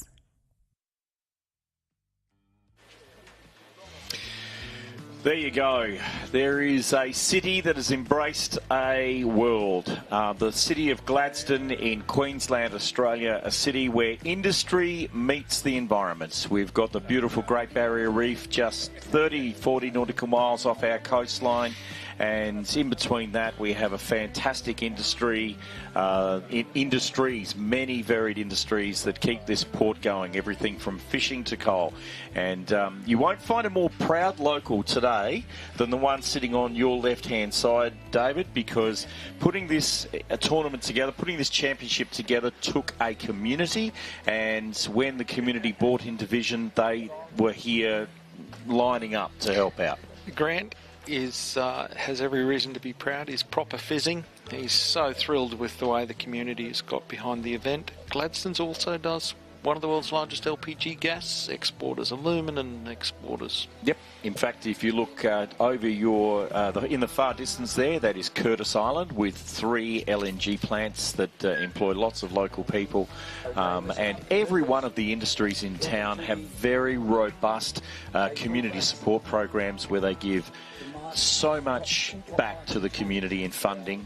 They're not handouts, they're mostly hand-ups, which is just fantastic. So to all industry, to all people that have got behind this event, if I don't say it again in this broadcast, thank you. This would not have happened without the support of our genuinely parochial locals. So super excited to see how this race pans out. It's, absolutely. Pivotal. Okay. You just saw on the screen a moment ago the current results and as the way they're sitting before this race. So Jonko Jelicic is sitting on 53 points, 56 Ian Vickers.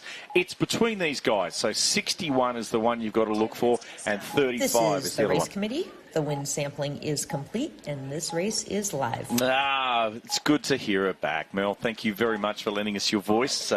It's just wonderful to have you a part of it. 1 minute and 46 seconds until this super all-important race. This could be showing us who the world champion is. Oh, I don't know how this is going to unfold. Here we go. 1 minute 26. Look at that. Beautiful conditions. The Vis yacht has been self-confessed designed for lighter airs. And we've got lighter airs today. And the Vickers design boat certainly is a rocket ship in most conditions. And we'll see exactly how this unfolds with 1 minute to go. Minute to go. Boats are working the top end of the line again. Breeze looking good on the course. Maybe a little more shimmery. No, it's even. Okay, here we go. Let's have a look down this line. 45 to go. 40 seconds. Peter taking the left-hand side, which we've seen him start in the middle most of the week. There's two of our champions there, 35 and 61. And in the middle of them, Sean Feidler from the US. 61 in the top of the bottom third. Svonko well down in the pin for this lot of traffic. They've come down the line quite a bit since the start of the countdown, really pressing on this pin end. 10, 9, 8, Trying to sneak out underneath 61. The top end of the line is free for anyone. 2, 1, start. Very, very close. Very, very fine. Paul Jones flips out onto Port Tack, and I think this is the reason they wanted to get down this way, is there is a big left-hander on the course, and each one of those boats has decided to get there. 3-5 got out, 6-1 was buried.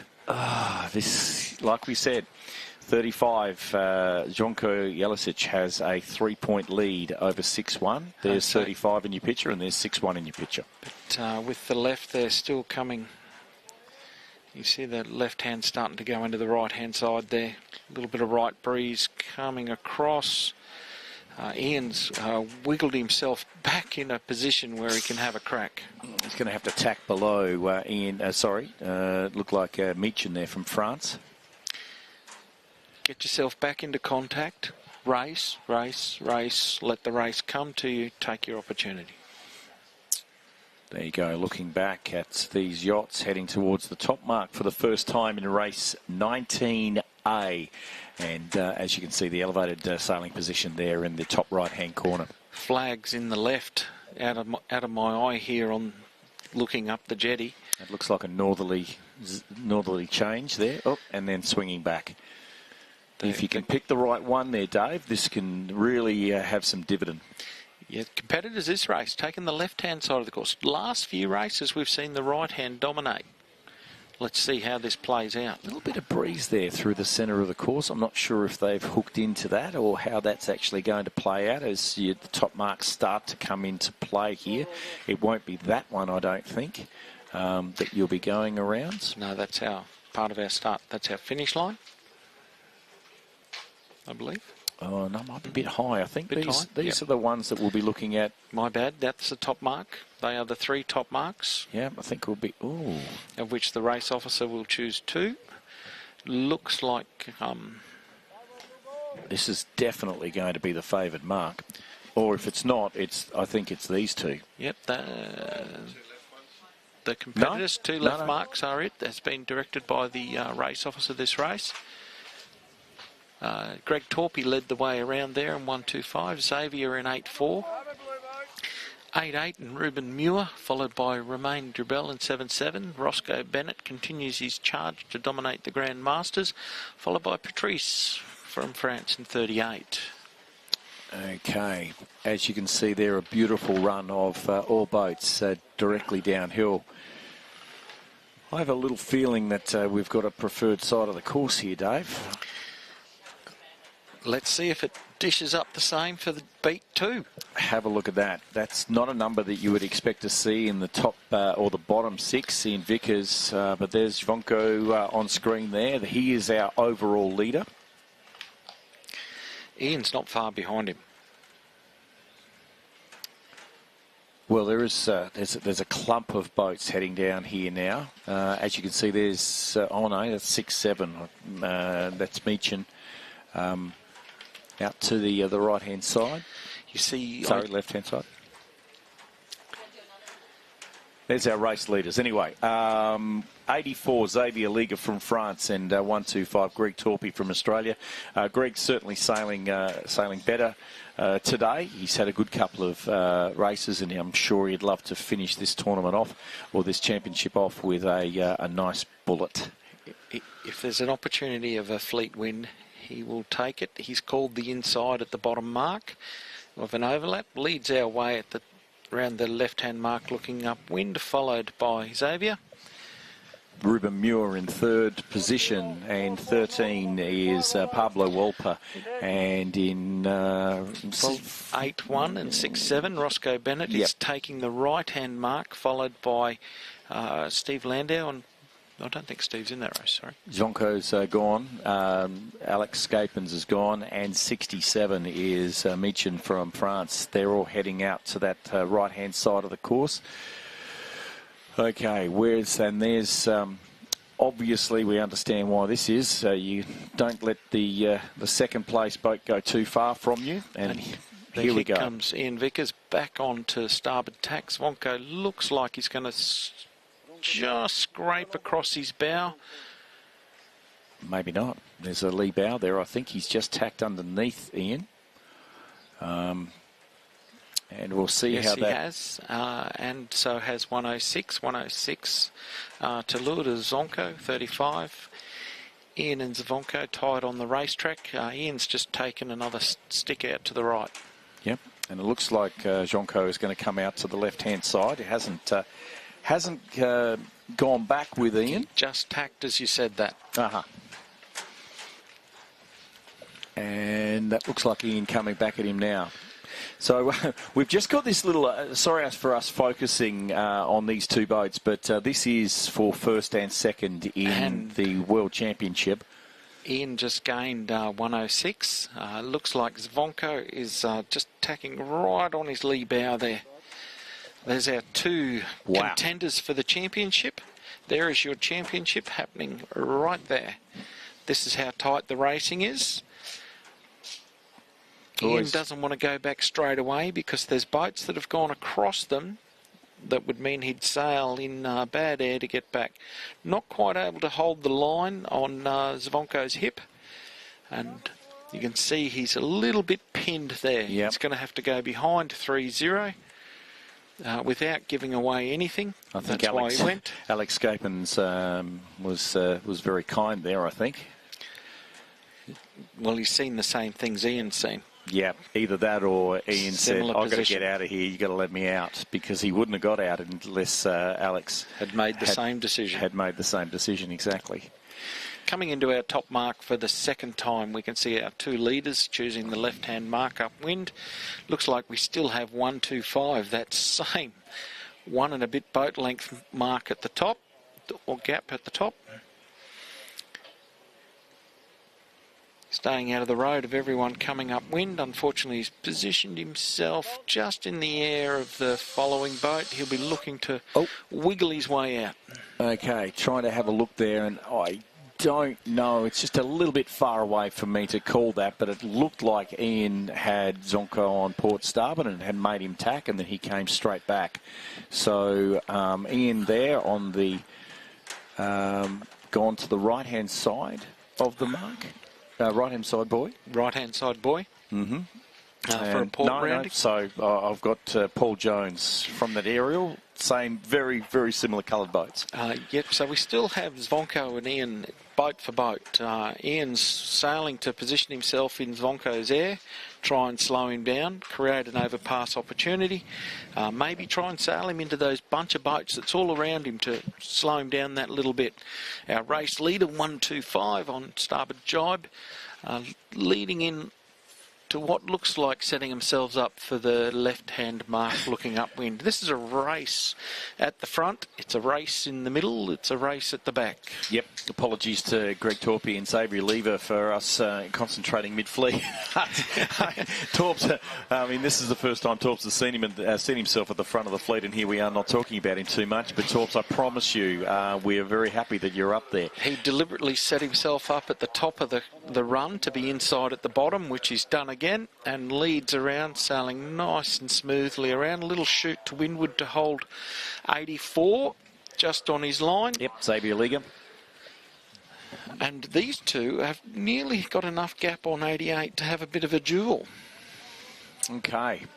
There he is, Greg Torpy from Australia. Nice open leach there, and a pretty similar leach from a jib perspective to Xavier in France. There's a little puff of breeze coming through the course, and they've hooked into that, and that's giving them some serious gains on that left-hand side. Back to the World Championship. Zvonko has just led in around the right-hand mark, looking upwind, with one boat between them. Yeah, and it looks to me like Zvonko has picked a little bit of a lift, and you can see Ian bow down, trying to get a little bit of pace out of this. My observation in this race is Zvonko's been able to hold a higher lane or a higher line upwind than what Ian's been able to obtain, whether that's because of bad air, but tell me this can't like be the finish. 125. Oh, I wanted it to keep going. 125, Greg Well Torpy, done. congratulations. Congrats. 8-4. Yep, 84 Xavier Liga. 8-8, Ruben Muir, his best result for the regatta so far.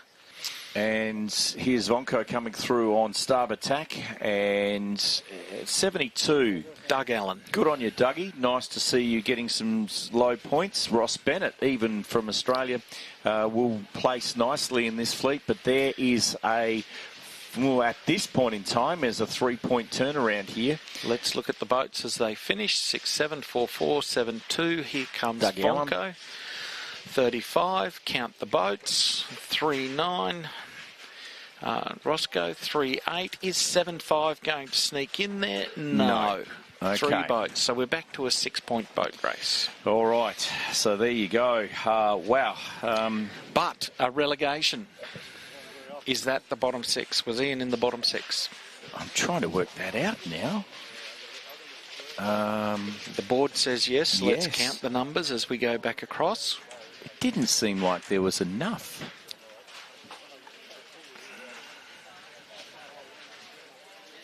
$130. Kappa. Rounding out, unless we've got another boat. I didn't see a retiree. Wow. Has that just happened and we just haven't picked up on it? Bottom 6. Bottom 6. It just didn't seem like there was enough boats that went through. Bottom 6 has there's a 6 forlorn points. sight 6 right points. There. Ian's going. He's a champion. The racing's not done yet. It's 135. Okay, we'll update the scoreboard and come back to you, but we're going to hand over to our second team here. Not by choice that they are the second team, but, well, actually they should be first team today because they were first on. But when we said to Saskia today, who did she want to work with? It was resoundingly Jordan Spencer. I was a little bit disappointed. But she'll be back with Geordie in just a few moments. The IOM World Championships 2024 will continue as the broadcast from Gladstone, Queensland, Australia continues. I would almost think that this is the last race. 5 heats before we finish this World Championships of 2024. Hang in there wherever you are around the world. We'll be back with the last 5 races in 5 heats in just a few moments.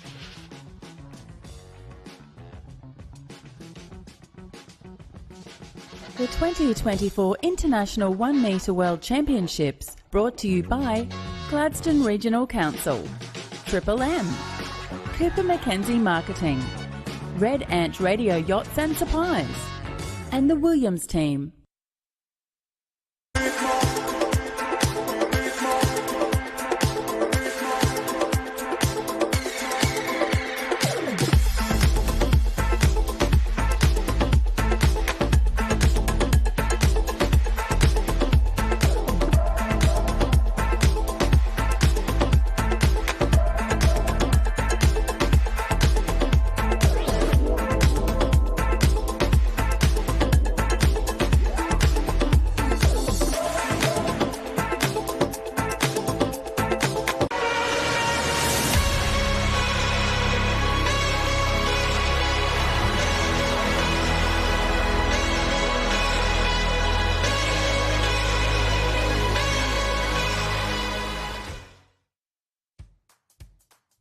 The Capricornian is not just a credit union, we're your neighbours and your community supporters.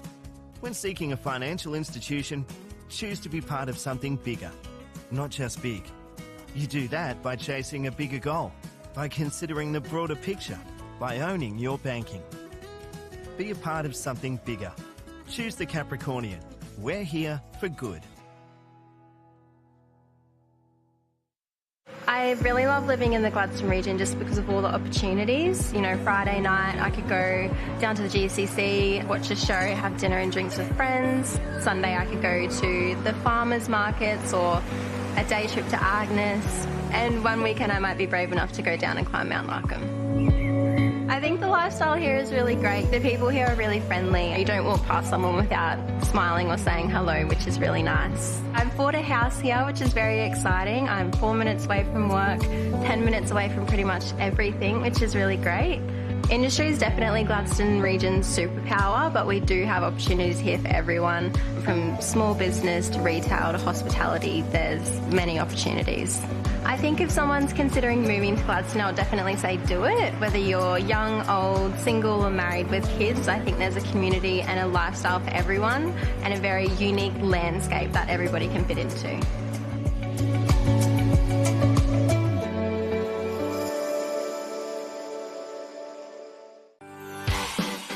Larking around is fantastic.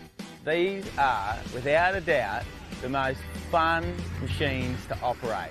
The town of 1770 in Agnes Water is just like a little country town, but it's on the coast. We literally have golden sandy beaches, rocky headlands, we've got surf, the Great Barrier Reef's just offshore, and it's surrounded by national parks. So there really isn't a more wholesome coastal experience that you can find. So we run 3 separate types of tour, a short 1-hour tour. We have a 2-hour experience, which is lunch on the beach, the Larkin Lunch, and our signature tour, which is the day tour we call the Paradise Tour, that visits the Bustard Headlight Station with the sandboarding, scenic views, and of course the majestic coastal area of Bustard Bay. These machines have got all bases covered, and we do it in comfort and style. Everyone can go larking, everyone can experience this to the fullest. We moved here for my husband's work. We decided we'd come here, just work for a couple of years and then probably move back to Melbourne or back to New Zealand. My son was 1, but he's 11 next month. 10 years we've stayed. I think it's the community sense that I get from my son being at school. When he started prep, he started sports. And so we've been heavily involved with a lot of different clubs. Since we've joined those clubs, it's such a sense of community. Just seeing everyone wear the same club sport tops, like even parents wear them. They don't do that in other places. But I find here in Gladstone, you don't all have families surrounding you, whereas here we are each other's family. I've found a lot of friends to be just like family. I feel that that's probably what's kept us here. I do love it here. My kids love it here. My mum has visited here and even she's told us not to move back to New Zealand. She loves it. She just said she thinks that we have a family here and that we should stay here and just visit New Zealand. Yeah. The 2024 International 1 Metre World Championships from Gladstone, Queensland, Australia. Brought to you by Gladstone Regional Council, Triple M, The Mantra Gladstone, Steel Supplies and Avis Gladstone.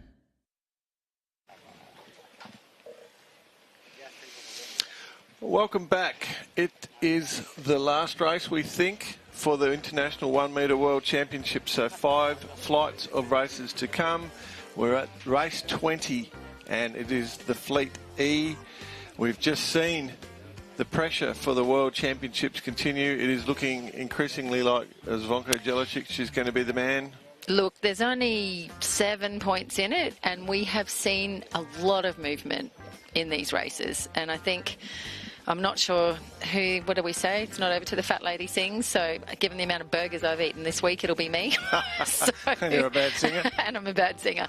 Look, I think until we get through this, I think it's, you know, you could probably put an indication there, but hey, never say never. There was a match racing opportunity to my eyes there that was thrown away and it could have decided the race. But, you know, this is... I'm not sailing, so it's irrelevant what I think. Armchair advisors, and I think, you know, we just had a quick chat together with Coops and Turts, and yeah, you know, very much it is a different style between the skippers in terms of how they choose to sail their races. Definitely falling into the Euro style at the moment, sort of sailing nice, tight. Because it's flat water, you can sail very accurately. So you can run slightly tighter leeches on your sails or straighter mast, however you want to set it up, but you end up with tighter leeches. We are into the countdown. Just as an interesting call out, and it's probably a little indicative of the pressure, race 19 all turned out to be, we don't add any drops, but your worst scores continue to get dropped. And that last race, we saw our top 3 competitors with a 11, 14 and 18, and all turned out to be one of their respective drops. If you want to see how this works, jump onto the IOM website and just have a look at the live results tracker, and you'll see that there over on the right hand side. And I think that's just starting to show, you know, there's a lot of pressure here. Yep, a lot of pressure, and I suspect Mr. Vickers is in B fleet. 1 minute 10. Yeah. We'll find out. We'll find out. I think there we go. Anyway, let's focus in on the E fleet. We've got some great people in this, and I mean, obviously we're all distracted by the World Champs, but here everybody is a hero. They've all qualified to come to this World Championships. 76 boats entered, and each region of the International 1 metre world, obviously split into regions around the world. You've got to qualify in from those regions, and go on. Yeah, no, I was just going to say, we've had a few comments about why they're not more women, and there have been a lot of very strong women competing, particularly at a European level. The simple answer is we need more women in the sport, full stop, and that's with every sport. Just buy your wife a boat. For Christmas. It's a perfect opportunity, and it's something you can do together.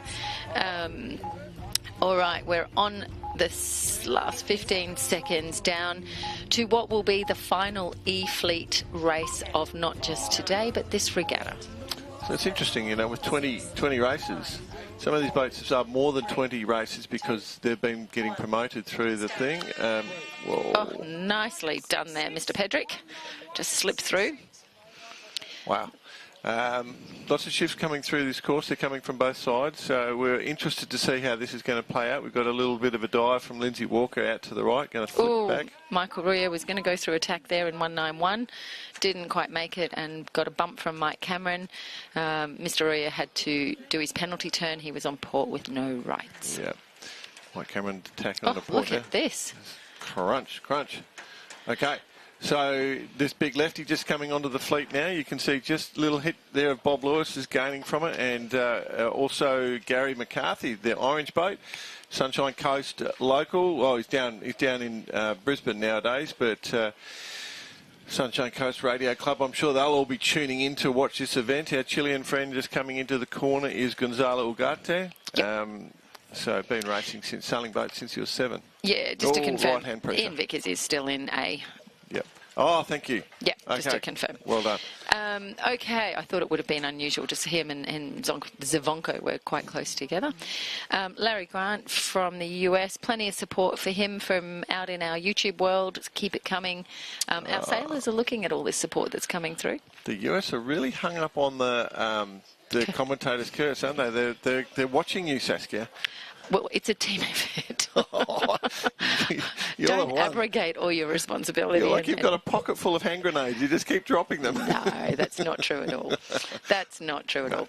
Okay, so we have coming across... Vedran Vezonovic from Croatia. We've mentioned multiple times about his daughter being the commentator at the last World Championships, but she was busy giving birth. So congratulations, Barbara, for the baby Miller. We're very happy to hear that. And a nice little play in the middle there.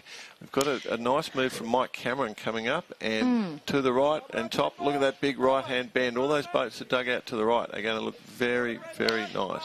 So Michael Ruya up in the top of the screen. That's one of the nicest windwards we've seen from him there. Who is that? That's 144. That's Vedran. On star. But now, okay, we have... Michelle Rory.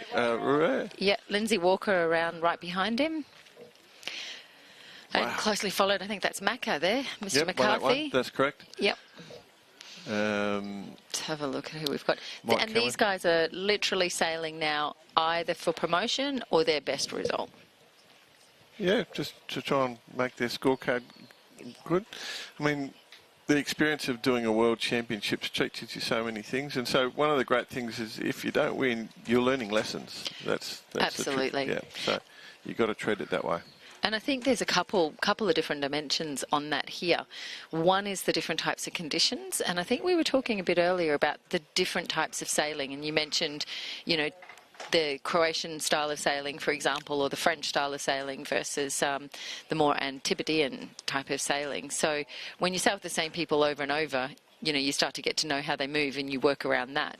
And then when you're in an international fleet like this and you're looking at a lot of different sailing styles, you rapidly change how you interact within that fleet. We were focusing on Michelle Rouet there in the French sailor on number 191, who's the secretary of the International 1 metre class association. So giving back. It's Mr. Walker's boat. Oh, not connecting waves there at the moment. Look at that, falling back off. Yep, she's gone light where they are. I don't think we're going to see the 15 forecast for today. I think we're just struggling even around the 10. Yeah. Yep. Could Gary come out in front? Oh, look at this. Yeah, Mac is having a lovely final race there. Okay. We've got number 87, Sean Priestley. He's coming down in the blue Britpop, and next to him is that 85, Larry Grant? It is. Yep. Everyone comes around this downwind mark for the first time. Through the gate. You ever worked on a farm? When when you've got to do all the drenching and you've got to send them through the gates like this, you got to pick out the ones you want, and so you have a swinging gate, and it's very much like this. Is it? Yeah, you drive them off one side or the other. I'm going to argue this smells better. I never thought about this. All right, we've got everyone just about through that downwind gate. Okay, nice to see Macca. He's looking very tidy here, and you can see a little loose in his headsail luff tension, which suits the conditions today. Yeah. Don't want anything too strapped in. There he goes. Nice tight shot. So you can see the technicality of all these boats. So, you've got an outhaul adjustment, you've got a boom bang, you've got a mast ram, you've got side stay adjustment, back stay adjustment, forestay tension. You can adjust your pivot point, you can adjust your luff tension, you've got Cunningham eye. These are highly tunable little boats.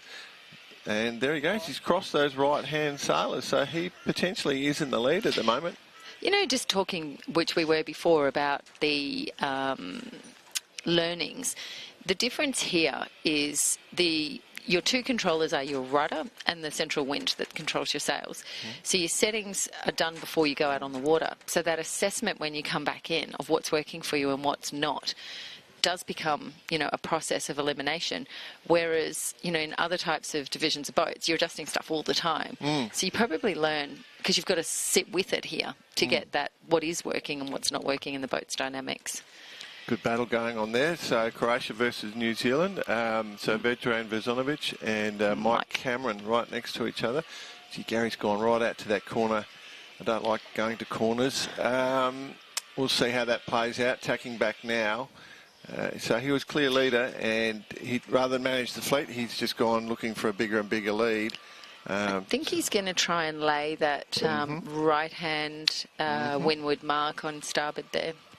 So he's sitting on a long lay line, which gives everybody else an opportunity to pass him. If when you coach match racing, the first you teach is to try and get your opponent out to the lay line, because they can't pass you once they're out on that lay line. You just lock them in behind you, and so he's sort of harmed himself by getting to the lay line early. But we'll see how it plays out. No, he's coming into the left. He's very, very passionate about his sailing. He loves his sailing. Here he goes. Okay. We've got a new boat on order too. He's definitely he's leading around. A little turn up. Okay. So it didn't hurt him too much, but it has brought the fleet back to him a little bit. So there goes. Yep, him together with our Spanish Infante around the corner. Also his first World Championships. Okay. Starboard, our French friend. Clear voice there. I wonder how many people are online watching this that have never seen any sailing before and just wondering, what does starboard mean, like that, all that sort of stuff, We're a unique sport, different language.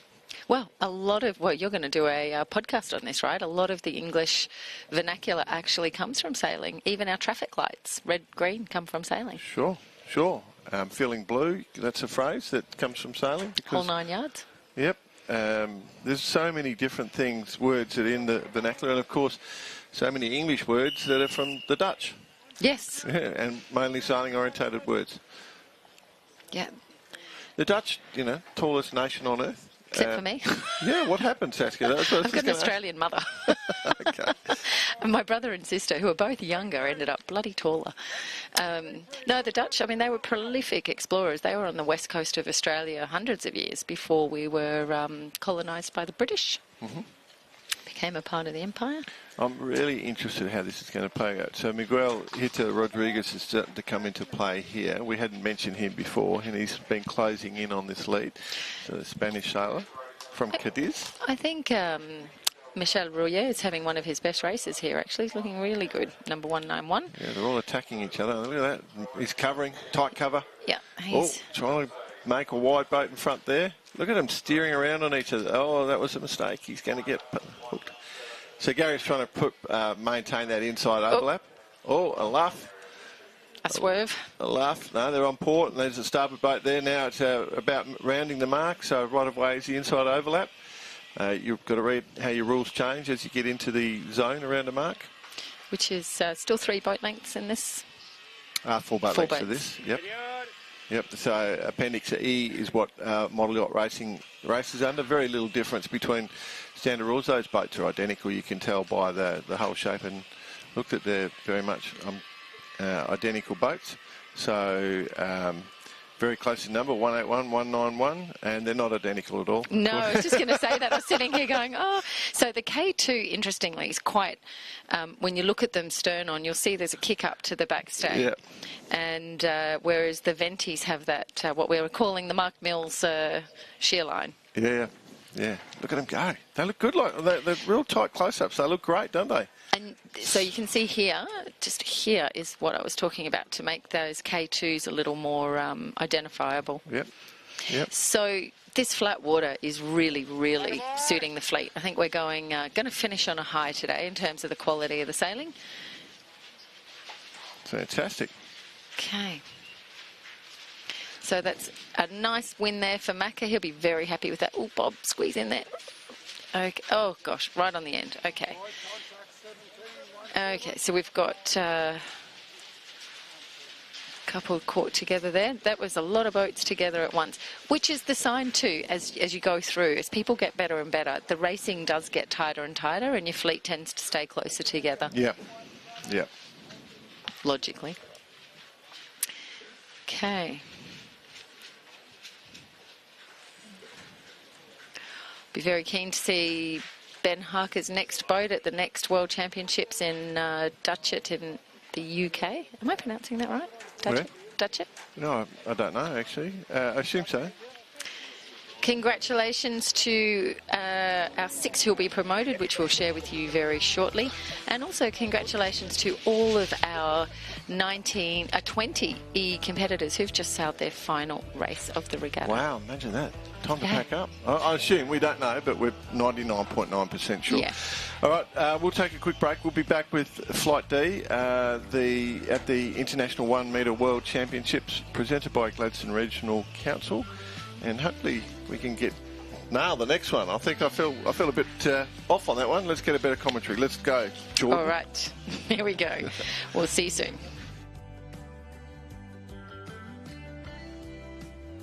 The 2024 International 1 Metre World Championships, brought to you by Triple M, Stage and Audio Event Solutions, Queensland Alumina Limited, and AG Equip.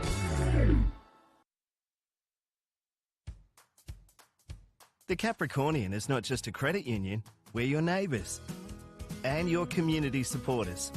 When seeking a financial institution, choose to be part of something bigger, not just big. You do that by chasing a bigger goal, by considering the broader picture, by owning your banking. Be a part of something bigger. Choose the Capricornian. We're here for good.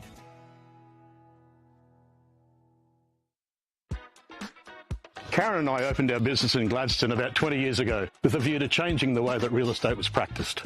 And growing up in a family real estate business, we learnt early on we're not just agents. We're your neighbours, your friends and your trusted advisors.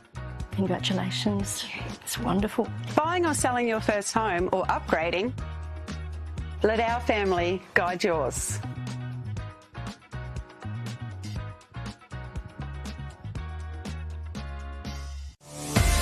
Red Ant Radio Yachts is a proud sponsor of the 2024 IOM World Championships in Gladstone, Australia. For 20 years, Red Ant Radio Yachts has been translating a passion for innovation, a thirst for winning, and the love of radio yachting into a world-class range of boats.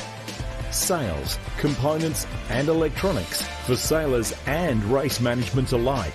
Explore the range online today at redantradioyachts.com. You're great at what you do and your business thrives because of your skills and expertise. But sometimes even the best need a helping hand when it comes to reaching your audience. At Cooper Mackenzie Marketing, we specialise in turning your business goals into engaging marketing and communication strategies. Let us handle your marketing so you can focus on what you do best. Cooper Mackenzie Marketing, proud to be the local design, marketing and communications partner of the 2024 IOM World Championships. Morning. Glad to see you made it. Glad you made it. Glad you made it, mate. With so many reasons to move to the Gladstone region, you'll be glad you made it.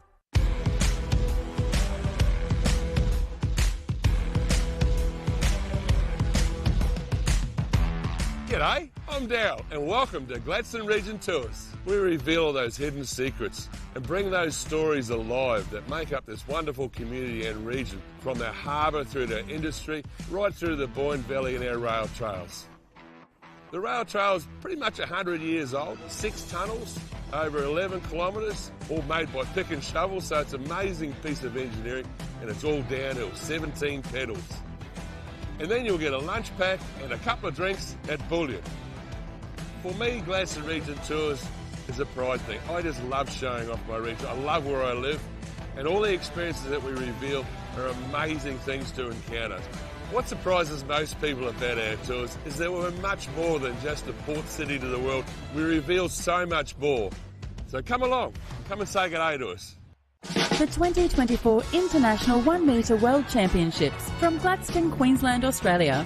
Brought to you by Gladstone Regional Council, Triple M, the Gladstone Central Hotel, Macca's, and Sailboat RC.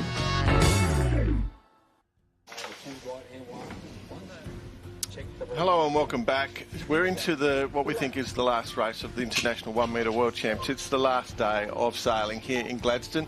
We've just had Flight E. We're going into Flight D. A couple of 6 competitors having been promoted up from that flight, and we are now looking at some of our skippers as they stand on their elevated platform looking out over the race course. 2 windward leeward laps of a windward leeward course, I guess. Gates at both ends. You turn in on the gate to windward and you turn out on the gate to leeward. The score you obtain is based on where you finish, obviously, but if you are in the top 6 you get promoted. If you're in the bottom 6 you would technically be relegated, but if this is the last race, not so much. We have seen quite big shifts in the wind. We're sort of lighter wind today. We're sort of still in that east-northeast gradient, but phasing to the right, phasing to the left. There is big passing lanes out here, and you've got to have your head out of the boat. Yeah. Which technically they have. Very true. Interesting here where the start line's positioned. You can see Nigel Barrow there, number 5'4", in the right-hand side of the screen here. We've sort of got a pylon just there. You've got to be so careful. They are not, in this racing, we have not got boundaries for the course, but we do have obstructions that are within the course, and that perception really comes into its own. Coming down to the last 30. It's looking very boat in favour to my eye at the moment, so that little bit of right-hand phase in this breeze. Is there any pressure coming down? Ulf is just over the line there from Sweden. He's going to bail out and go around. There, you can hear so we do have a mic on the skipper's step, so you can hear what's going on in that conversation, and they refer just to each other as numbers. So they are calling for their for the windward boat of wherever they are to keep clear. which the wind would right. Go on, sorry. I was just Yeah, gonna say- no, I'm looking at everyone over. We're going to probably have a general recall. Yeah, General here. Gary McCarthy. Everyone's going gone through. over. That was a mutual protest, I think. That was all right. We're all going over. Let's get a better start. That was heavily boat end favoured. So top of the screen is what we call the boat end. And that means everyone's really jostling for a position there to book their slot, as Tertz calls it. But, you know, it's a real challenge, isn't it, to find that right position and Very not difficult. be the most windward boat closest to the mark, because you're going to get called out and pushed up. And it becomes quite the jostle. Okay, so the restart, the little icon on the top of the screen, the red and the white, is telling us we've got a U flag. A U flag is disqualification if you're over the line with 1 minute, within the last minute. So the competitors will be very aware of that. We'll see them all hang back. And I'm willing to bet you $10, Sass, that number 181 is down this end of the line. Mr. McCarthy, Macca. I see David Lindsay down the bottom. He's been lovely to talk to over the course of this regatta and full of very good tips for me, actually. And You are sourcing data from everywhere. I am. Look, there's no, don't need to reinvent the wheel. There's nothing like getting first-hand knowledge from people that have been there and done that. So he's been very generous. Saskia about to do the Melbourne Osaka yacht race, 4,000 miles. 5,500. 5,500 miles. Yeah, two-handed. Two-handed? Yep. I have a really lovely French co-skipper, Maud, who is no doubt heavily supporting our French competitors. And I know she's been watching. Probably pronounce the names a whole lot better than we are. Oh, yes. She's going to teach me French on the way to Japan. My current French is very poor. Okay, see everybody hanging back, a U flag. Yeah, they're all nervous, aren't they? Yeah, it tends to make people quite shy. Dave Lindsay here, he's not going to be shy. He's going to be quite aggressive when it turns on. Now, his racing style, he has taken the pin end every race I've seen him starting. Yeah, and here comes Macca. My $10 is safe. There we go. There we are. Ooh. Okay, we've just seen Anthony Pappen boxed out there, so he's stalled. He will need to... Quite, yeah, 6-3 turning around doing a penalty. A few boats just... Oh, no, not doing a penalty, just tacked out. That is very right-hand favoured at the moment. Yeah. Moving a lot of pressure. So I think at the top there you'll find Diego Luyer is looking the most favoured of those boats. So I'm going to argue David's down here, which he has consistently done. I think we call it last man standing. I think he's last man tacking on this leeward side of the course. Yeah, can we see anything coming down the course, just looking out the window? No, we do have a boat out of the race, though, which looks like Singapore, 131, just going by the wind instrument on the top. Yep. Coming across in the dinghy. If you look top of the right of your screen there, that's David Luyer, the number 31 from Argentina. Diego, yeah. Oh, sorry, did I say David? So Diego. So he was the person that was right hand or boat end off the start line. Yep. Sean Priestley there, number 87, with Phil Pride from New Zealand, 123, and Will Van Cleef from the US. Yeah. So pretty consistent pressure. So one of the other things, when we are talking about this racing, I was thinking about this before, we're always talking which side. It's also about pressure. You've got to, very much in this stuff, pressure makes a difference. So you're always hunting to connect pressure lines. That's very, very important. So when we talk about that's a favoured shift, as long as there's pressure with it, then it works. If there's no pressure with it, it's not going to help you. No. For everyone watching, that was just a great example there of watching Diego tack of easing his sheets as he goes through the tack and then coming through and then getting ready to drive. Got a nice gap here. He really has picked this one. So he's just going to do a little tack now and should be clear around with quite a nice little gap. Don't know what I'm drawing there. That's me just checking if the screen's working. Just trying to clear the boats. Okay, so there we go. Now down and away. So those boats coming there from right to left on screen are on starboard tack, so they have right of way on everyone here at the moment. And we'll slot in, and there we go. There's the Penguin, number 120, making his way down the course. I think he's in third. Only one boat going to that right mark at the top. That's a big change on the day. So Ulf Lindberg is next, Paul Morritt, and then Tim Hand, I think it is. It is. And then Nige. Nige is having a good run here. He'll be wanting to get in and finish at least somewhere in C, if not B fleet. Gary Winton from the US. Okay. Mr. McCarthy has gone from first in the last race to potential relegation here. Although this will be his last race in that case. He'll be finishing where he finishes. Okay, Ulf has just jibed out across. Diego now just starting to match. Is just trying to continue that, keep that gap. Ulf is very distinct blue boat with the yellow stomach. Let's call it the yellow stomach. That's his Alioth. Yep. Yes. His little belly in the middle, which is yellow. He's 66 years old, but sailing right from when he was a very young kid, like many people who take up sailing. And I think you see a few people in these boats who sailed as kids, and I think, you know, life takes over in your 20s and 30s, other things get in the way, and then they come back to sailing as older adults. Yeah. Ulf was really connected a few little runners just then. He got a nice little run. So he's closed down. They're both going to spin to the left, I would argue, so looking up screen. So they'll turn to the bottom of your screen if you're watching. Ulf then in next. A little bit of a gap, but it's all for this top six. Everything about getting in the top six here to move up into the next fleet. And what we're feeling here, just our commentary tent has a really good look at these boats as they come down through this downwind gate. But what we're feeling here is just fairly consistent pressure. Yeah. Yep. Okay, everybody making their way. We've got, just trying to look at who that is, number 85. Larry Grant tacked out straight away, where the others are holding their starboard tack much more further across the left-hand side of the course looking up. You know, it's absolutely perfect sailing conditions for these things. Like everyone's in their comfort range. These boats, everyone's going to be close. It's all down to the tiniest difference, and you know, just the tiniest bit of sailing decision making. So it really is as tactical and as focused as you can get. We did see the other day, for those of you who may not have watched some of the earlier days of racing, it's worth going and having a look at, if you go back to sort of races 4 and 5 in particular, where we got really good, strong downwind conditions towards the end of the day, and you'd see the real impact of, and it was upper end of B and, the upper end of A and the lower end of B rig capabilities, and it was a hard call between which rig to pick. Yeah. Now, we saw everyone basically turn and go off that left mark, and that's the reason why is because it has shifted. There was a bit of left shift. It's just starting to wash out now, and they're starting to knock. So a lot of those boats just sailed the favoured leg all the way up, and they're just rolling into a nice little bit of right-hand pressure now.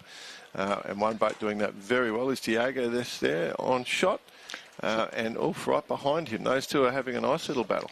I think both of them would be thoroughly enjoying this sailing. Yeah, could you imagine if they just keep going?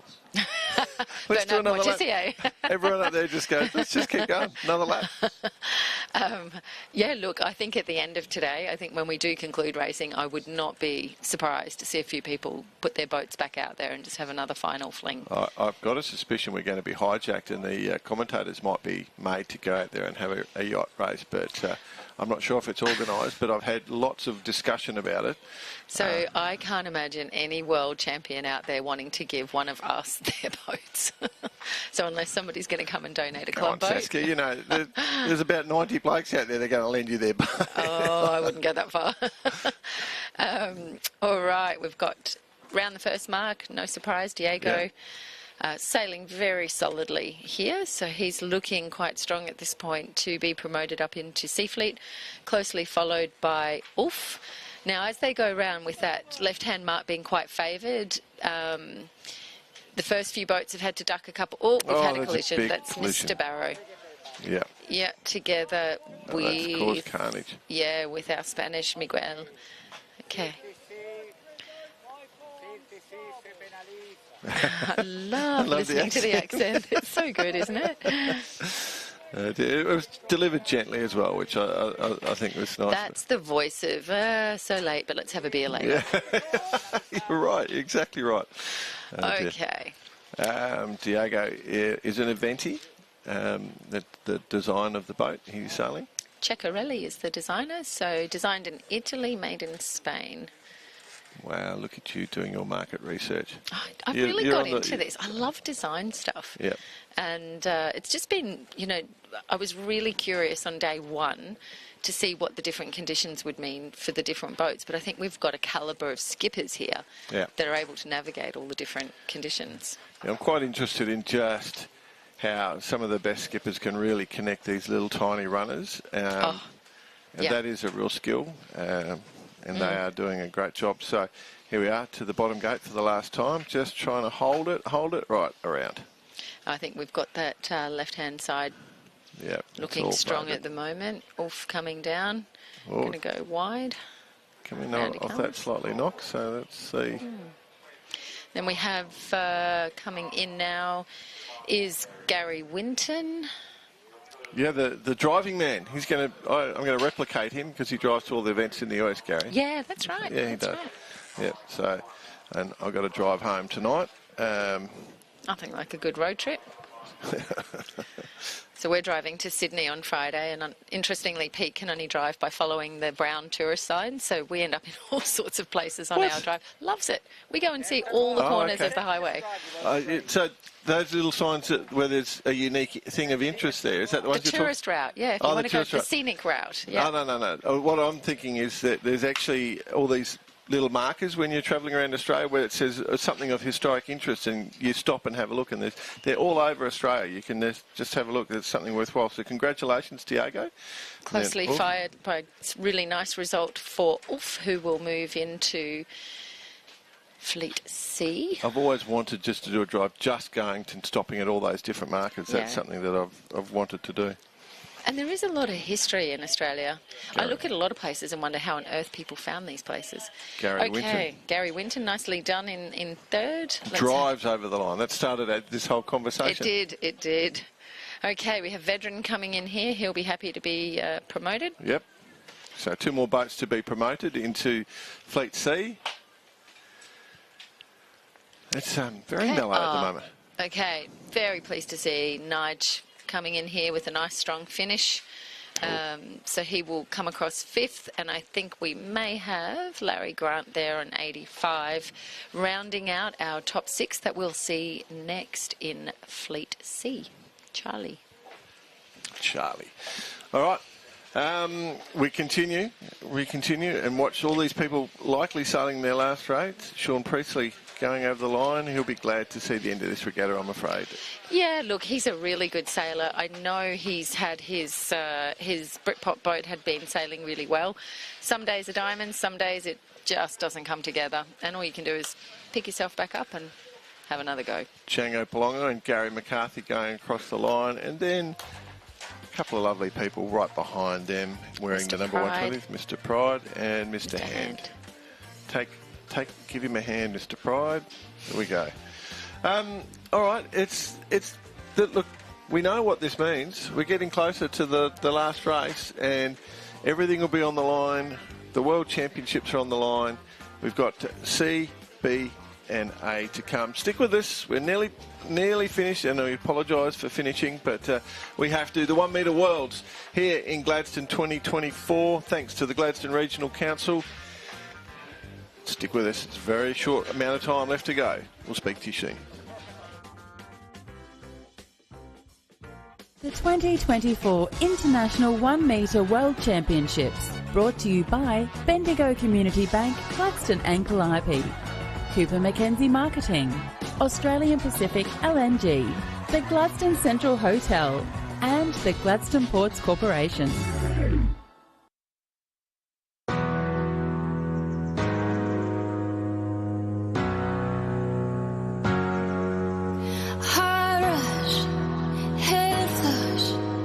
It's like jumping into the lake at night. Is my love too much?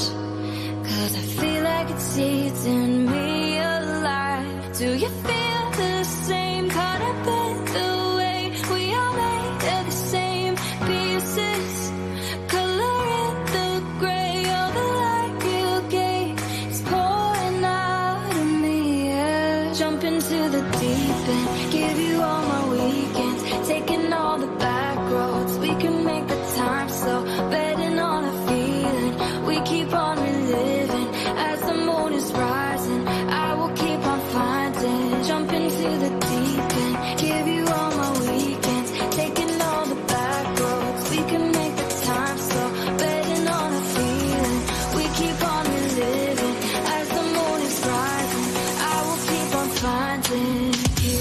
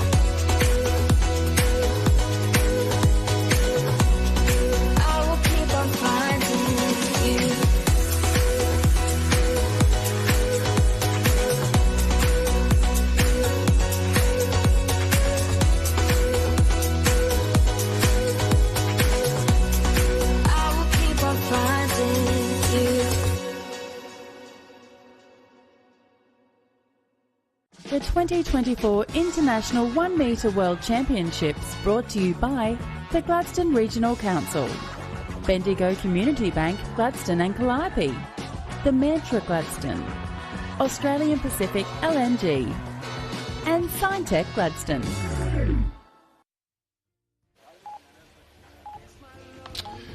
Back. We're nearly done.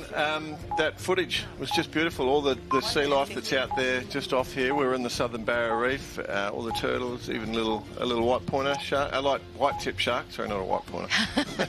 No, it's the marine life here. Whether you are a swimmer, a snorkeler, or a diver, you're going to love it. Actually, off Heron, I think Lady Elliot, Lady Musgrave. There's beautiful walls, very deep walls where you can go out and you can either snorkel or you can go diving well. I know Turts is quite a keen diver. It's really a beautiful part of the world. It is. And I'm going to argue even the sharks are friendly. I surf life saved here for years. We never had any issues. No, they don't come this far up, the great whites. Not the bitey ones. No. I mean, we do have the bullies, they bite, but yeah, those little white tips, you know. Very friendly. Yeah, inquisitive. They'll give you a cuddle. Bruce the shark. Bruce. Did you ever see we got 57 seconds, the meme with this Aussie surfer who got attacked by the shark off South Africa? Mick Fanning? Yeah, and then there was a meme that came out and the shark's being interviewed and he said, all I wanted was his autograph and he punched me on the nose. All right, here we go. 40 seconds to our last Sea Fleet race, most likely of this regatta. Counting down to the last 30 seconds prior to the start. Looking like a conservative start here. Well, it's also looking very boat end, so top of the screen bias at the moment. A few people sliding back down towards this pin end, but they're pointing straight up the line at the moment, so... The improvement in everybody's starts in what are more fluky conditions, I think, than what people are generally used to has been outstanding. This is a great little picture of boat control, people sitting still, holding it together, waiting for the start. Yeah, we're going to get a clean start here, I think. Feel pretty confident.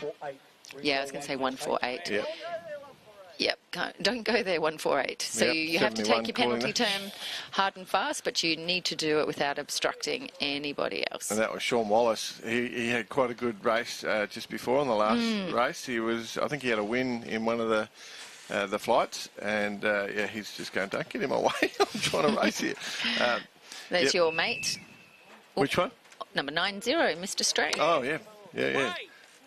So he had been up in A Fleet at one stage today, so that was interesting. Yeah. Another boat that I've been interested in is Graham Cross, just hooking a little bit of pressure. So shift and pressure is what you're looking for, and they're just into that little pressure line coming out of the left. So curious there. So the Prince had rights, was tacked on, and went with it.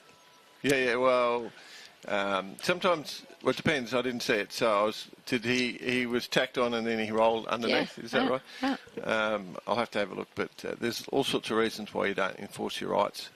You don't want someone to attack on you or lee bow you, so that's one thing. And it could be, well, there wasn't a lee bow there when you have a look. I think it was a bit close for that, but it can also be to hug that middle. Yeah. So Sean Wallace's 71 that we were talking about off that start line that nearly got infringed, sailing quite well, got plenty of height there.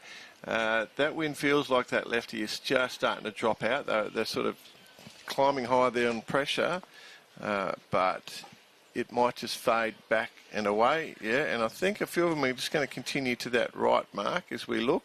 So they've got to go in between the two gates, and I'm not sure which... Paddy Parisian getting around very neatly. That was a nice run from him. He's picked that very well. So they've moved the top mark to the right one. So that is the first one. So Sean Wallace going around there, and... I think that's Brad Quiggin up. So we've got a couple of Aussies Paddy, around. Brad, yep. Oh, and that is a massive hookup just coming around there. Everyone's wrapped around everyone. So that's Ulf stuck through the back stay. So Ulf 112 of Larry Grant, number 85. That's...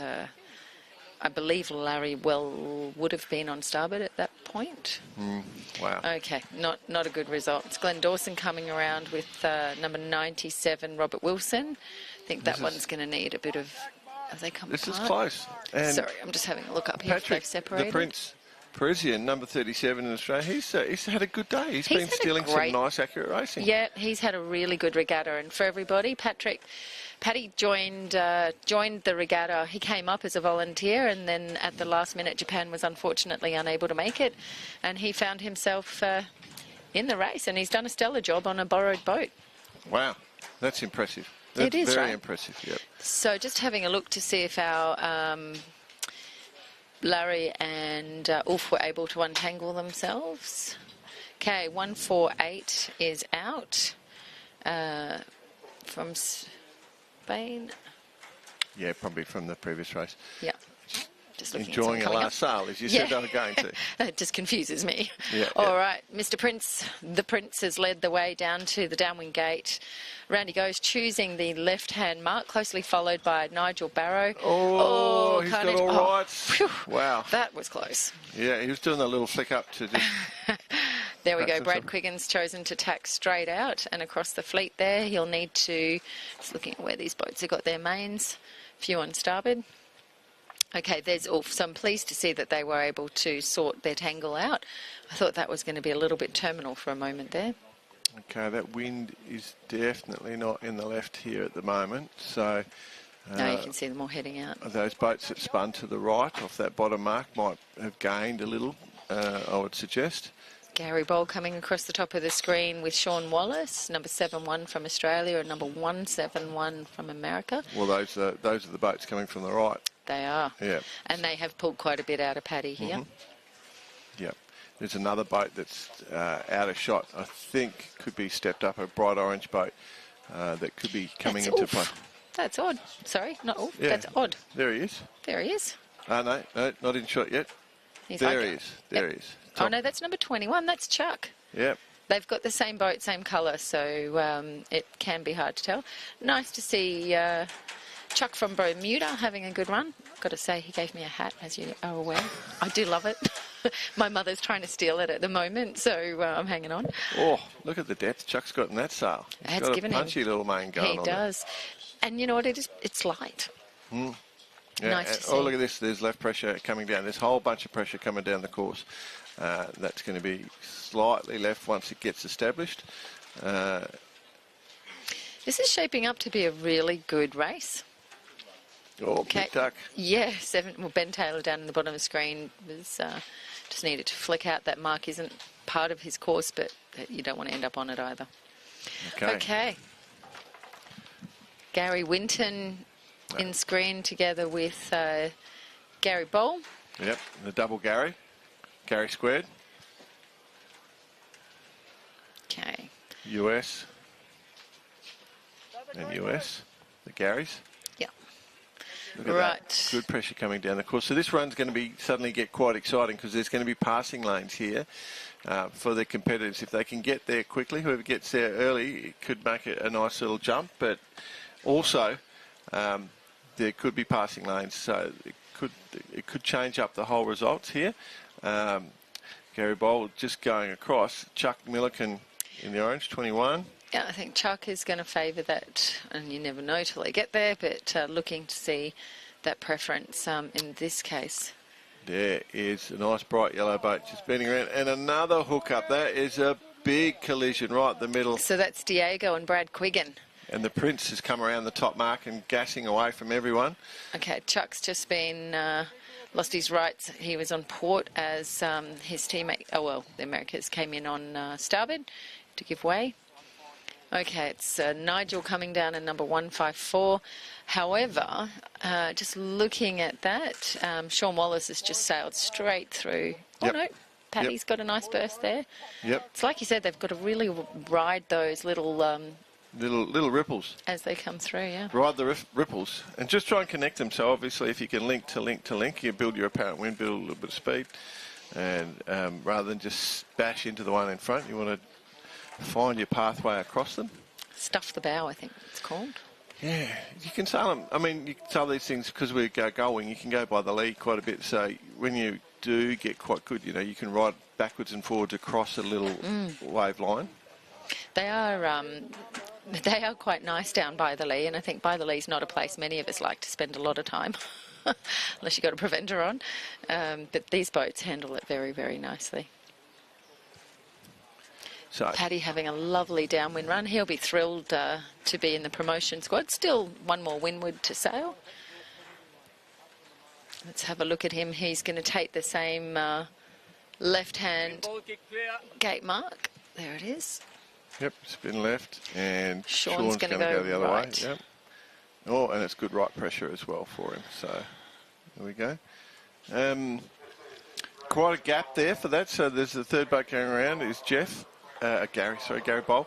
And then this next few, these are all coming into play. A large group looking to continue to sail up into the B fleet. Soren Andersen there coming around, number 4. Denmark, for anybody that ever gets a chance to sail there, the whole Baltic's just incredible. It's a no current as a rule. It's a very, very interesting, beautiful place to sail. The sailors that come out of there are used to a stiff breeze. Yeah. Yeah, they're crazy too because all those archipelagos and the islands, like Sweden, for example, if you're going sailing up there, there's thousands and thousands of islands, and they have what's called the Stockholm Raid, and that is on right now as we speak, which is an amazing race, which I've always wanted to do. So, Paddy taking out the win. Congratulations on his Venti, sail number 37. Big win. Big win. Let's have a look at the gap. We've still got, finally, Sean Wallace has just wandered into a shot. We'll see him cross the line fairly solid second. So definitely paid to go that left to the left side of the course off that. Definitely. So that that's two Aussies. We're going to have Soren Andersen come. Hopefully he can lay this finish line. He will be calling Gary Bowl up at the moment, so he'll just pip him at the post there.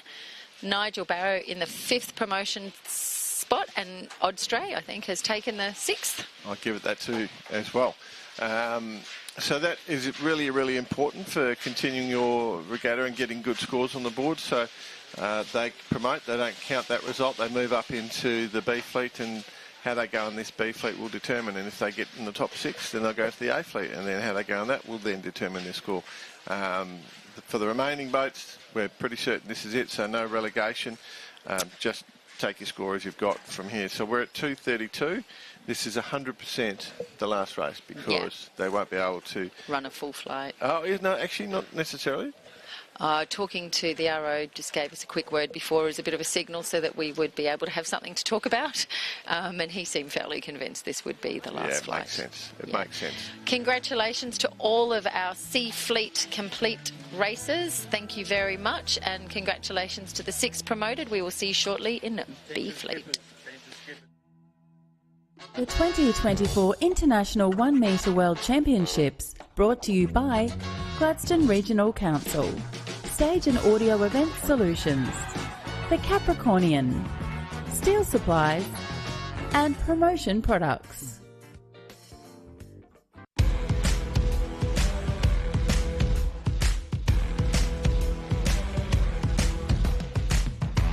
G'day, I'm Daryl and welcome to Gladstone Region Tours. We reveal those hidden secrets and bring those stories alive that make up this wonderful community and region, from our harbour through to industry, right through the Boyne Valley and our rail trails. The rail trail is pretty much 100 years old, 6 tunnels, over 11 kilometres, all made by pick and shovel, so it's an amazing piece of engineering, and it's all downhill, 17 pedals. And then you'll get a lunch pack and a couple of drinks at Bullion. For me, Gladstone Region Tours is a pride thing. I just love showing off my region. I love where I live, and all the experiences that we reveal are amazing things to encounter. What surprises most people about our tours is that we're much more than just a port city to the world. We reveal so much more. So come along, come and say good day to us.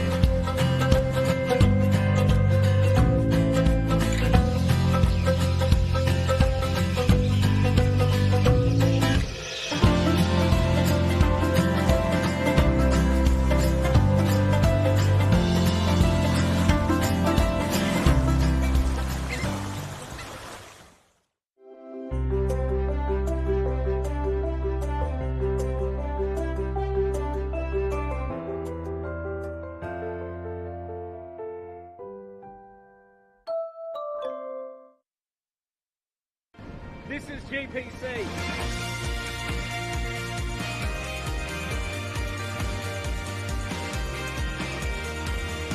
This is GPC.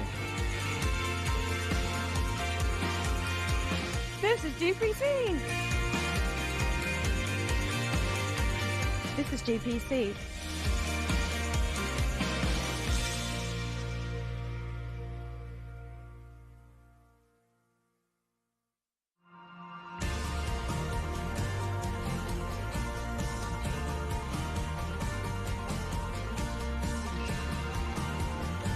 My name's Isaac. I'm the operations manager here at 1770 Reef, and I also skipper our main vessel, the Orca, doing tours out to Lady Musgrave Island. We have the glass bottom boat, we've got the island tour, we've got snorkeling. If there's whales along the way, it doesn't hurt to slow down, see what they're up to. One of our biggest points, I guess, is education. And we're lucky enough to be on the Southern Great Barrier Reef. We've got great coral growth, we've got great turtles. When you come onto the boat, by the time you leave, you feel like family to the crew on the boat. For most people, is seeing nature at its core. We just try and go that step further. Instead of just bringing people here, we bring them here. We make sure they have a great day. We make sure they're well educated, and we make sure they leave as family.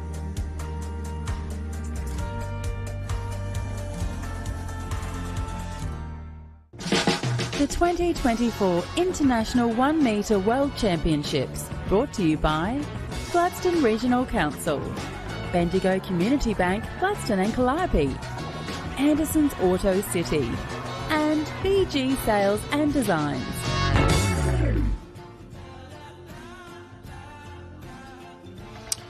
Welcome back. We are into the last race of the World Championships. We are into the B fleet.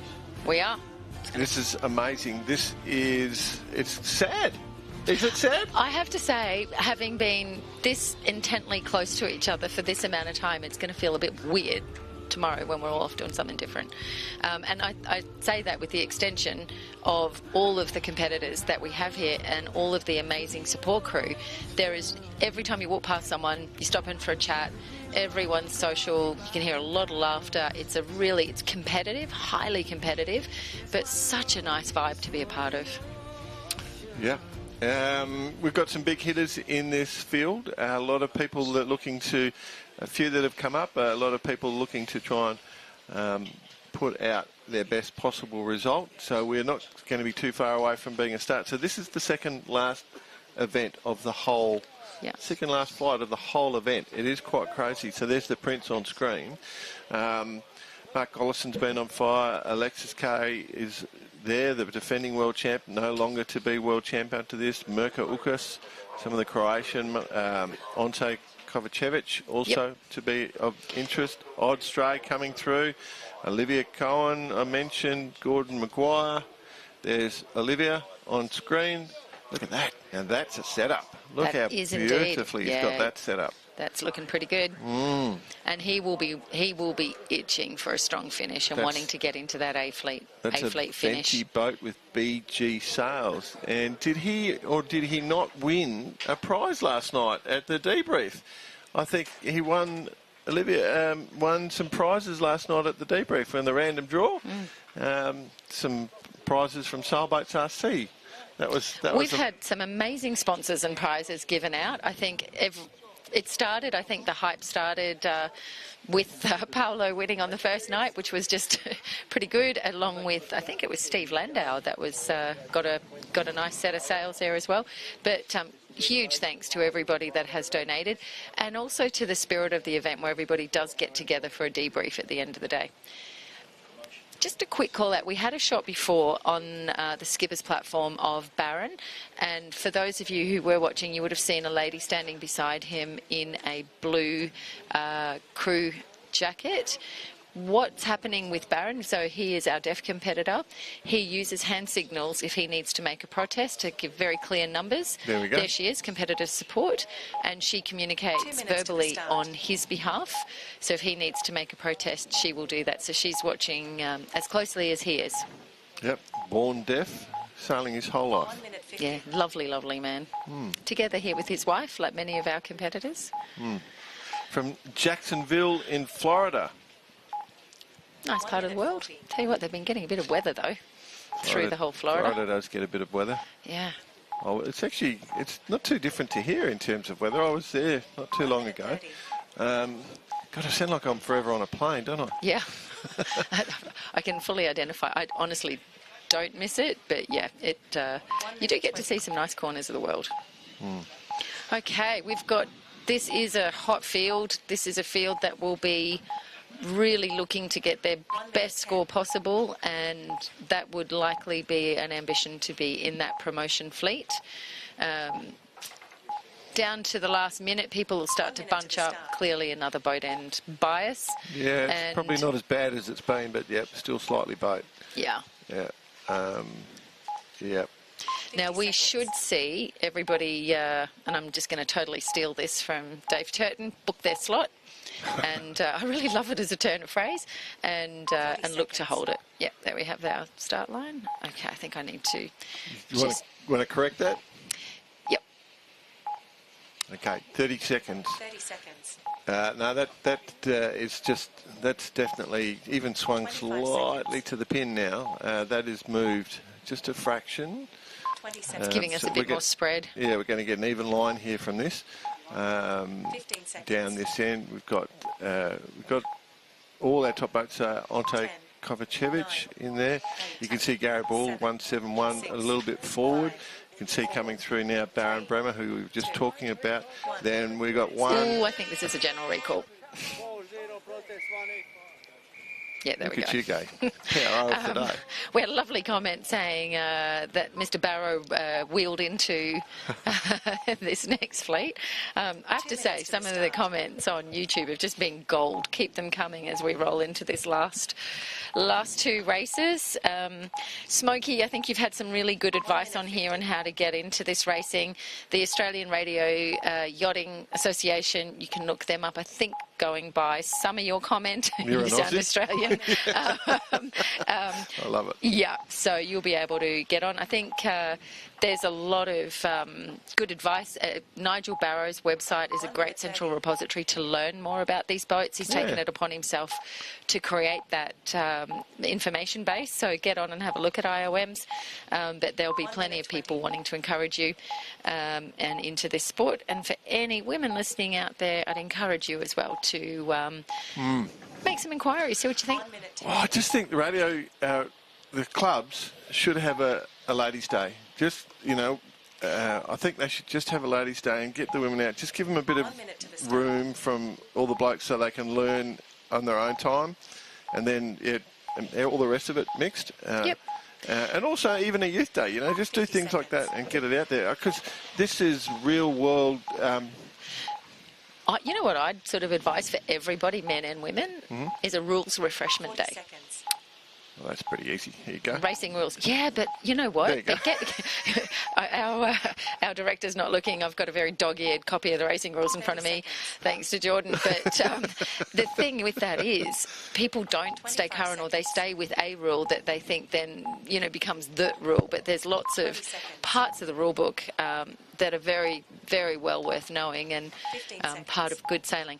Right, here's Gordon coming in a little hot there. He loves this part of the line.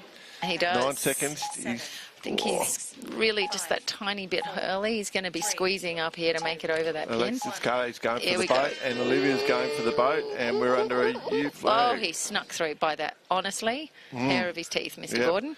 Yep. So Alexis is number 73. He was up on the boat. Olivia was up on the boat. Gordon's down on the pin. We got a clean start. We've got good pressure coming through the middle of the field. I think is that Paddy Parisian who's gone back? Was he over?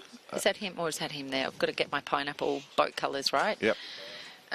Okay, so we're looking at everyone starting to tack over onto port now. You can just see here we're getting little patches of breeze, and this is what we see at 3 o'clock in Gladstone. So Fremantle in Australia is very famous for having the Freo Doctor. Through this regatta we've discovered we have the Gladstone 3 o'clock nurse. The Gladstone nurse. That's what Totes and I decided yesterday. It's not quite what you get in Freo, but it's not terribly far off it as well.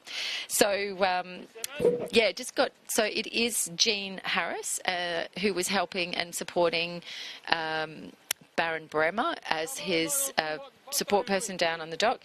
She's one of the sailors we'd love to see sailing at these regattas in future. She's very accomplished as a sailor in her own right.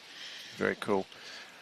All right, my proposal is that we reach out to all the America's Cup youth team and all the America's Cup women's team and get them to do each, invite them in your country where they're from and get them to and have a regatta and have a bit of fun. It'll be great, I reckon. And again, we keep talking about the fact that this class of boat really sharpens your skills. It does. And Certainly, things move very fast. Certainly make sure you're on top of your rules. All right, there's your favourite. Paolo Kappa. Well, I don't have any real favourites. I don't want to say that. All those but there's people that giving you out hats meet. will be devastated. Yeah. No, there is just a really lovely group of people here.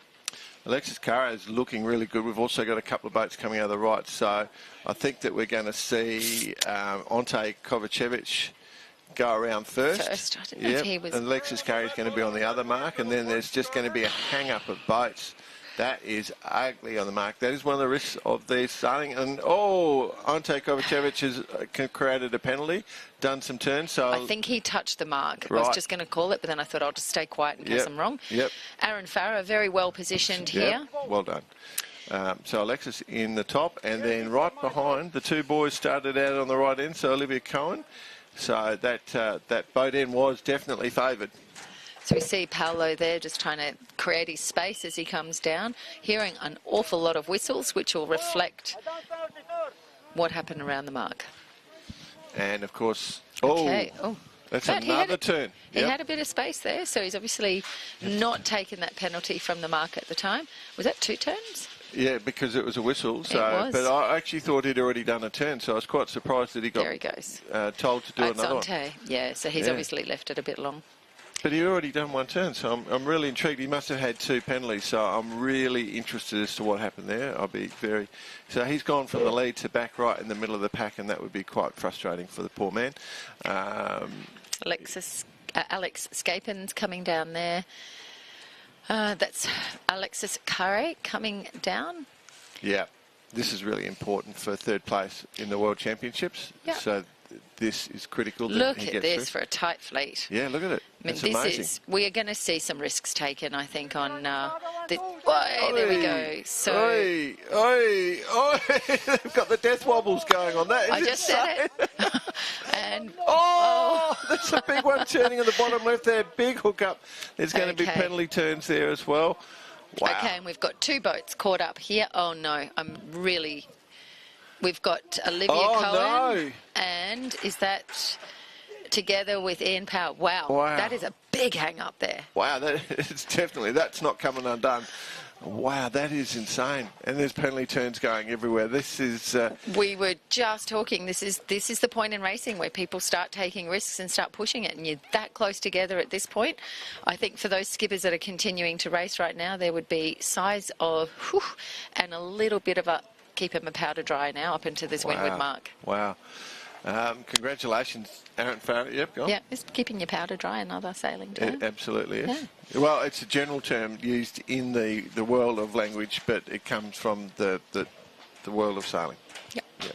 Okay, look at our boats, and we are to, the term of phrase to throw a blanket over it. This is a tight race. I think Gary Bull's just come through here. He's had a pretty good little move. He's had a very nice run. Aaron Farrer, so this is Aaron Farrer here. Aaron's got a real chance Gary, of leading around Alexis this top mark here. Carey there.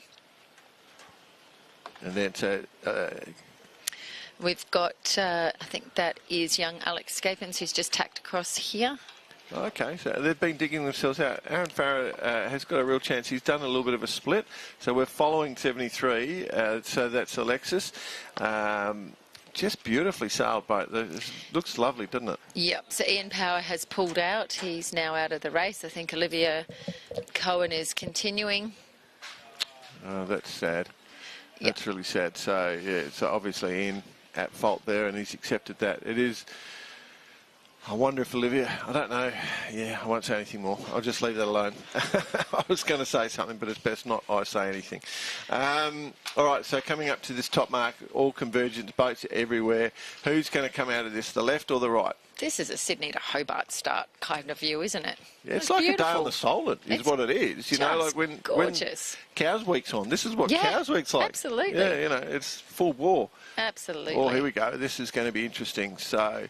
who is going to lead around this? There's a few turns. That boat to the top right is going to tack back onto starboard, and we're going to have a little collision here. Lee bow right on, and the left side's coming out first. Here we go. Which is very close battle. Yep, go on. No, it's got Alexis Carey and Gary. Oh, Gary Bowles just ducked. He's now back on starboard. He'll be wanting to get that heady over the other side. Okay, so we have... Paolo Kappa's come in as a second to go around there. Gary Ball just in shot. And that is Alexis Carey. And I can see Gordon popping through. I can also see Aaron Farrer in the front there. Yep. That Paolo is just coming right out to the side here, trying to hook a bit of pressure. There's people going wide. All credit to Olivier. He's sailing back. He's sailing through the fleet to get back to that windward mark. What this racing proves, and look at him go, he's good turn of pace. He's the blue boat heading up to windward. You want to complete your races. Yeah. This is a B fleet race. He'll be somewhere in 1, 2, 46. 3, 4, 5, 6. Okay, so the orange boat back there is the 6th place boat that will get still promoted currently based on what we're seeing. Oh, look at that. Roll jibe. Wow. Come around the outside. You're talking about Mr. Kappa. I am. What a job. Yeah, there you go. Aaron Farrer going to follow him and execute the same move. Not quite as smoothly. Wow. But he got it through. He got it through. Stuck it. Okay, everybody's coming down. That's Paolo Kappa, Alexis Carey, Gary Ball, Aaron Farah. Paolo's just smoking down here. He's just done a great job. Yeah. A lot of that pressure line going to bring some people that's going to close that fleet in on 6th. So Here we go. That's going to be tense for those people that are to the back of that little group. Okay, there's top 4 clear, and then 5, 6, 7, So nice to 8, see 9. Alexis Scapins, I think, just in part of that top 6. Hard to tell with the 2 boats that went around the right mark, but Mark Gollison also over there, Soren Anderson. We'll see them start to cross back and see what comes out in the wash by the time we come up here. Good, solid left pressure over Yeah. here. That's a real game changer. So that is here and here. Big, solid left pressure there. And, it's really affecting those rigs. That's just hit. Yep, that's our nurse. It's the GLADO nurse. The GLADO nurse. Here she comes. Okay. Okay, seeing our boats make their way up. Oof. Does start to load up the tacks, doesn't it? Yep, very difficult. Okay, so Paolo Kappa covering, so that's Paolo, and then Alexis Carey. I think Aaron Farah is going to be very pleased to be finishing this race with a promotion, so he is coming across the line 3rd, closely followed by Gary Ball, and if nothing changes, Gordon Maguire with 172 and young Alex Scapins promoted into A Fleet. Wow, good on you, 106. Alex. Yeah. And look at this whole bunch of them coming. The Prince. He's had a cracking regatta. Well Yep. done, Paddy. Great finish for you. Odd Stray coming across 90. I'm not going to get to call your name again. I'm sad. Tonko and Nige coming across. Geez, I tell you what, being the person on the start line calling who's over when is a tough job. It's a tough job. Steve Landau in there. And we didn't see Mark Gollison get promoted there, so there'll be a few people a bit sad for Mark. He is popular. There's Baron Bremer coming through, and he will be able to collect his boat, and he'll get up on stage and sing tonight. No, he won't. He won't. He obviously won't, but he's a powerful He human might. being. More power to him if he does. Absolutely. So, All right, we are done. This is the last fleet coming up after this break. We're at the final event of the International 1 Metre World Championships presented by Gladstone Regional Council. We have enjoyed having you with us. Stay with us just a little bit longer and we will be over and done. Back with you soon. The 2024 International 1 Metre World Championships, brought to you by Gladstone Regional Council, High Risk Solutions, Cooper Mackenzie Marketing, the Gladstone Yacht Club, and Joseph Engineering. Shiny lights and purple sky, everything's so bright. 기다려왔어 지금이야. Turn off your phone and off your mind. Look at you so bright. 멈출 수 없어 지금이야. Oh, I'll take you to the moon. Come on up, enjoy your ride. Oh, I'll take you to the moon.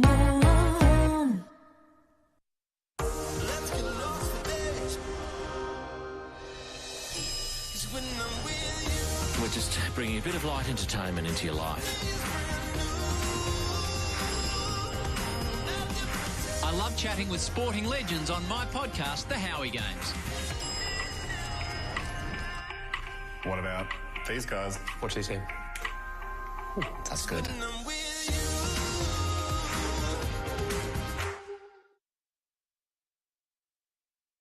Red Ant Radio Yachts is a proud sponsor of the 2024 IOM World Championships in Gladstone, Australia. Red Ant produce boats for the Marblehead, 10-rater and IOM classes that are highly competitive with many regional and national titles. With a relentless focus on innovative design, build techniques and cost, you get performance without breaking the bank. Explore the range online today at redantradioyachts.com. Out away for Casey Maguire. Here's a try. After I retired from rugby league in 2012, got an offer to come up when the gas plants were being constructed on Curtis Island. Just fell in love with the Gladstone region, especially out of Tannum Sands there, and we've been here ever since. We've really enjoyed raising our kids here in Gladstone. We just love the climate. The sun is always shining. You can swim all year round. Lake Awonga, Tannin Beach, beautiful parklands. There's no traffic, beautiful reef fishing, and just a lot to do up here.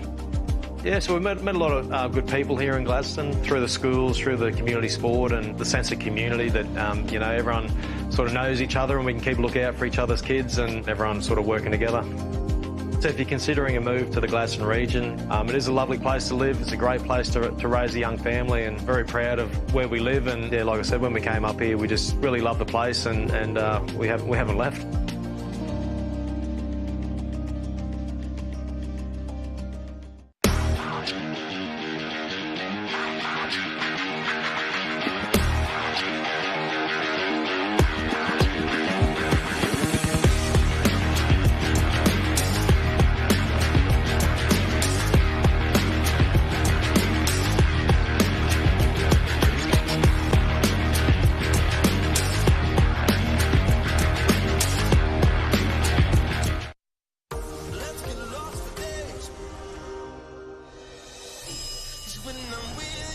We're just bringing a bit of light entertainment into your life. I love chatting with sporting legends on my podcast, The Howie Games. What about these guys? Watch this here. That's good.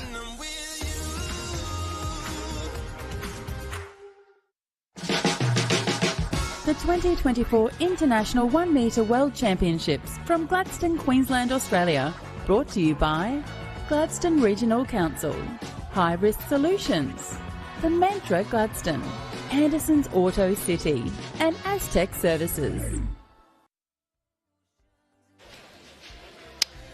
And we're back for the last time, I think. We are here in beautiful Gladstone. It has been 6 days of just joy and happiness as we watch the International 1 Metre World Championships. We're here for Race 20, Flight A. This is it, the big hitters. This could decide the World Championship. There is no question about that, and we're about to see how it is all going to unfold.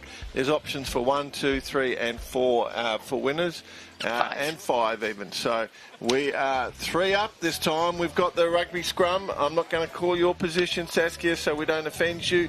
We are in a happy place. Who's going to win? It's Vonco's to lose. Absolutely. That's a great way to call that. And it really is. We were just chatting before. 7 points. You know, Ian Vickers still has a chance. And it's going to be a cracking race between Alexi, Peter Feldman, Xavier. Only 2 points between Peter and Xavier on 110, 111. Alexi's got a 12-point buffer, but looking at the drops, he hasn't got much wiggle room. So it's 1 to 5, the order can change mathematically. Yeah. The top 2 will be the top 2. In all probability, 3, 4 and 5, more of a chance of a shuffle. I want some match racing. I demand some match racing. I cannot abide this. You're going to throw everything at it. I demand it. Why can't I have it? Stand by. two for the top 2, you're going to get it. For 3, 4 and 5, you got 3 boats. Start match racing, you're opening it up for the 3rd. Yep, it's the top 2 that needs a start match. Well, Ian Vickers needs to get on the aggression. He's a gentle, New Zealand, kind human being. But he's a very strategic sailor. He's a strategic sailor. Yeah. I wonder what thought process he's gone through around this. I know what Zonko's done.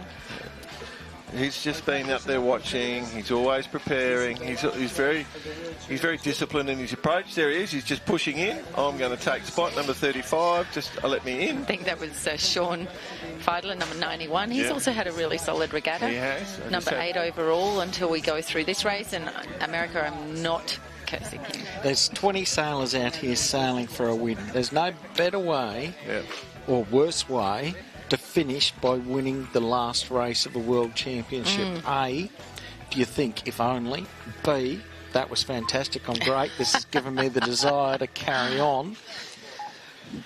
So it's not a simple woohoo. This is the It's race absolutely committee. a woohoo. The wind sampling is complete, and this race is live. Oh, it's so exciting. There we go. we had to pull that one back out. We did for the final race. Oh, And look. it's a banging day. It is just beautiful. Sun's out, clouds cleared, nice breeze, flags are straight. What we're seeing too is a bit more Great pressure over course. this side. A little bit. So we get an obstruction here with the trees, but just starting to see, you can see it visually here where we're sitting in the commentary booth. Good luck to everyone in the Good world. luck to everybody. Yeah. Okay.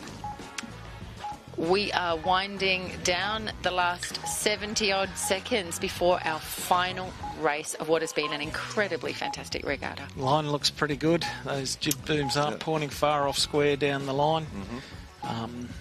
How's it lining up? What can you see early? Where's your match racing, Jordan? Where's 61? Where's 35? Yeah, well, they're not doing it. That's it. So 35 setting himself. So yep, they're separated. Ian is middle of the crowd, sort of bottom 30. He's just going to come out of shot soon. No, Ian's sitting up here. So I think. Oh, did I miss so, him? Yeah, so that's Ev's Pierre down here.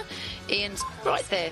There you go. No match racing. Nope, Ian holds his spot. He's sitting to weather, Ivanka. 2 boats to weather. Yeah, that's not going to win him a Worlds, I'm afraid. Well, there's an awfully big gap below Zvonko. Is anyone prepared to dive into that? No, well, Look at just what Gary 7-3 Ball coming has. through. Yep. Alex has got a nice position. Alex, the young Australian, he's there. And look for the 1 race winners to become 2 race winners. Aaron Farah Pin just flicking getting down. pressed. Pin getting pressed. Bottom boats are not going to get over that. No, that's we got a bit of a lefty. Lefty's on. lefty, yep. Lefty's on. Oh, put tack start from Gordon. Whoa, that was brave. It didn't work out. Okay, that was Okay. a carnage start down the pin end. 6-1 taking off quick tack onto port into that lefty. Where's 35? Yeah, I mean, really interesting because I don't think he got out of that too well. So I'm willing to be wrong, but Ian did get out of it very nicely. He held his position really, really well. Mr. Turton's on there his he feet. Is. There He's we a see. few back, and look at that. Look who's in Zvonko between there. them, Alexi. So Alexis in third, just in that gap. So there's that is really, really interesting. how Shout that's out gonna to play. Paul Jones from Australia. He's had a cracking start. You know, he's a good sailor. Second on boat of the day, tied with the regatta leader on 32 points for the day. Remain on 30 points for the day. De Breuer, number 77, Remain. Yep. It's Alexis Carey there, number 7. Here we go. Ian's coming back across. Yeah. So he's on starboard. He is the Zvonko's right going holding. behind. Yep. Oh, there's a little play. He won't be happy about that. Zvonko's gone coming into high groove. Zvonko's coming back just above Ian's line. I don't think that they're necessarily in the best spot of all the sailors there. Oh, that guy's just hit Ian's rig. Yeah, but no, not a significant slowdown. I think just a kiss. He might have just dropped himself below the line of the sailor in front of though. him. That's the thing I think. These two are and having there's right a pressure there. Look, there's a big right hook just there for that centre boat. Those shots just drifting off left, and they're all tacking. And I think Ian's on the wrong side of this one. Yep. So that's young Alex from Australia there, Alex Scapins. It's really good when they put colours on their sails. It makes it a lot easier to recognise. And it's gone back left. Oh, it's all over the place. There's little bullets coming from everywhere. It's a sailors' racetrack. You can see Zvonko in the bunch there leading across on starboard. That's Ian coming up to that mark there, number 6-1. Oh, he's around. in first. He's a master. Yeah, first, second. Wow. He's having now. Count the boats back. 1, 2, 3, 4, 5. Oh, that's 39. Australia. 6, Ross Bennett. 7, 8, 9. Haven't seen 35 come around. We've just come around now. He's Yep. just come around the left-hand mark. Oh, there you go. Ian's laying it down. Yeah, that's the one way to do it. I guess Isn't it? I can ask for it, but he picked that brilliantly. Like I thought he had gone too far, but it came back for him. I think he took a risk, but he's got it, and he's just on. There's that pressure line to the left of screen there that I think he'll be pretty keen to get. Far from over. We have seen so many lead changes in nearly every race. One thing, if they're compressed. Only 7 points between Zvonko and Ian. Ian is absolutely pulling in a ripper of a first I pass. can see the boats on the left-hand side with a touch more pressure than Ian. They're in pressure. Ian isn't. Exactly. He's sailing up to it. Our leader around the bottom is going to be 191, I suspect. 9-1, I think, is Sean Fiddler. Sean Fiddler. He's had a cracker downwind. There we go. He's put 6 lengths on Ian. Ian's outside boat leading into here. Who's he got to give? He's across. He's second. I think that's Mr. Muir. Number, is that 88? 61, 88, 125 after getting nailed at the start by 172. Paul Jones on his hip. And Zvonko's just gone to the right side, I reckon. No, he's left. He's gone left, Mark. He's 1, 2, 3, 4, 5. He's got 6. the orange stern. Okay. There he is there, yep. number 35. He's close enough. Oof, look at this. 6 boats behind Ian. He's close enough. What Ian needs is for him to be 7 or more boats behind. Yep. 6 boats would make a tie, if I'm correct. Yep, and then the count back. Then what do we do? Have you worked out the count back? No. I'll leave that maths to you. There's no math. Okay. We've got... Any pressure. So this is obviously... From a perspective of the sailor, how stressed do you think they're all feeling right about now? Anticipation's high. They've got bubbles in the chest, butterflies in the tummy. Zvonko's got his concentrating. He's got his control up high. Does that give you any? The two of them together in shot, Ian. Yeah, but now if you watch Ian's head, he is looking constantly across. Sean is more focused, I think, on where his boat is. Correct. So Ian's really looking at what's going on across the whole race course there. This is a fantastic final race. Yeah, so Sean sails in Michigan. There's no real club there, so he just sails with him and another friend who's 50 kilometres apart. So he doesn't really get to do much club racing. He just goes to regattas. That's how he does it. 35's worked towards the left of the right-hand fleet, looking to get a little bit of leverage on 61, who's top right of your picture, I suspect. Unless that's Ian there. That's Ian there. There he go. is. Just going across his bow there. He's closing right down on that gap. Yep. Yeah, he has number 88, Ruben Muir, with him there. He's also in a Vickers. It's his first World Championship. Certainly Zvonko's not trying to lose this race. There's Torpy just going across on starboard on the top, and then Alexis Carey we had a shot at the top of his rig going through. It's close. It's definitely very close. And Ian really needs to jump out to the front here, but I don't think it's going to happen. Okay, here we go. He's coming into this windward gate. You know what? Looking tidy, though. He's going to his favourite thing, going downhill. He does smoke a boat downhill, so let's see if he can get some pressure. He's got only a few boats between him and Zvonko. Here he goes. Attack. Oh, we got first around 91 on Sean taking Fiddler. the left-hand mark. Second around is Ian tied with Torpy. And then Ruben Muir. That's 1, 2, 3. There's 4 for Roscoe. 5. Ian. Zvonko's on the top marker. He did not make the mark. He's in a little gust there. But no traffic. No traffic there to impede or for him to exceed rights to. Oh, just hooked a big pressure line. Straight into pressure and off. And off. That little boat launched. It did. It did. And bow out launch. Here we go. We'll be able to eyeball this one from the commentary box down to that downwind gate. 125, even with 6-1. Be interesting to see how it plays out at the bottom. 125 setting up for the left-hand mark, looking upwind. Ian, just in front of them is Sean Fiddler. He really does love a downwind run, doesn't he? Yes. And I had a big chat with him just before this race, so he's probably carrying a little bit of reverse curse on him there at the moment. I would suggest that Ian might just have an overlap second around the... Oh, yeah. There he goes. Yep. And followed by 125, followed by 88. That's Ruben Muir. All selecting the left-hand mark. I'm counting with my fingers. Got your toes Paul out. Jones, 48. That's Paul Jones. 106, Alex Scappens. Cracking. Oh, good run by Alex. 13. He's picked up a couple. Okay, 13, Steve Landau. Pablo Walper, sorry. Okay, and where that then back to Zvonko. So how many was that? Zvonko, that was 6. 6. So Zvonko overtook 2 boats down that run. So he's back to exactly the same place he was on the first downwind mark rounding. The other thing is Torpy's starting to dish it out to Vickers here going upwind. So that I'd suggest that Vickers could potentially drop back to fourth. I think he's in third currently. But Vickers is to weather of Torpy, isn't he? Yeah.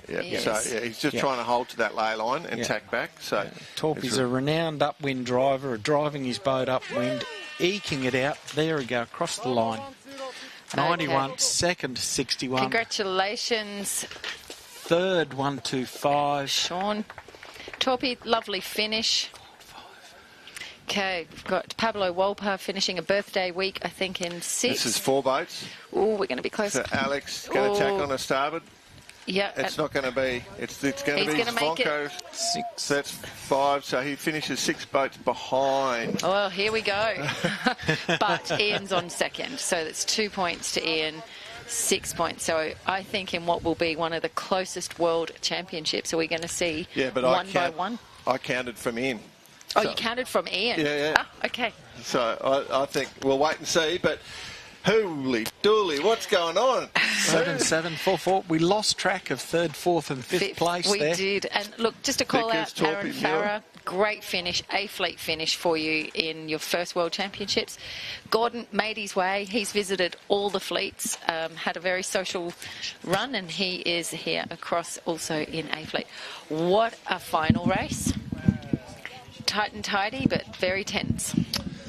So my calculation, I think we're going to see 1 point in it. And I think you're right. I think Zvonko Jelicic is going to win his 4th World Championships, is the way I'm interpreting it. And it is just going to be pretty much almost as close as it can get. One more boat, and it would have been as close as it can get. What a result after so much sailing. 2 points. Think 2 back points. throughout the regatta. 20 races, 2 points. And they've been there the entire time. They have been neck and neck the entire regatta. And both of them have sailed like absolute gentlemen under a lot of pressure. Good point. I like that. I like that a lot. There was absolutely, that was straight down the line, good hard sailing. Yep. Without relying on the umpires, without relying on the real book. It was a race. To that point, I don't think we heard too many whistles there. After that first windward was done, it was really clean. I do have to admit, and I think you said it already, Terts, we really didn't get into depth on who came 3rd, 4th and 5th. We'll get some numbers, eh? We were too excited. Well, why don't we have a quick break and then we'll come back and do a quick debrief on this whole thing. But it has been run and won. The World Championships have been sailed. We'll come back and give you an idea. But the 1 metre World Championships presented by Gladstone Regional Council has been completed.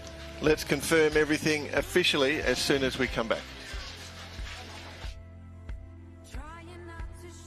The 2024 International 1 Metre World Championships from Gladstone, Queensland, Australia.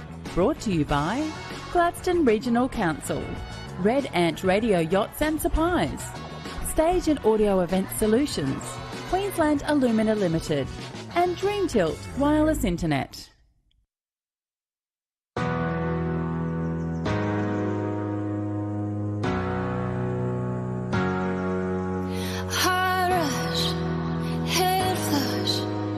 It's like jumping into the lake at night. Is my love too much? 'Cause I feel like it's eating me alive. Do you feel the same kind of bit? The way we are made of the same pieces, coloring the grey of the light you gave is pouring out of me. Yeah. Jump into the deep end, give you all my weekends, taking all the back roads. We can make the time slow, betting on a feeling. We keep on reliving as the moon is rising.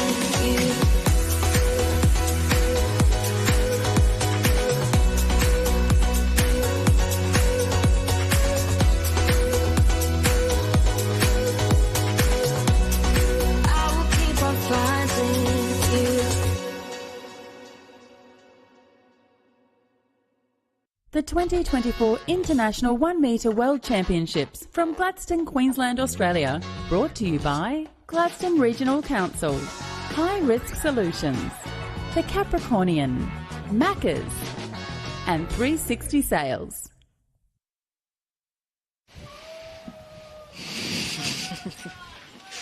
Well, if you're well past your bedtime in the US, you're just waking up in Europe, or if you've been with us all day in Australia and Southeast Asia, Northern Asia, on screen there is celebration of the new International 1 Metre World Champion, a man winning his 4th World Championships, Mr. Zvonko Jelicic. Very happy, and it was a dominating win by 1 point. 1 point. Vickers Needed that 1 point. One more place, Ian would have got him on a countback. With 5 wins to Zvonko's 3. That's the definition of tight. It's very tight. These two have sailed, though, neck and neck the entire regatta. Yeah. Let's cover off 3, 4 and 5. Alexei comes charging back on a final day. After finding himself in Seafleet yesterday afternoon to hold his third place podium, finished 10 points clear of Xavier and 15 points of Peter Feldman, who has sailed a super regatta. All those top 5 competitors, bravo, congratulations. Superb viewing, watching the quality of the sailors. Yep. Do have to be slightly biased and point out our top Aussie, Paul Jones, in 9th. The French nation very strong. All the nations quite evenly spread. Yeah. Yeah. I think a shout out to Sean Fedler. He'd be absolutely thrilled finishing on a win. Another one who sailed consistently. Yep. 8th overall. Lovely man to chat to, but nice solid performance as well. And I just want to point out the reverse curse to Zvonko. He won. Reverse curse to Sean, had a little chat to him, and I think also, who did I just did Alex Scappens coaching yesterday. Did it for Peter as well. It's the Barati reverse curses work very well. I've got this vision of you sitting in a tent with chicken feet. Some sort of hocus pocus going on for the future. Jordan's new career. Let's just say that I do think that for all those, I think online the responses we're seeing is it's been amazing. Obviously, our co-commentator Grant Cooper and his team have put this whole event on. Grant has just fallen over into a chair with exhaustion. He's looking weary. And it's our team in the van out the back doing all the directing, our camera people doing everything, the drone flying, all the information, all the volunteers. There's so much gone into this, and the good people of Gladstone to put on this amazing event that we've been so lucky to be part of, all the sponsorship. Is it true that we've been asked to do the coverage for the next America's Cup? This is the rumour that has been flying around the tent today. Well, we didn't make it up ourselves. I just want to put that out there. It has been flying around the tent, but thank you to everybody who has been participating. Grant's bought a boat. Grant's bought a boat. Are we number 76? Yeah. So Will Van Cleef has no extra baggage to go home with. Nice work. There's been plenty of action in the boat park. I had to do some boat broking. Did you? In between stints, and there's been another 2 or 3 boats Did you staying ashore. Absolutely not. Happy to do it. I just want to say a very enjoyable regatta to be part of. There's a level of intensity in this fleet that is quite high, but there's also that level of fun that happens. You know, World Championship sailing is a combination of 2 things because it is such an inclusive sport, and it has been a great regatta. I think you guys have all enjoyed it. I think, Church, you've been under the pump with everyone wondering when you're coming back out of retirement. What are you doing off with all those cattle and not sailing? No time soon. I've got a few other priorities. I've learnt in life not to do too many things and none of them very well. Do a few a little bit better than what you would have otherwise done. That's it. Nice. Saskia, debut commentating gig for you. How did you feel? Look, I've absolutely loved it, and I've got to say thank you to Grant for inviting me to come up. It has been a old dog new trick for me, but absolutely loved it. And thank you to actually all of you for making me feel both very welcome. And this is a terrific sport. It has been nothing but thoroughly enjoyable. I will say, they're big days. I look at our competitors. I think tonight's beer o'clock is going to be a very welcome for everybody, but absolutely one of the most gentlemanly, beautiful sports to be a part of. A big shout out to our race management team, our 2 race officers, our volunteers laying boys. There is 20 people involved in getting the heats on and off the water, scoring, laying marks, getting the process and the operational logistics of the heat movement going smoothly and fastly. After a few half days at the start of the event, we've come roaring back with full day sailing and clocking off an impressive 20 races, 20 heats, which 100 heats. It's massive, isn't it, for our sailors? They're all going home very fit, walking up and down from their boat area to the somewhat more tanned. And somewhat more tanned. Well, just from the knees down. But look, this has been. This is Coops. Yep, it's been. It's going to plug tonight's events, the presentation, and that's going to be great. I think we're going to have to sign off here, team. Great fun, Turts, hanging with you. Yes, Saskia, you've been a disaster throwing out bombs to everybody. Of course, love it. Everybody, we've thanked everybody. So let's just say to all the kind fans that have been watching and enjoying and sending us the comments, we've really appreciated it. It's been a massive audience, and we hope you've enjoyed it. Most importantly, thank you to Gladstone Regional Council and all the sponsors. I've got to we're all doing it. This is why we don't drive boats. We're armchair advisors. All the people behind. Coops, come into shot quickly so everyone can say hello, and you can give the final sign-off here, mate. But thank you. And continue to enjoy the footage. It'll be there. It'll be enhanced over the next week with excerpts of all our interviews and the races. This will be available on YouTube for a lot longer yet for you to go back, review and smile and remember your Gladstone experience. Wow. On behalf of this commentating team, which I couldn't be prouder of a city of Gladstone, this is the IOM World Championships 2024, signing off for the final time. See you in England in 2 years' time. Until then, bye for now. Bye. No.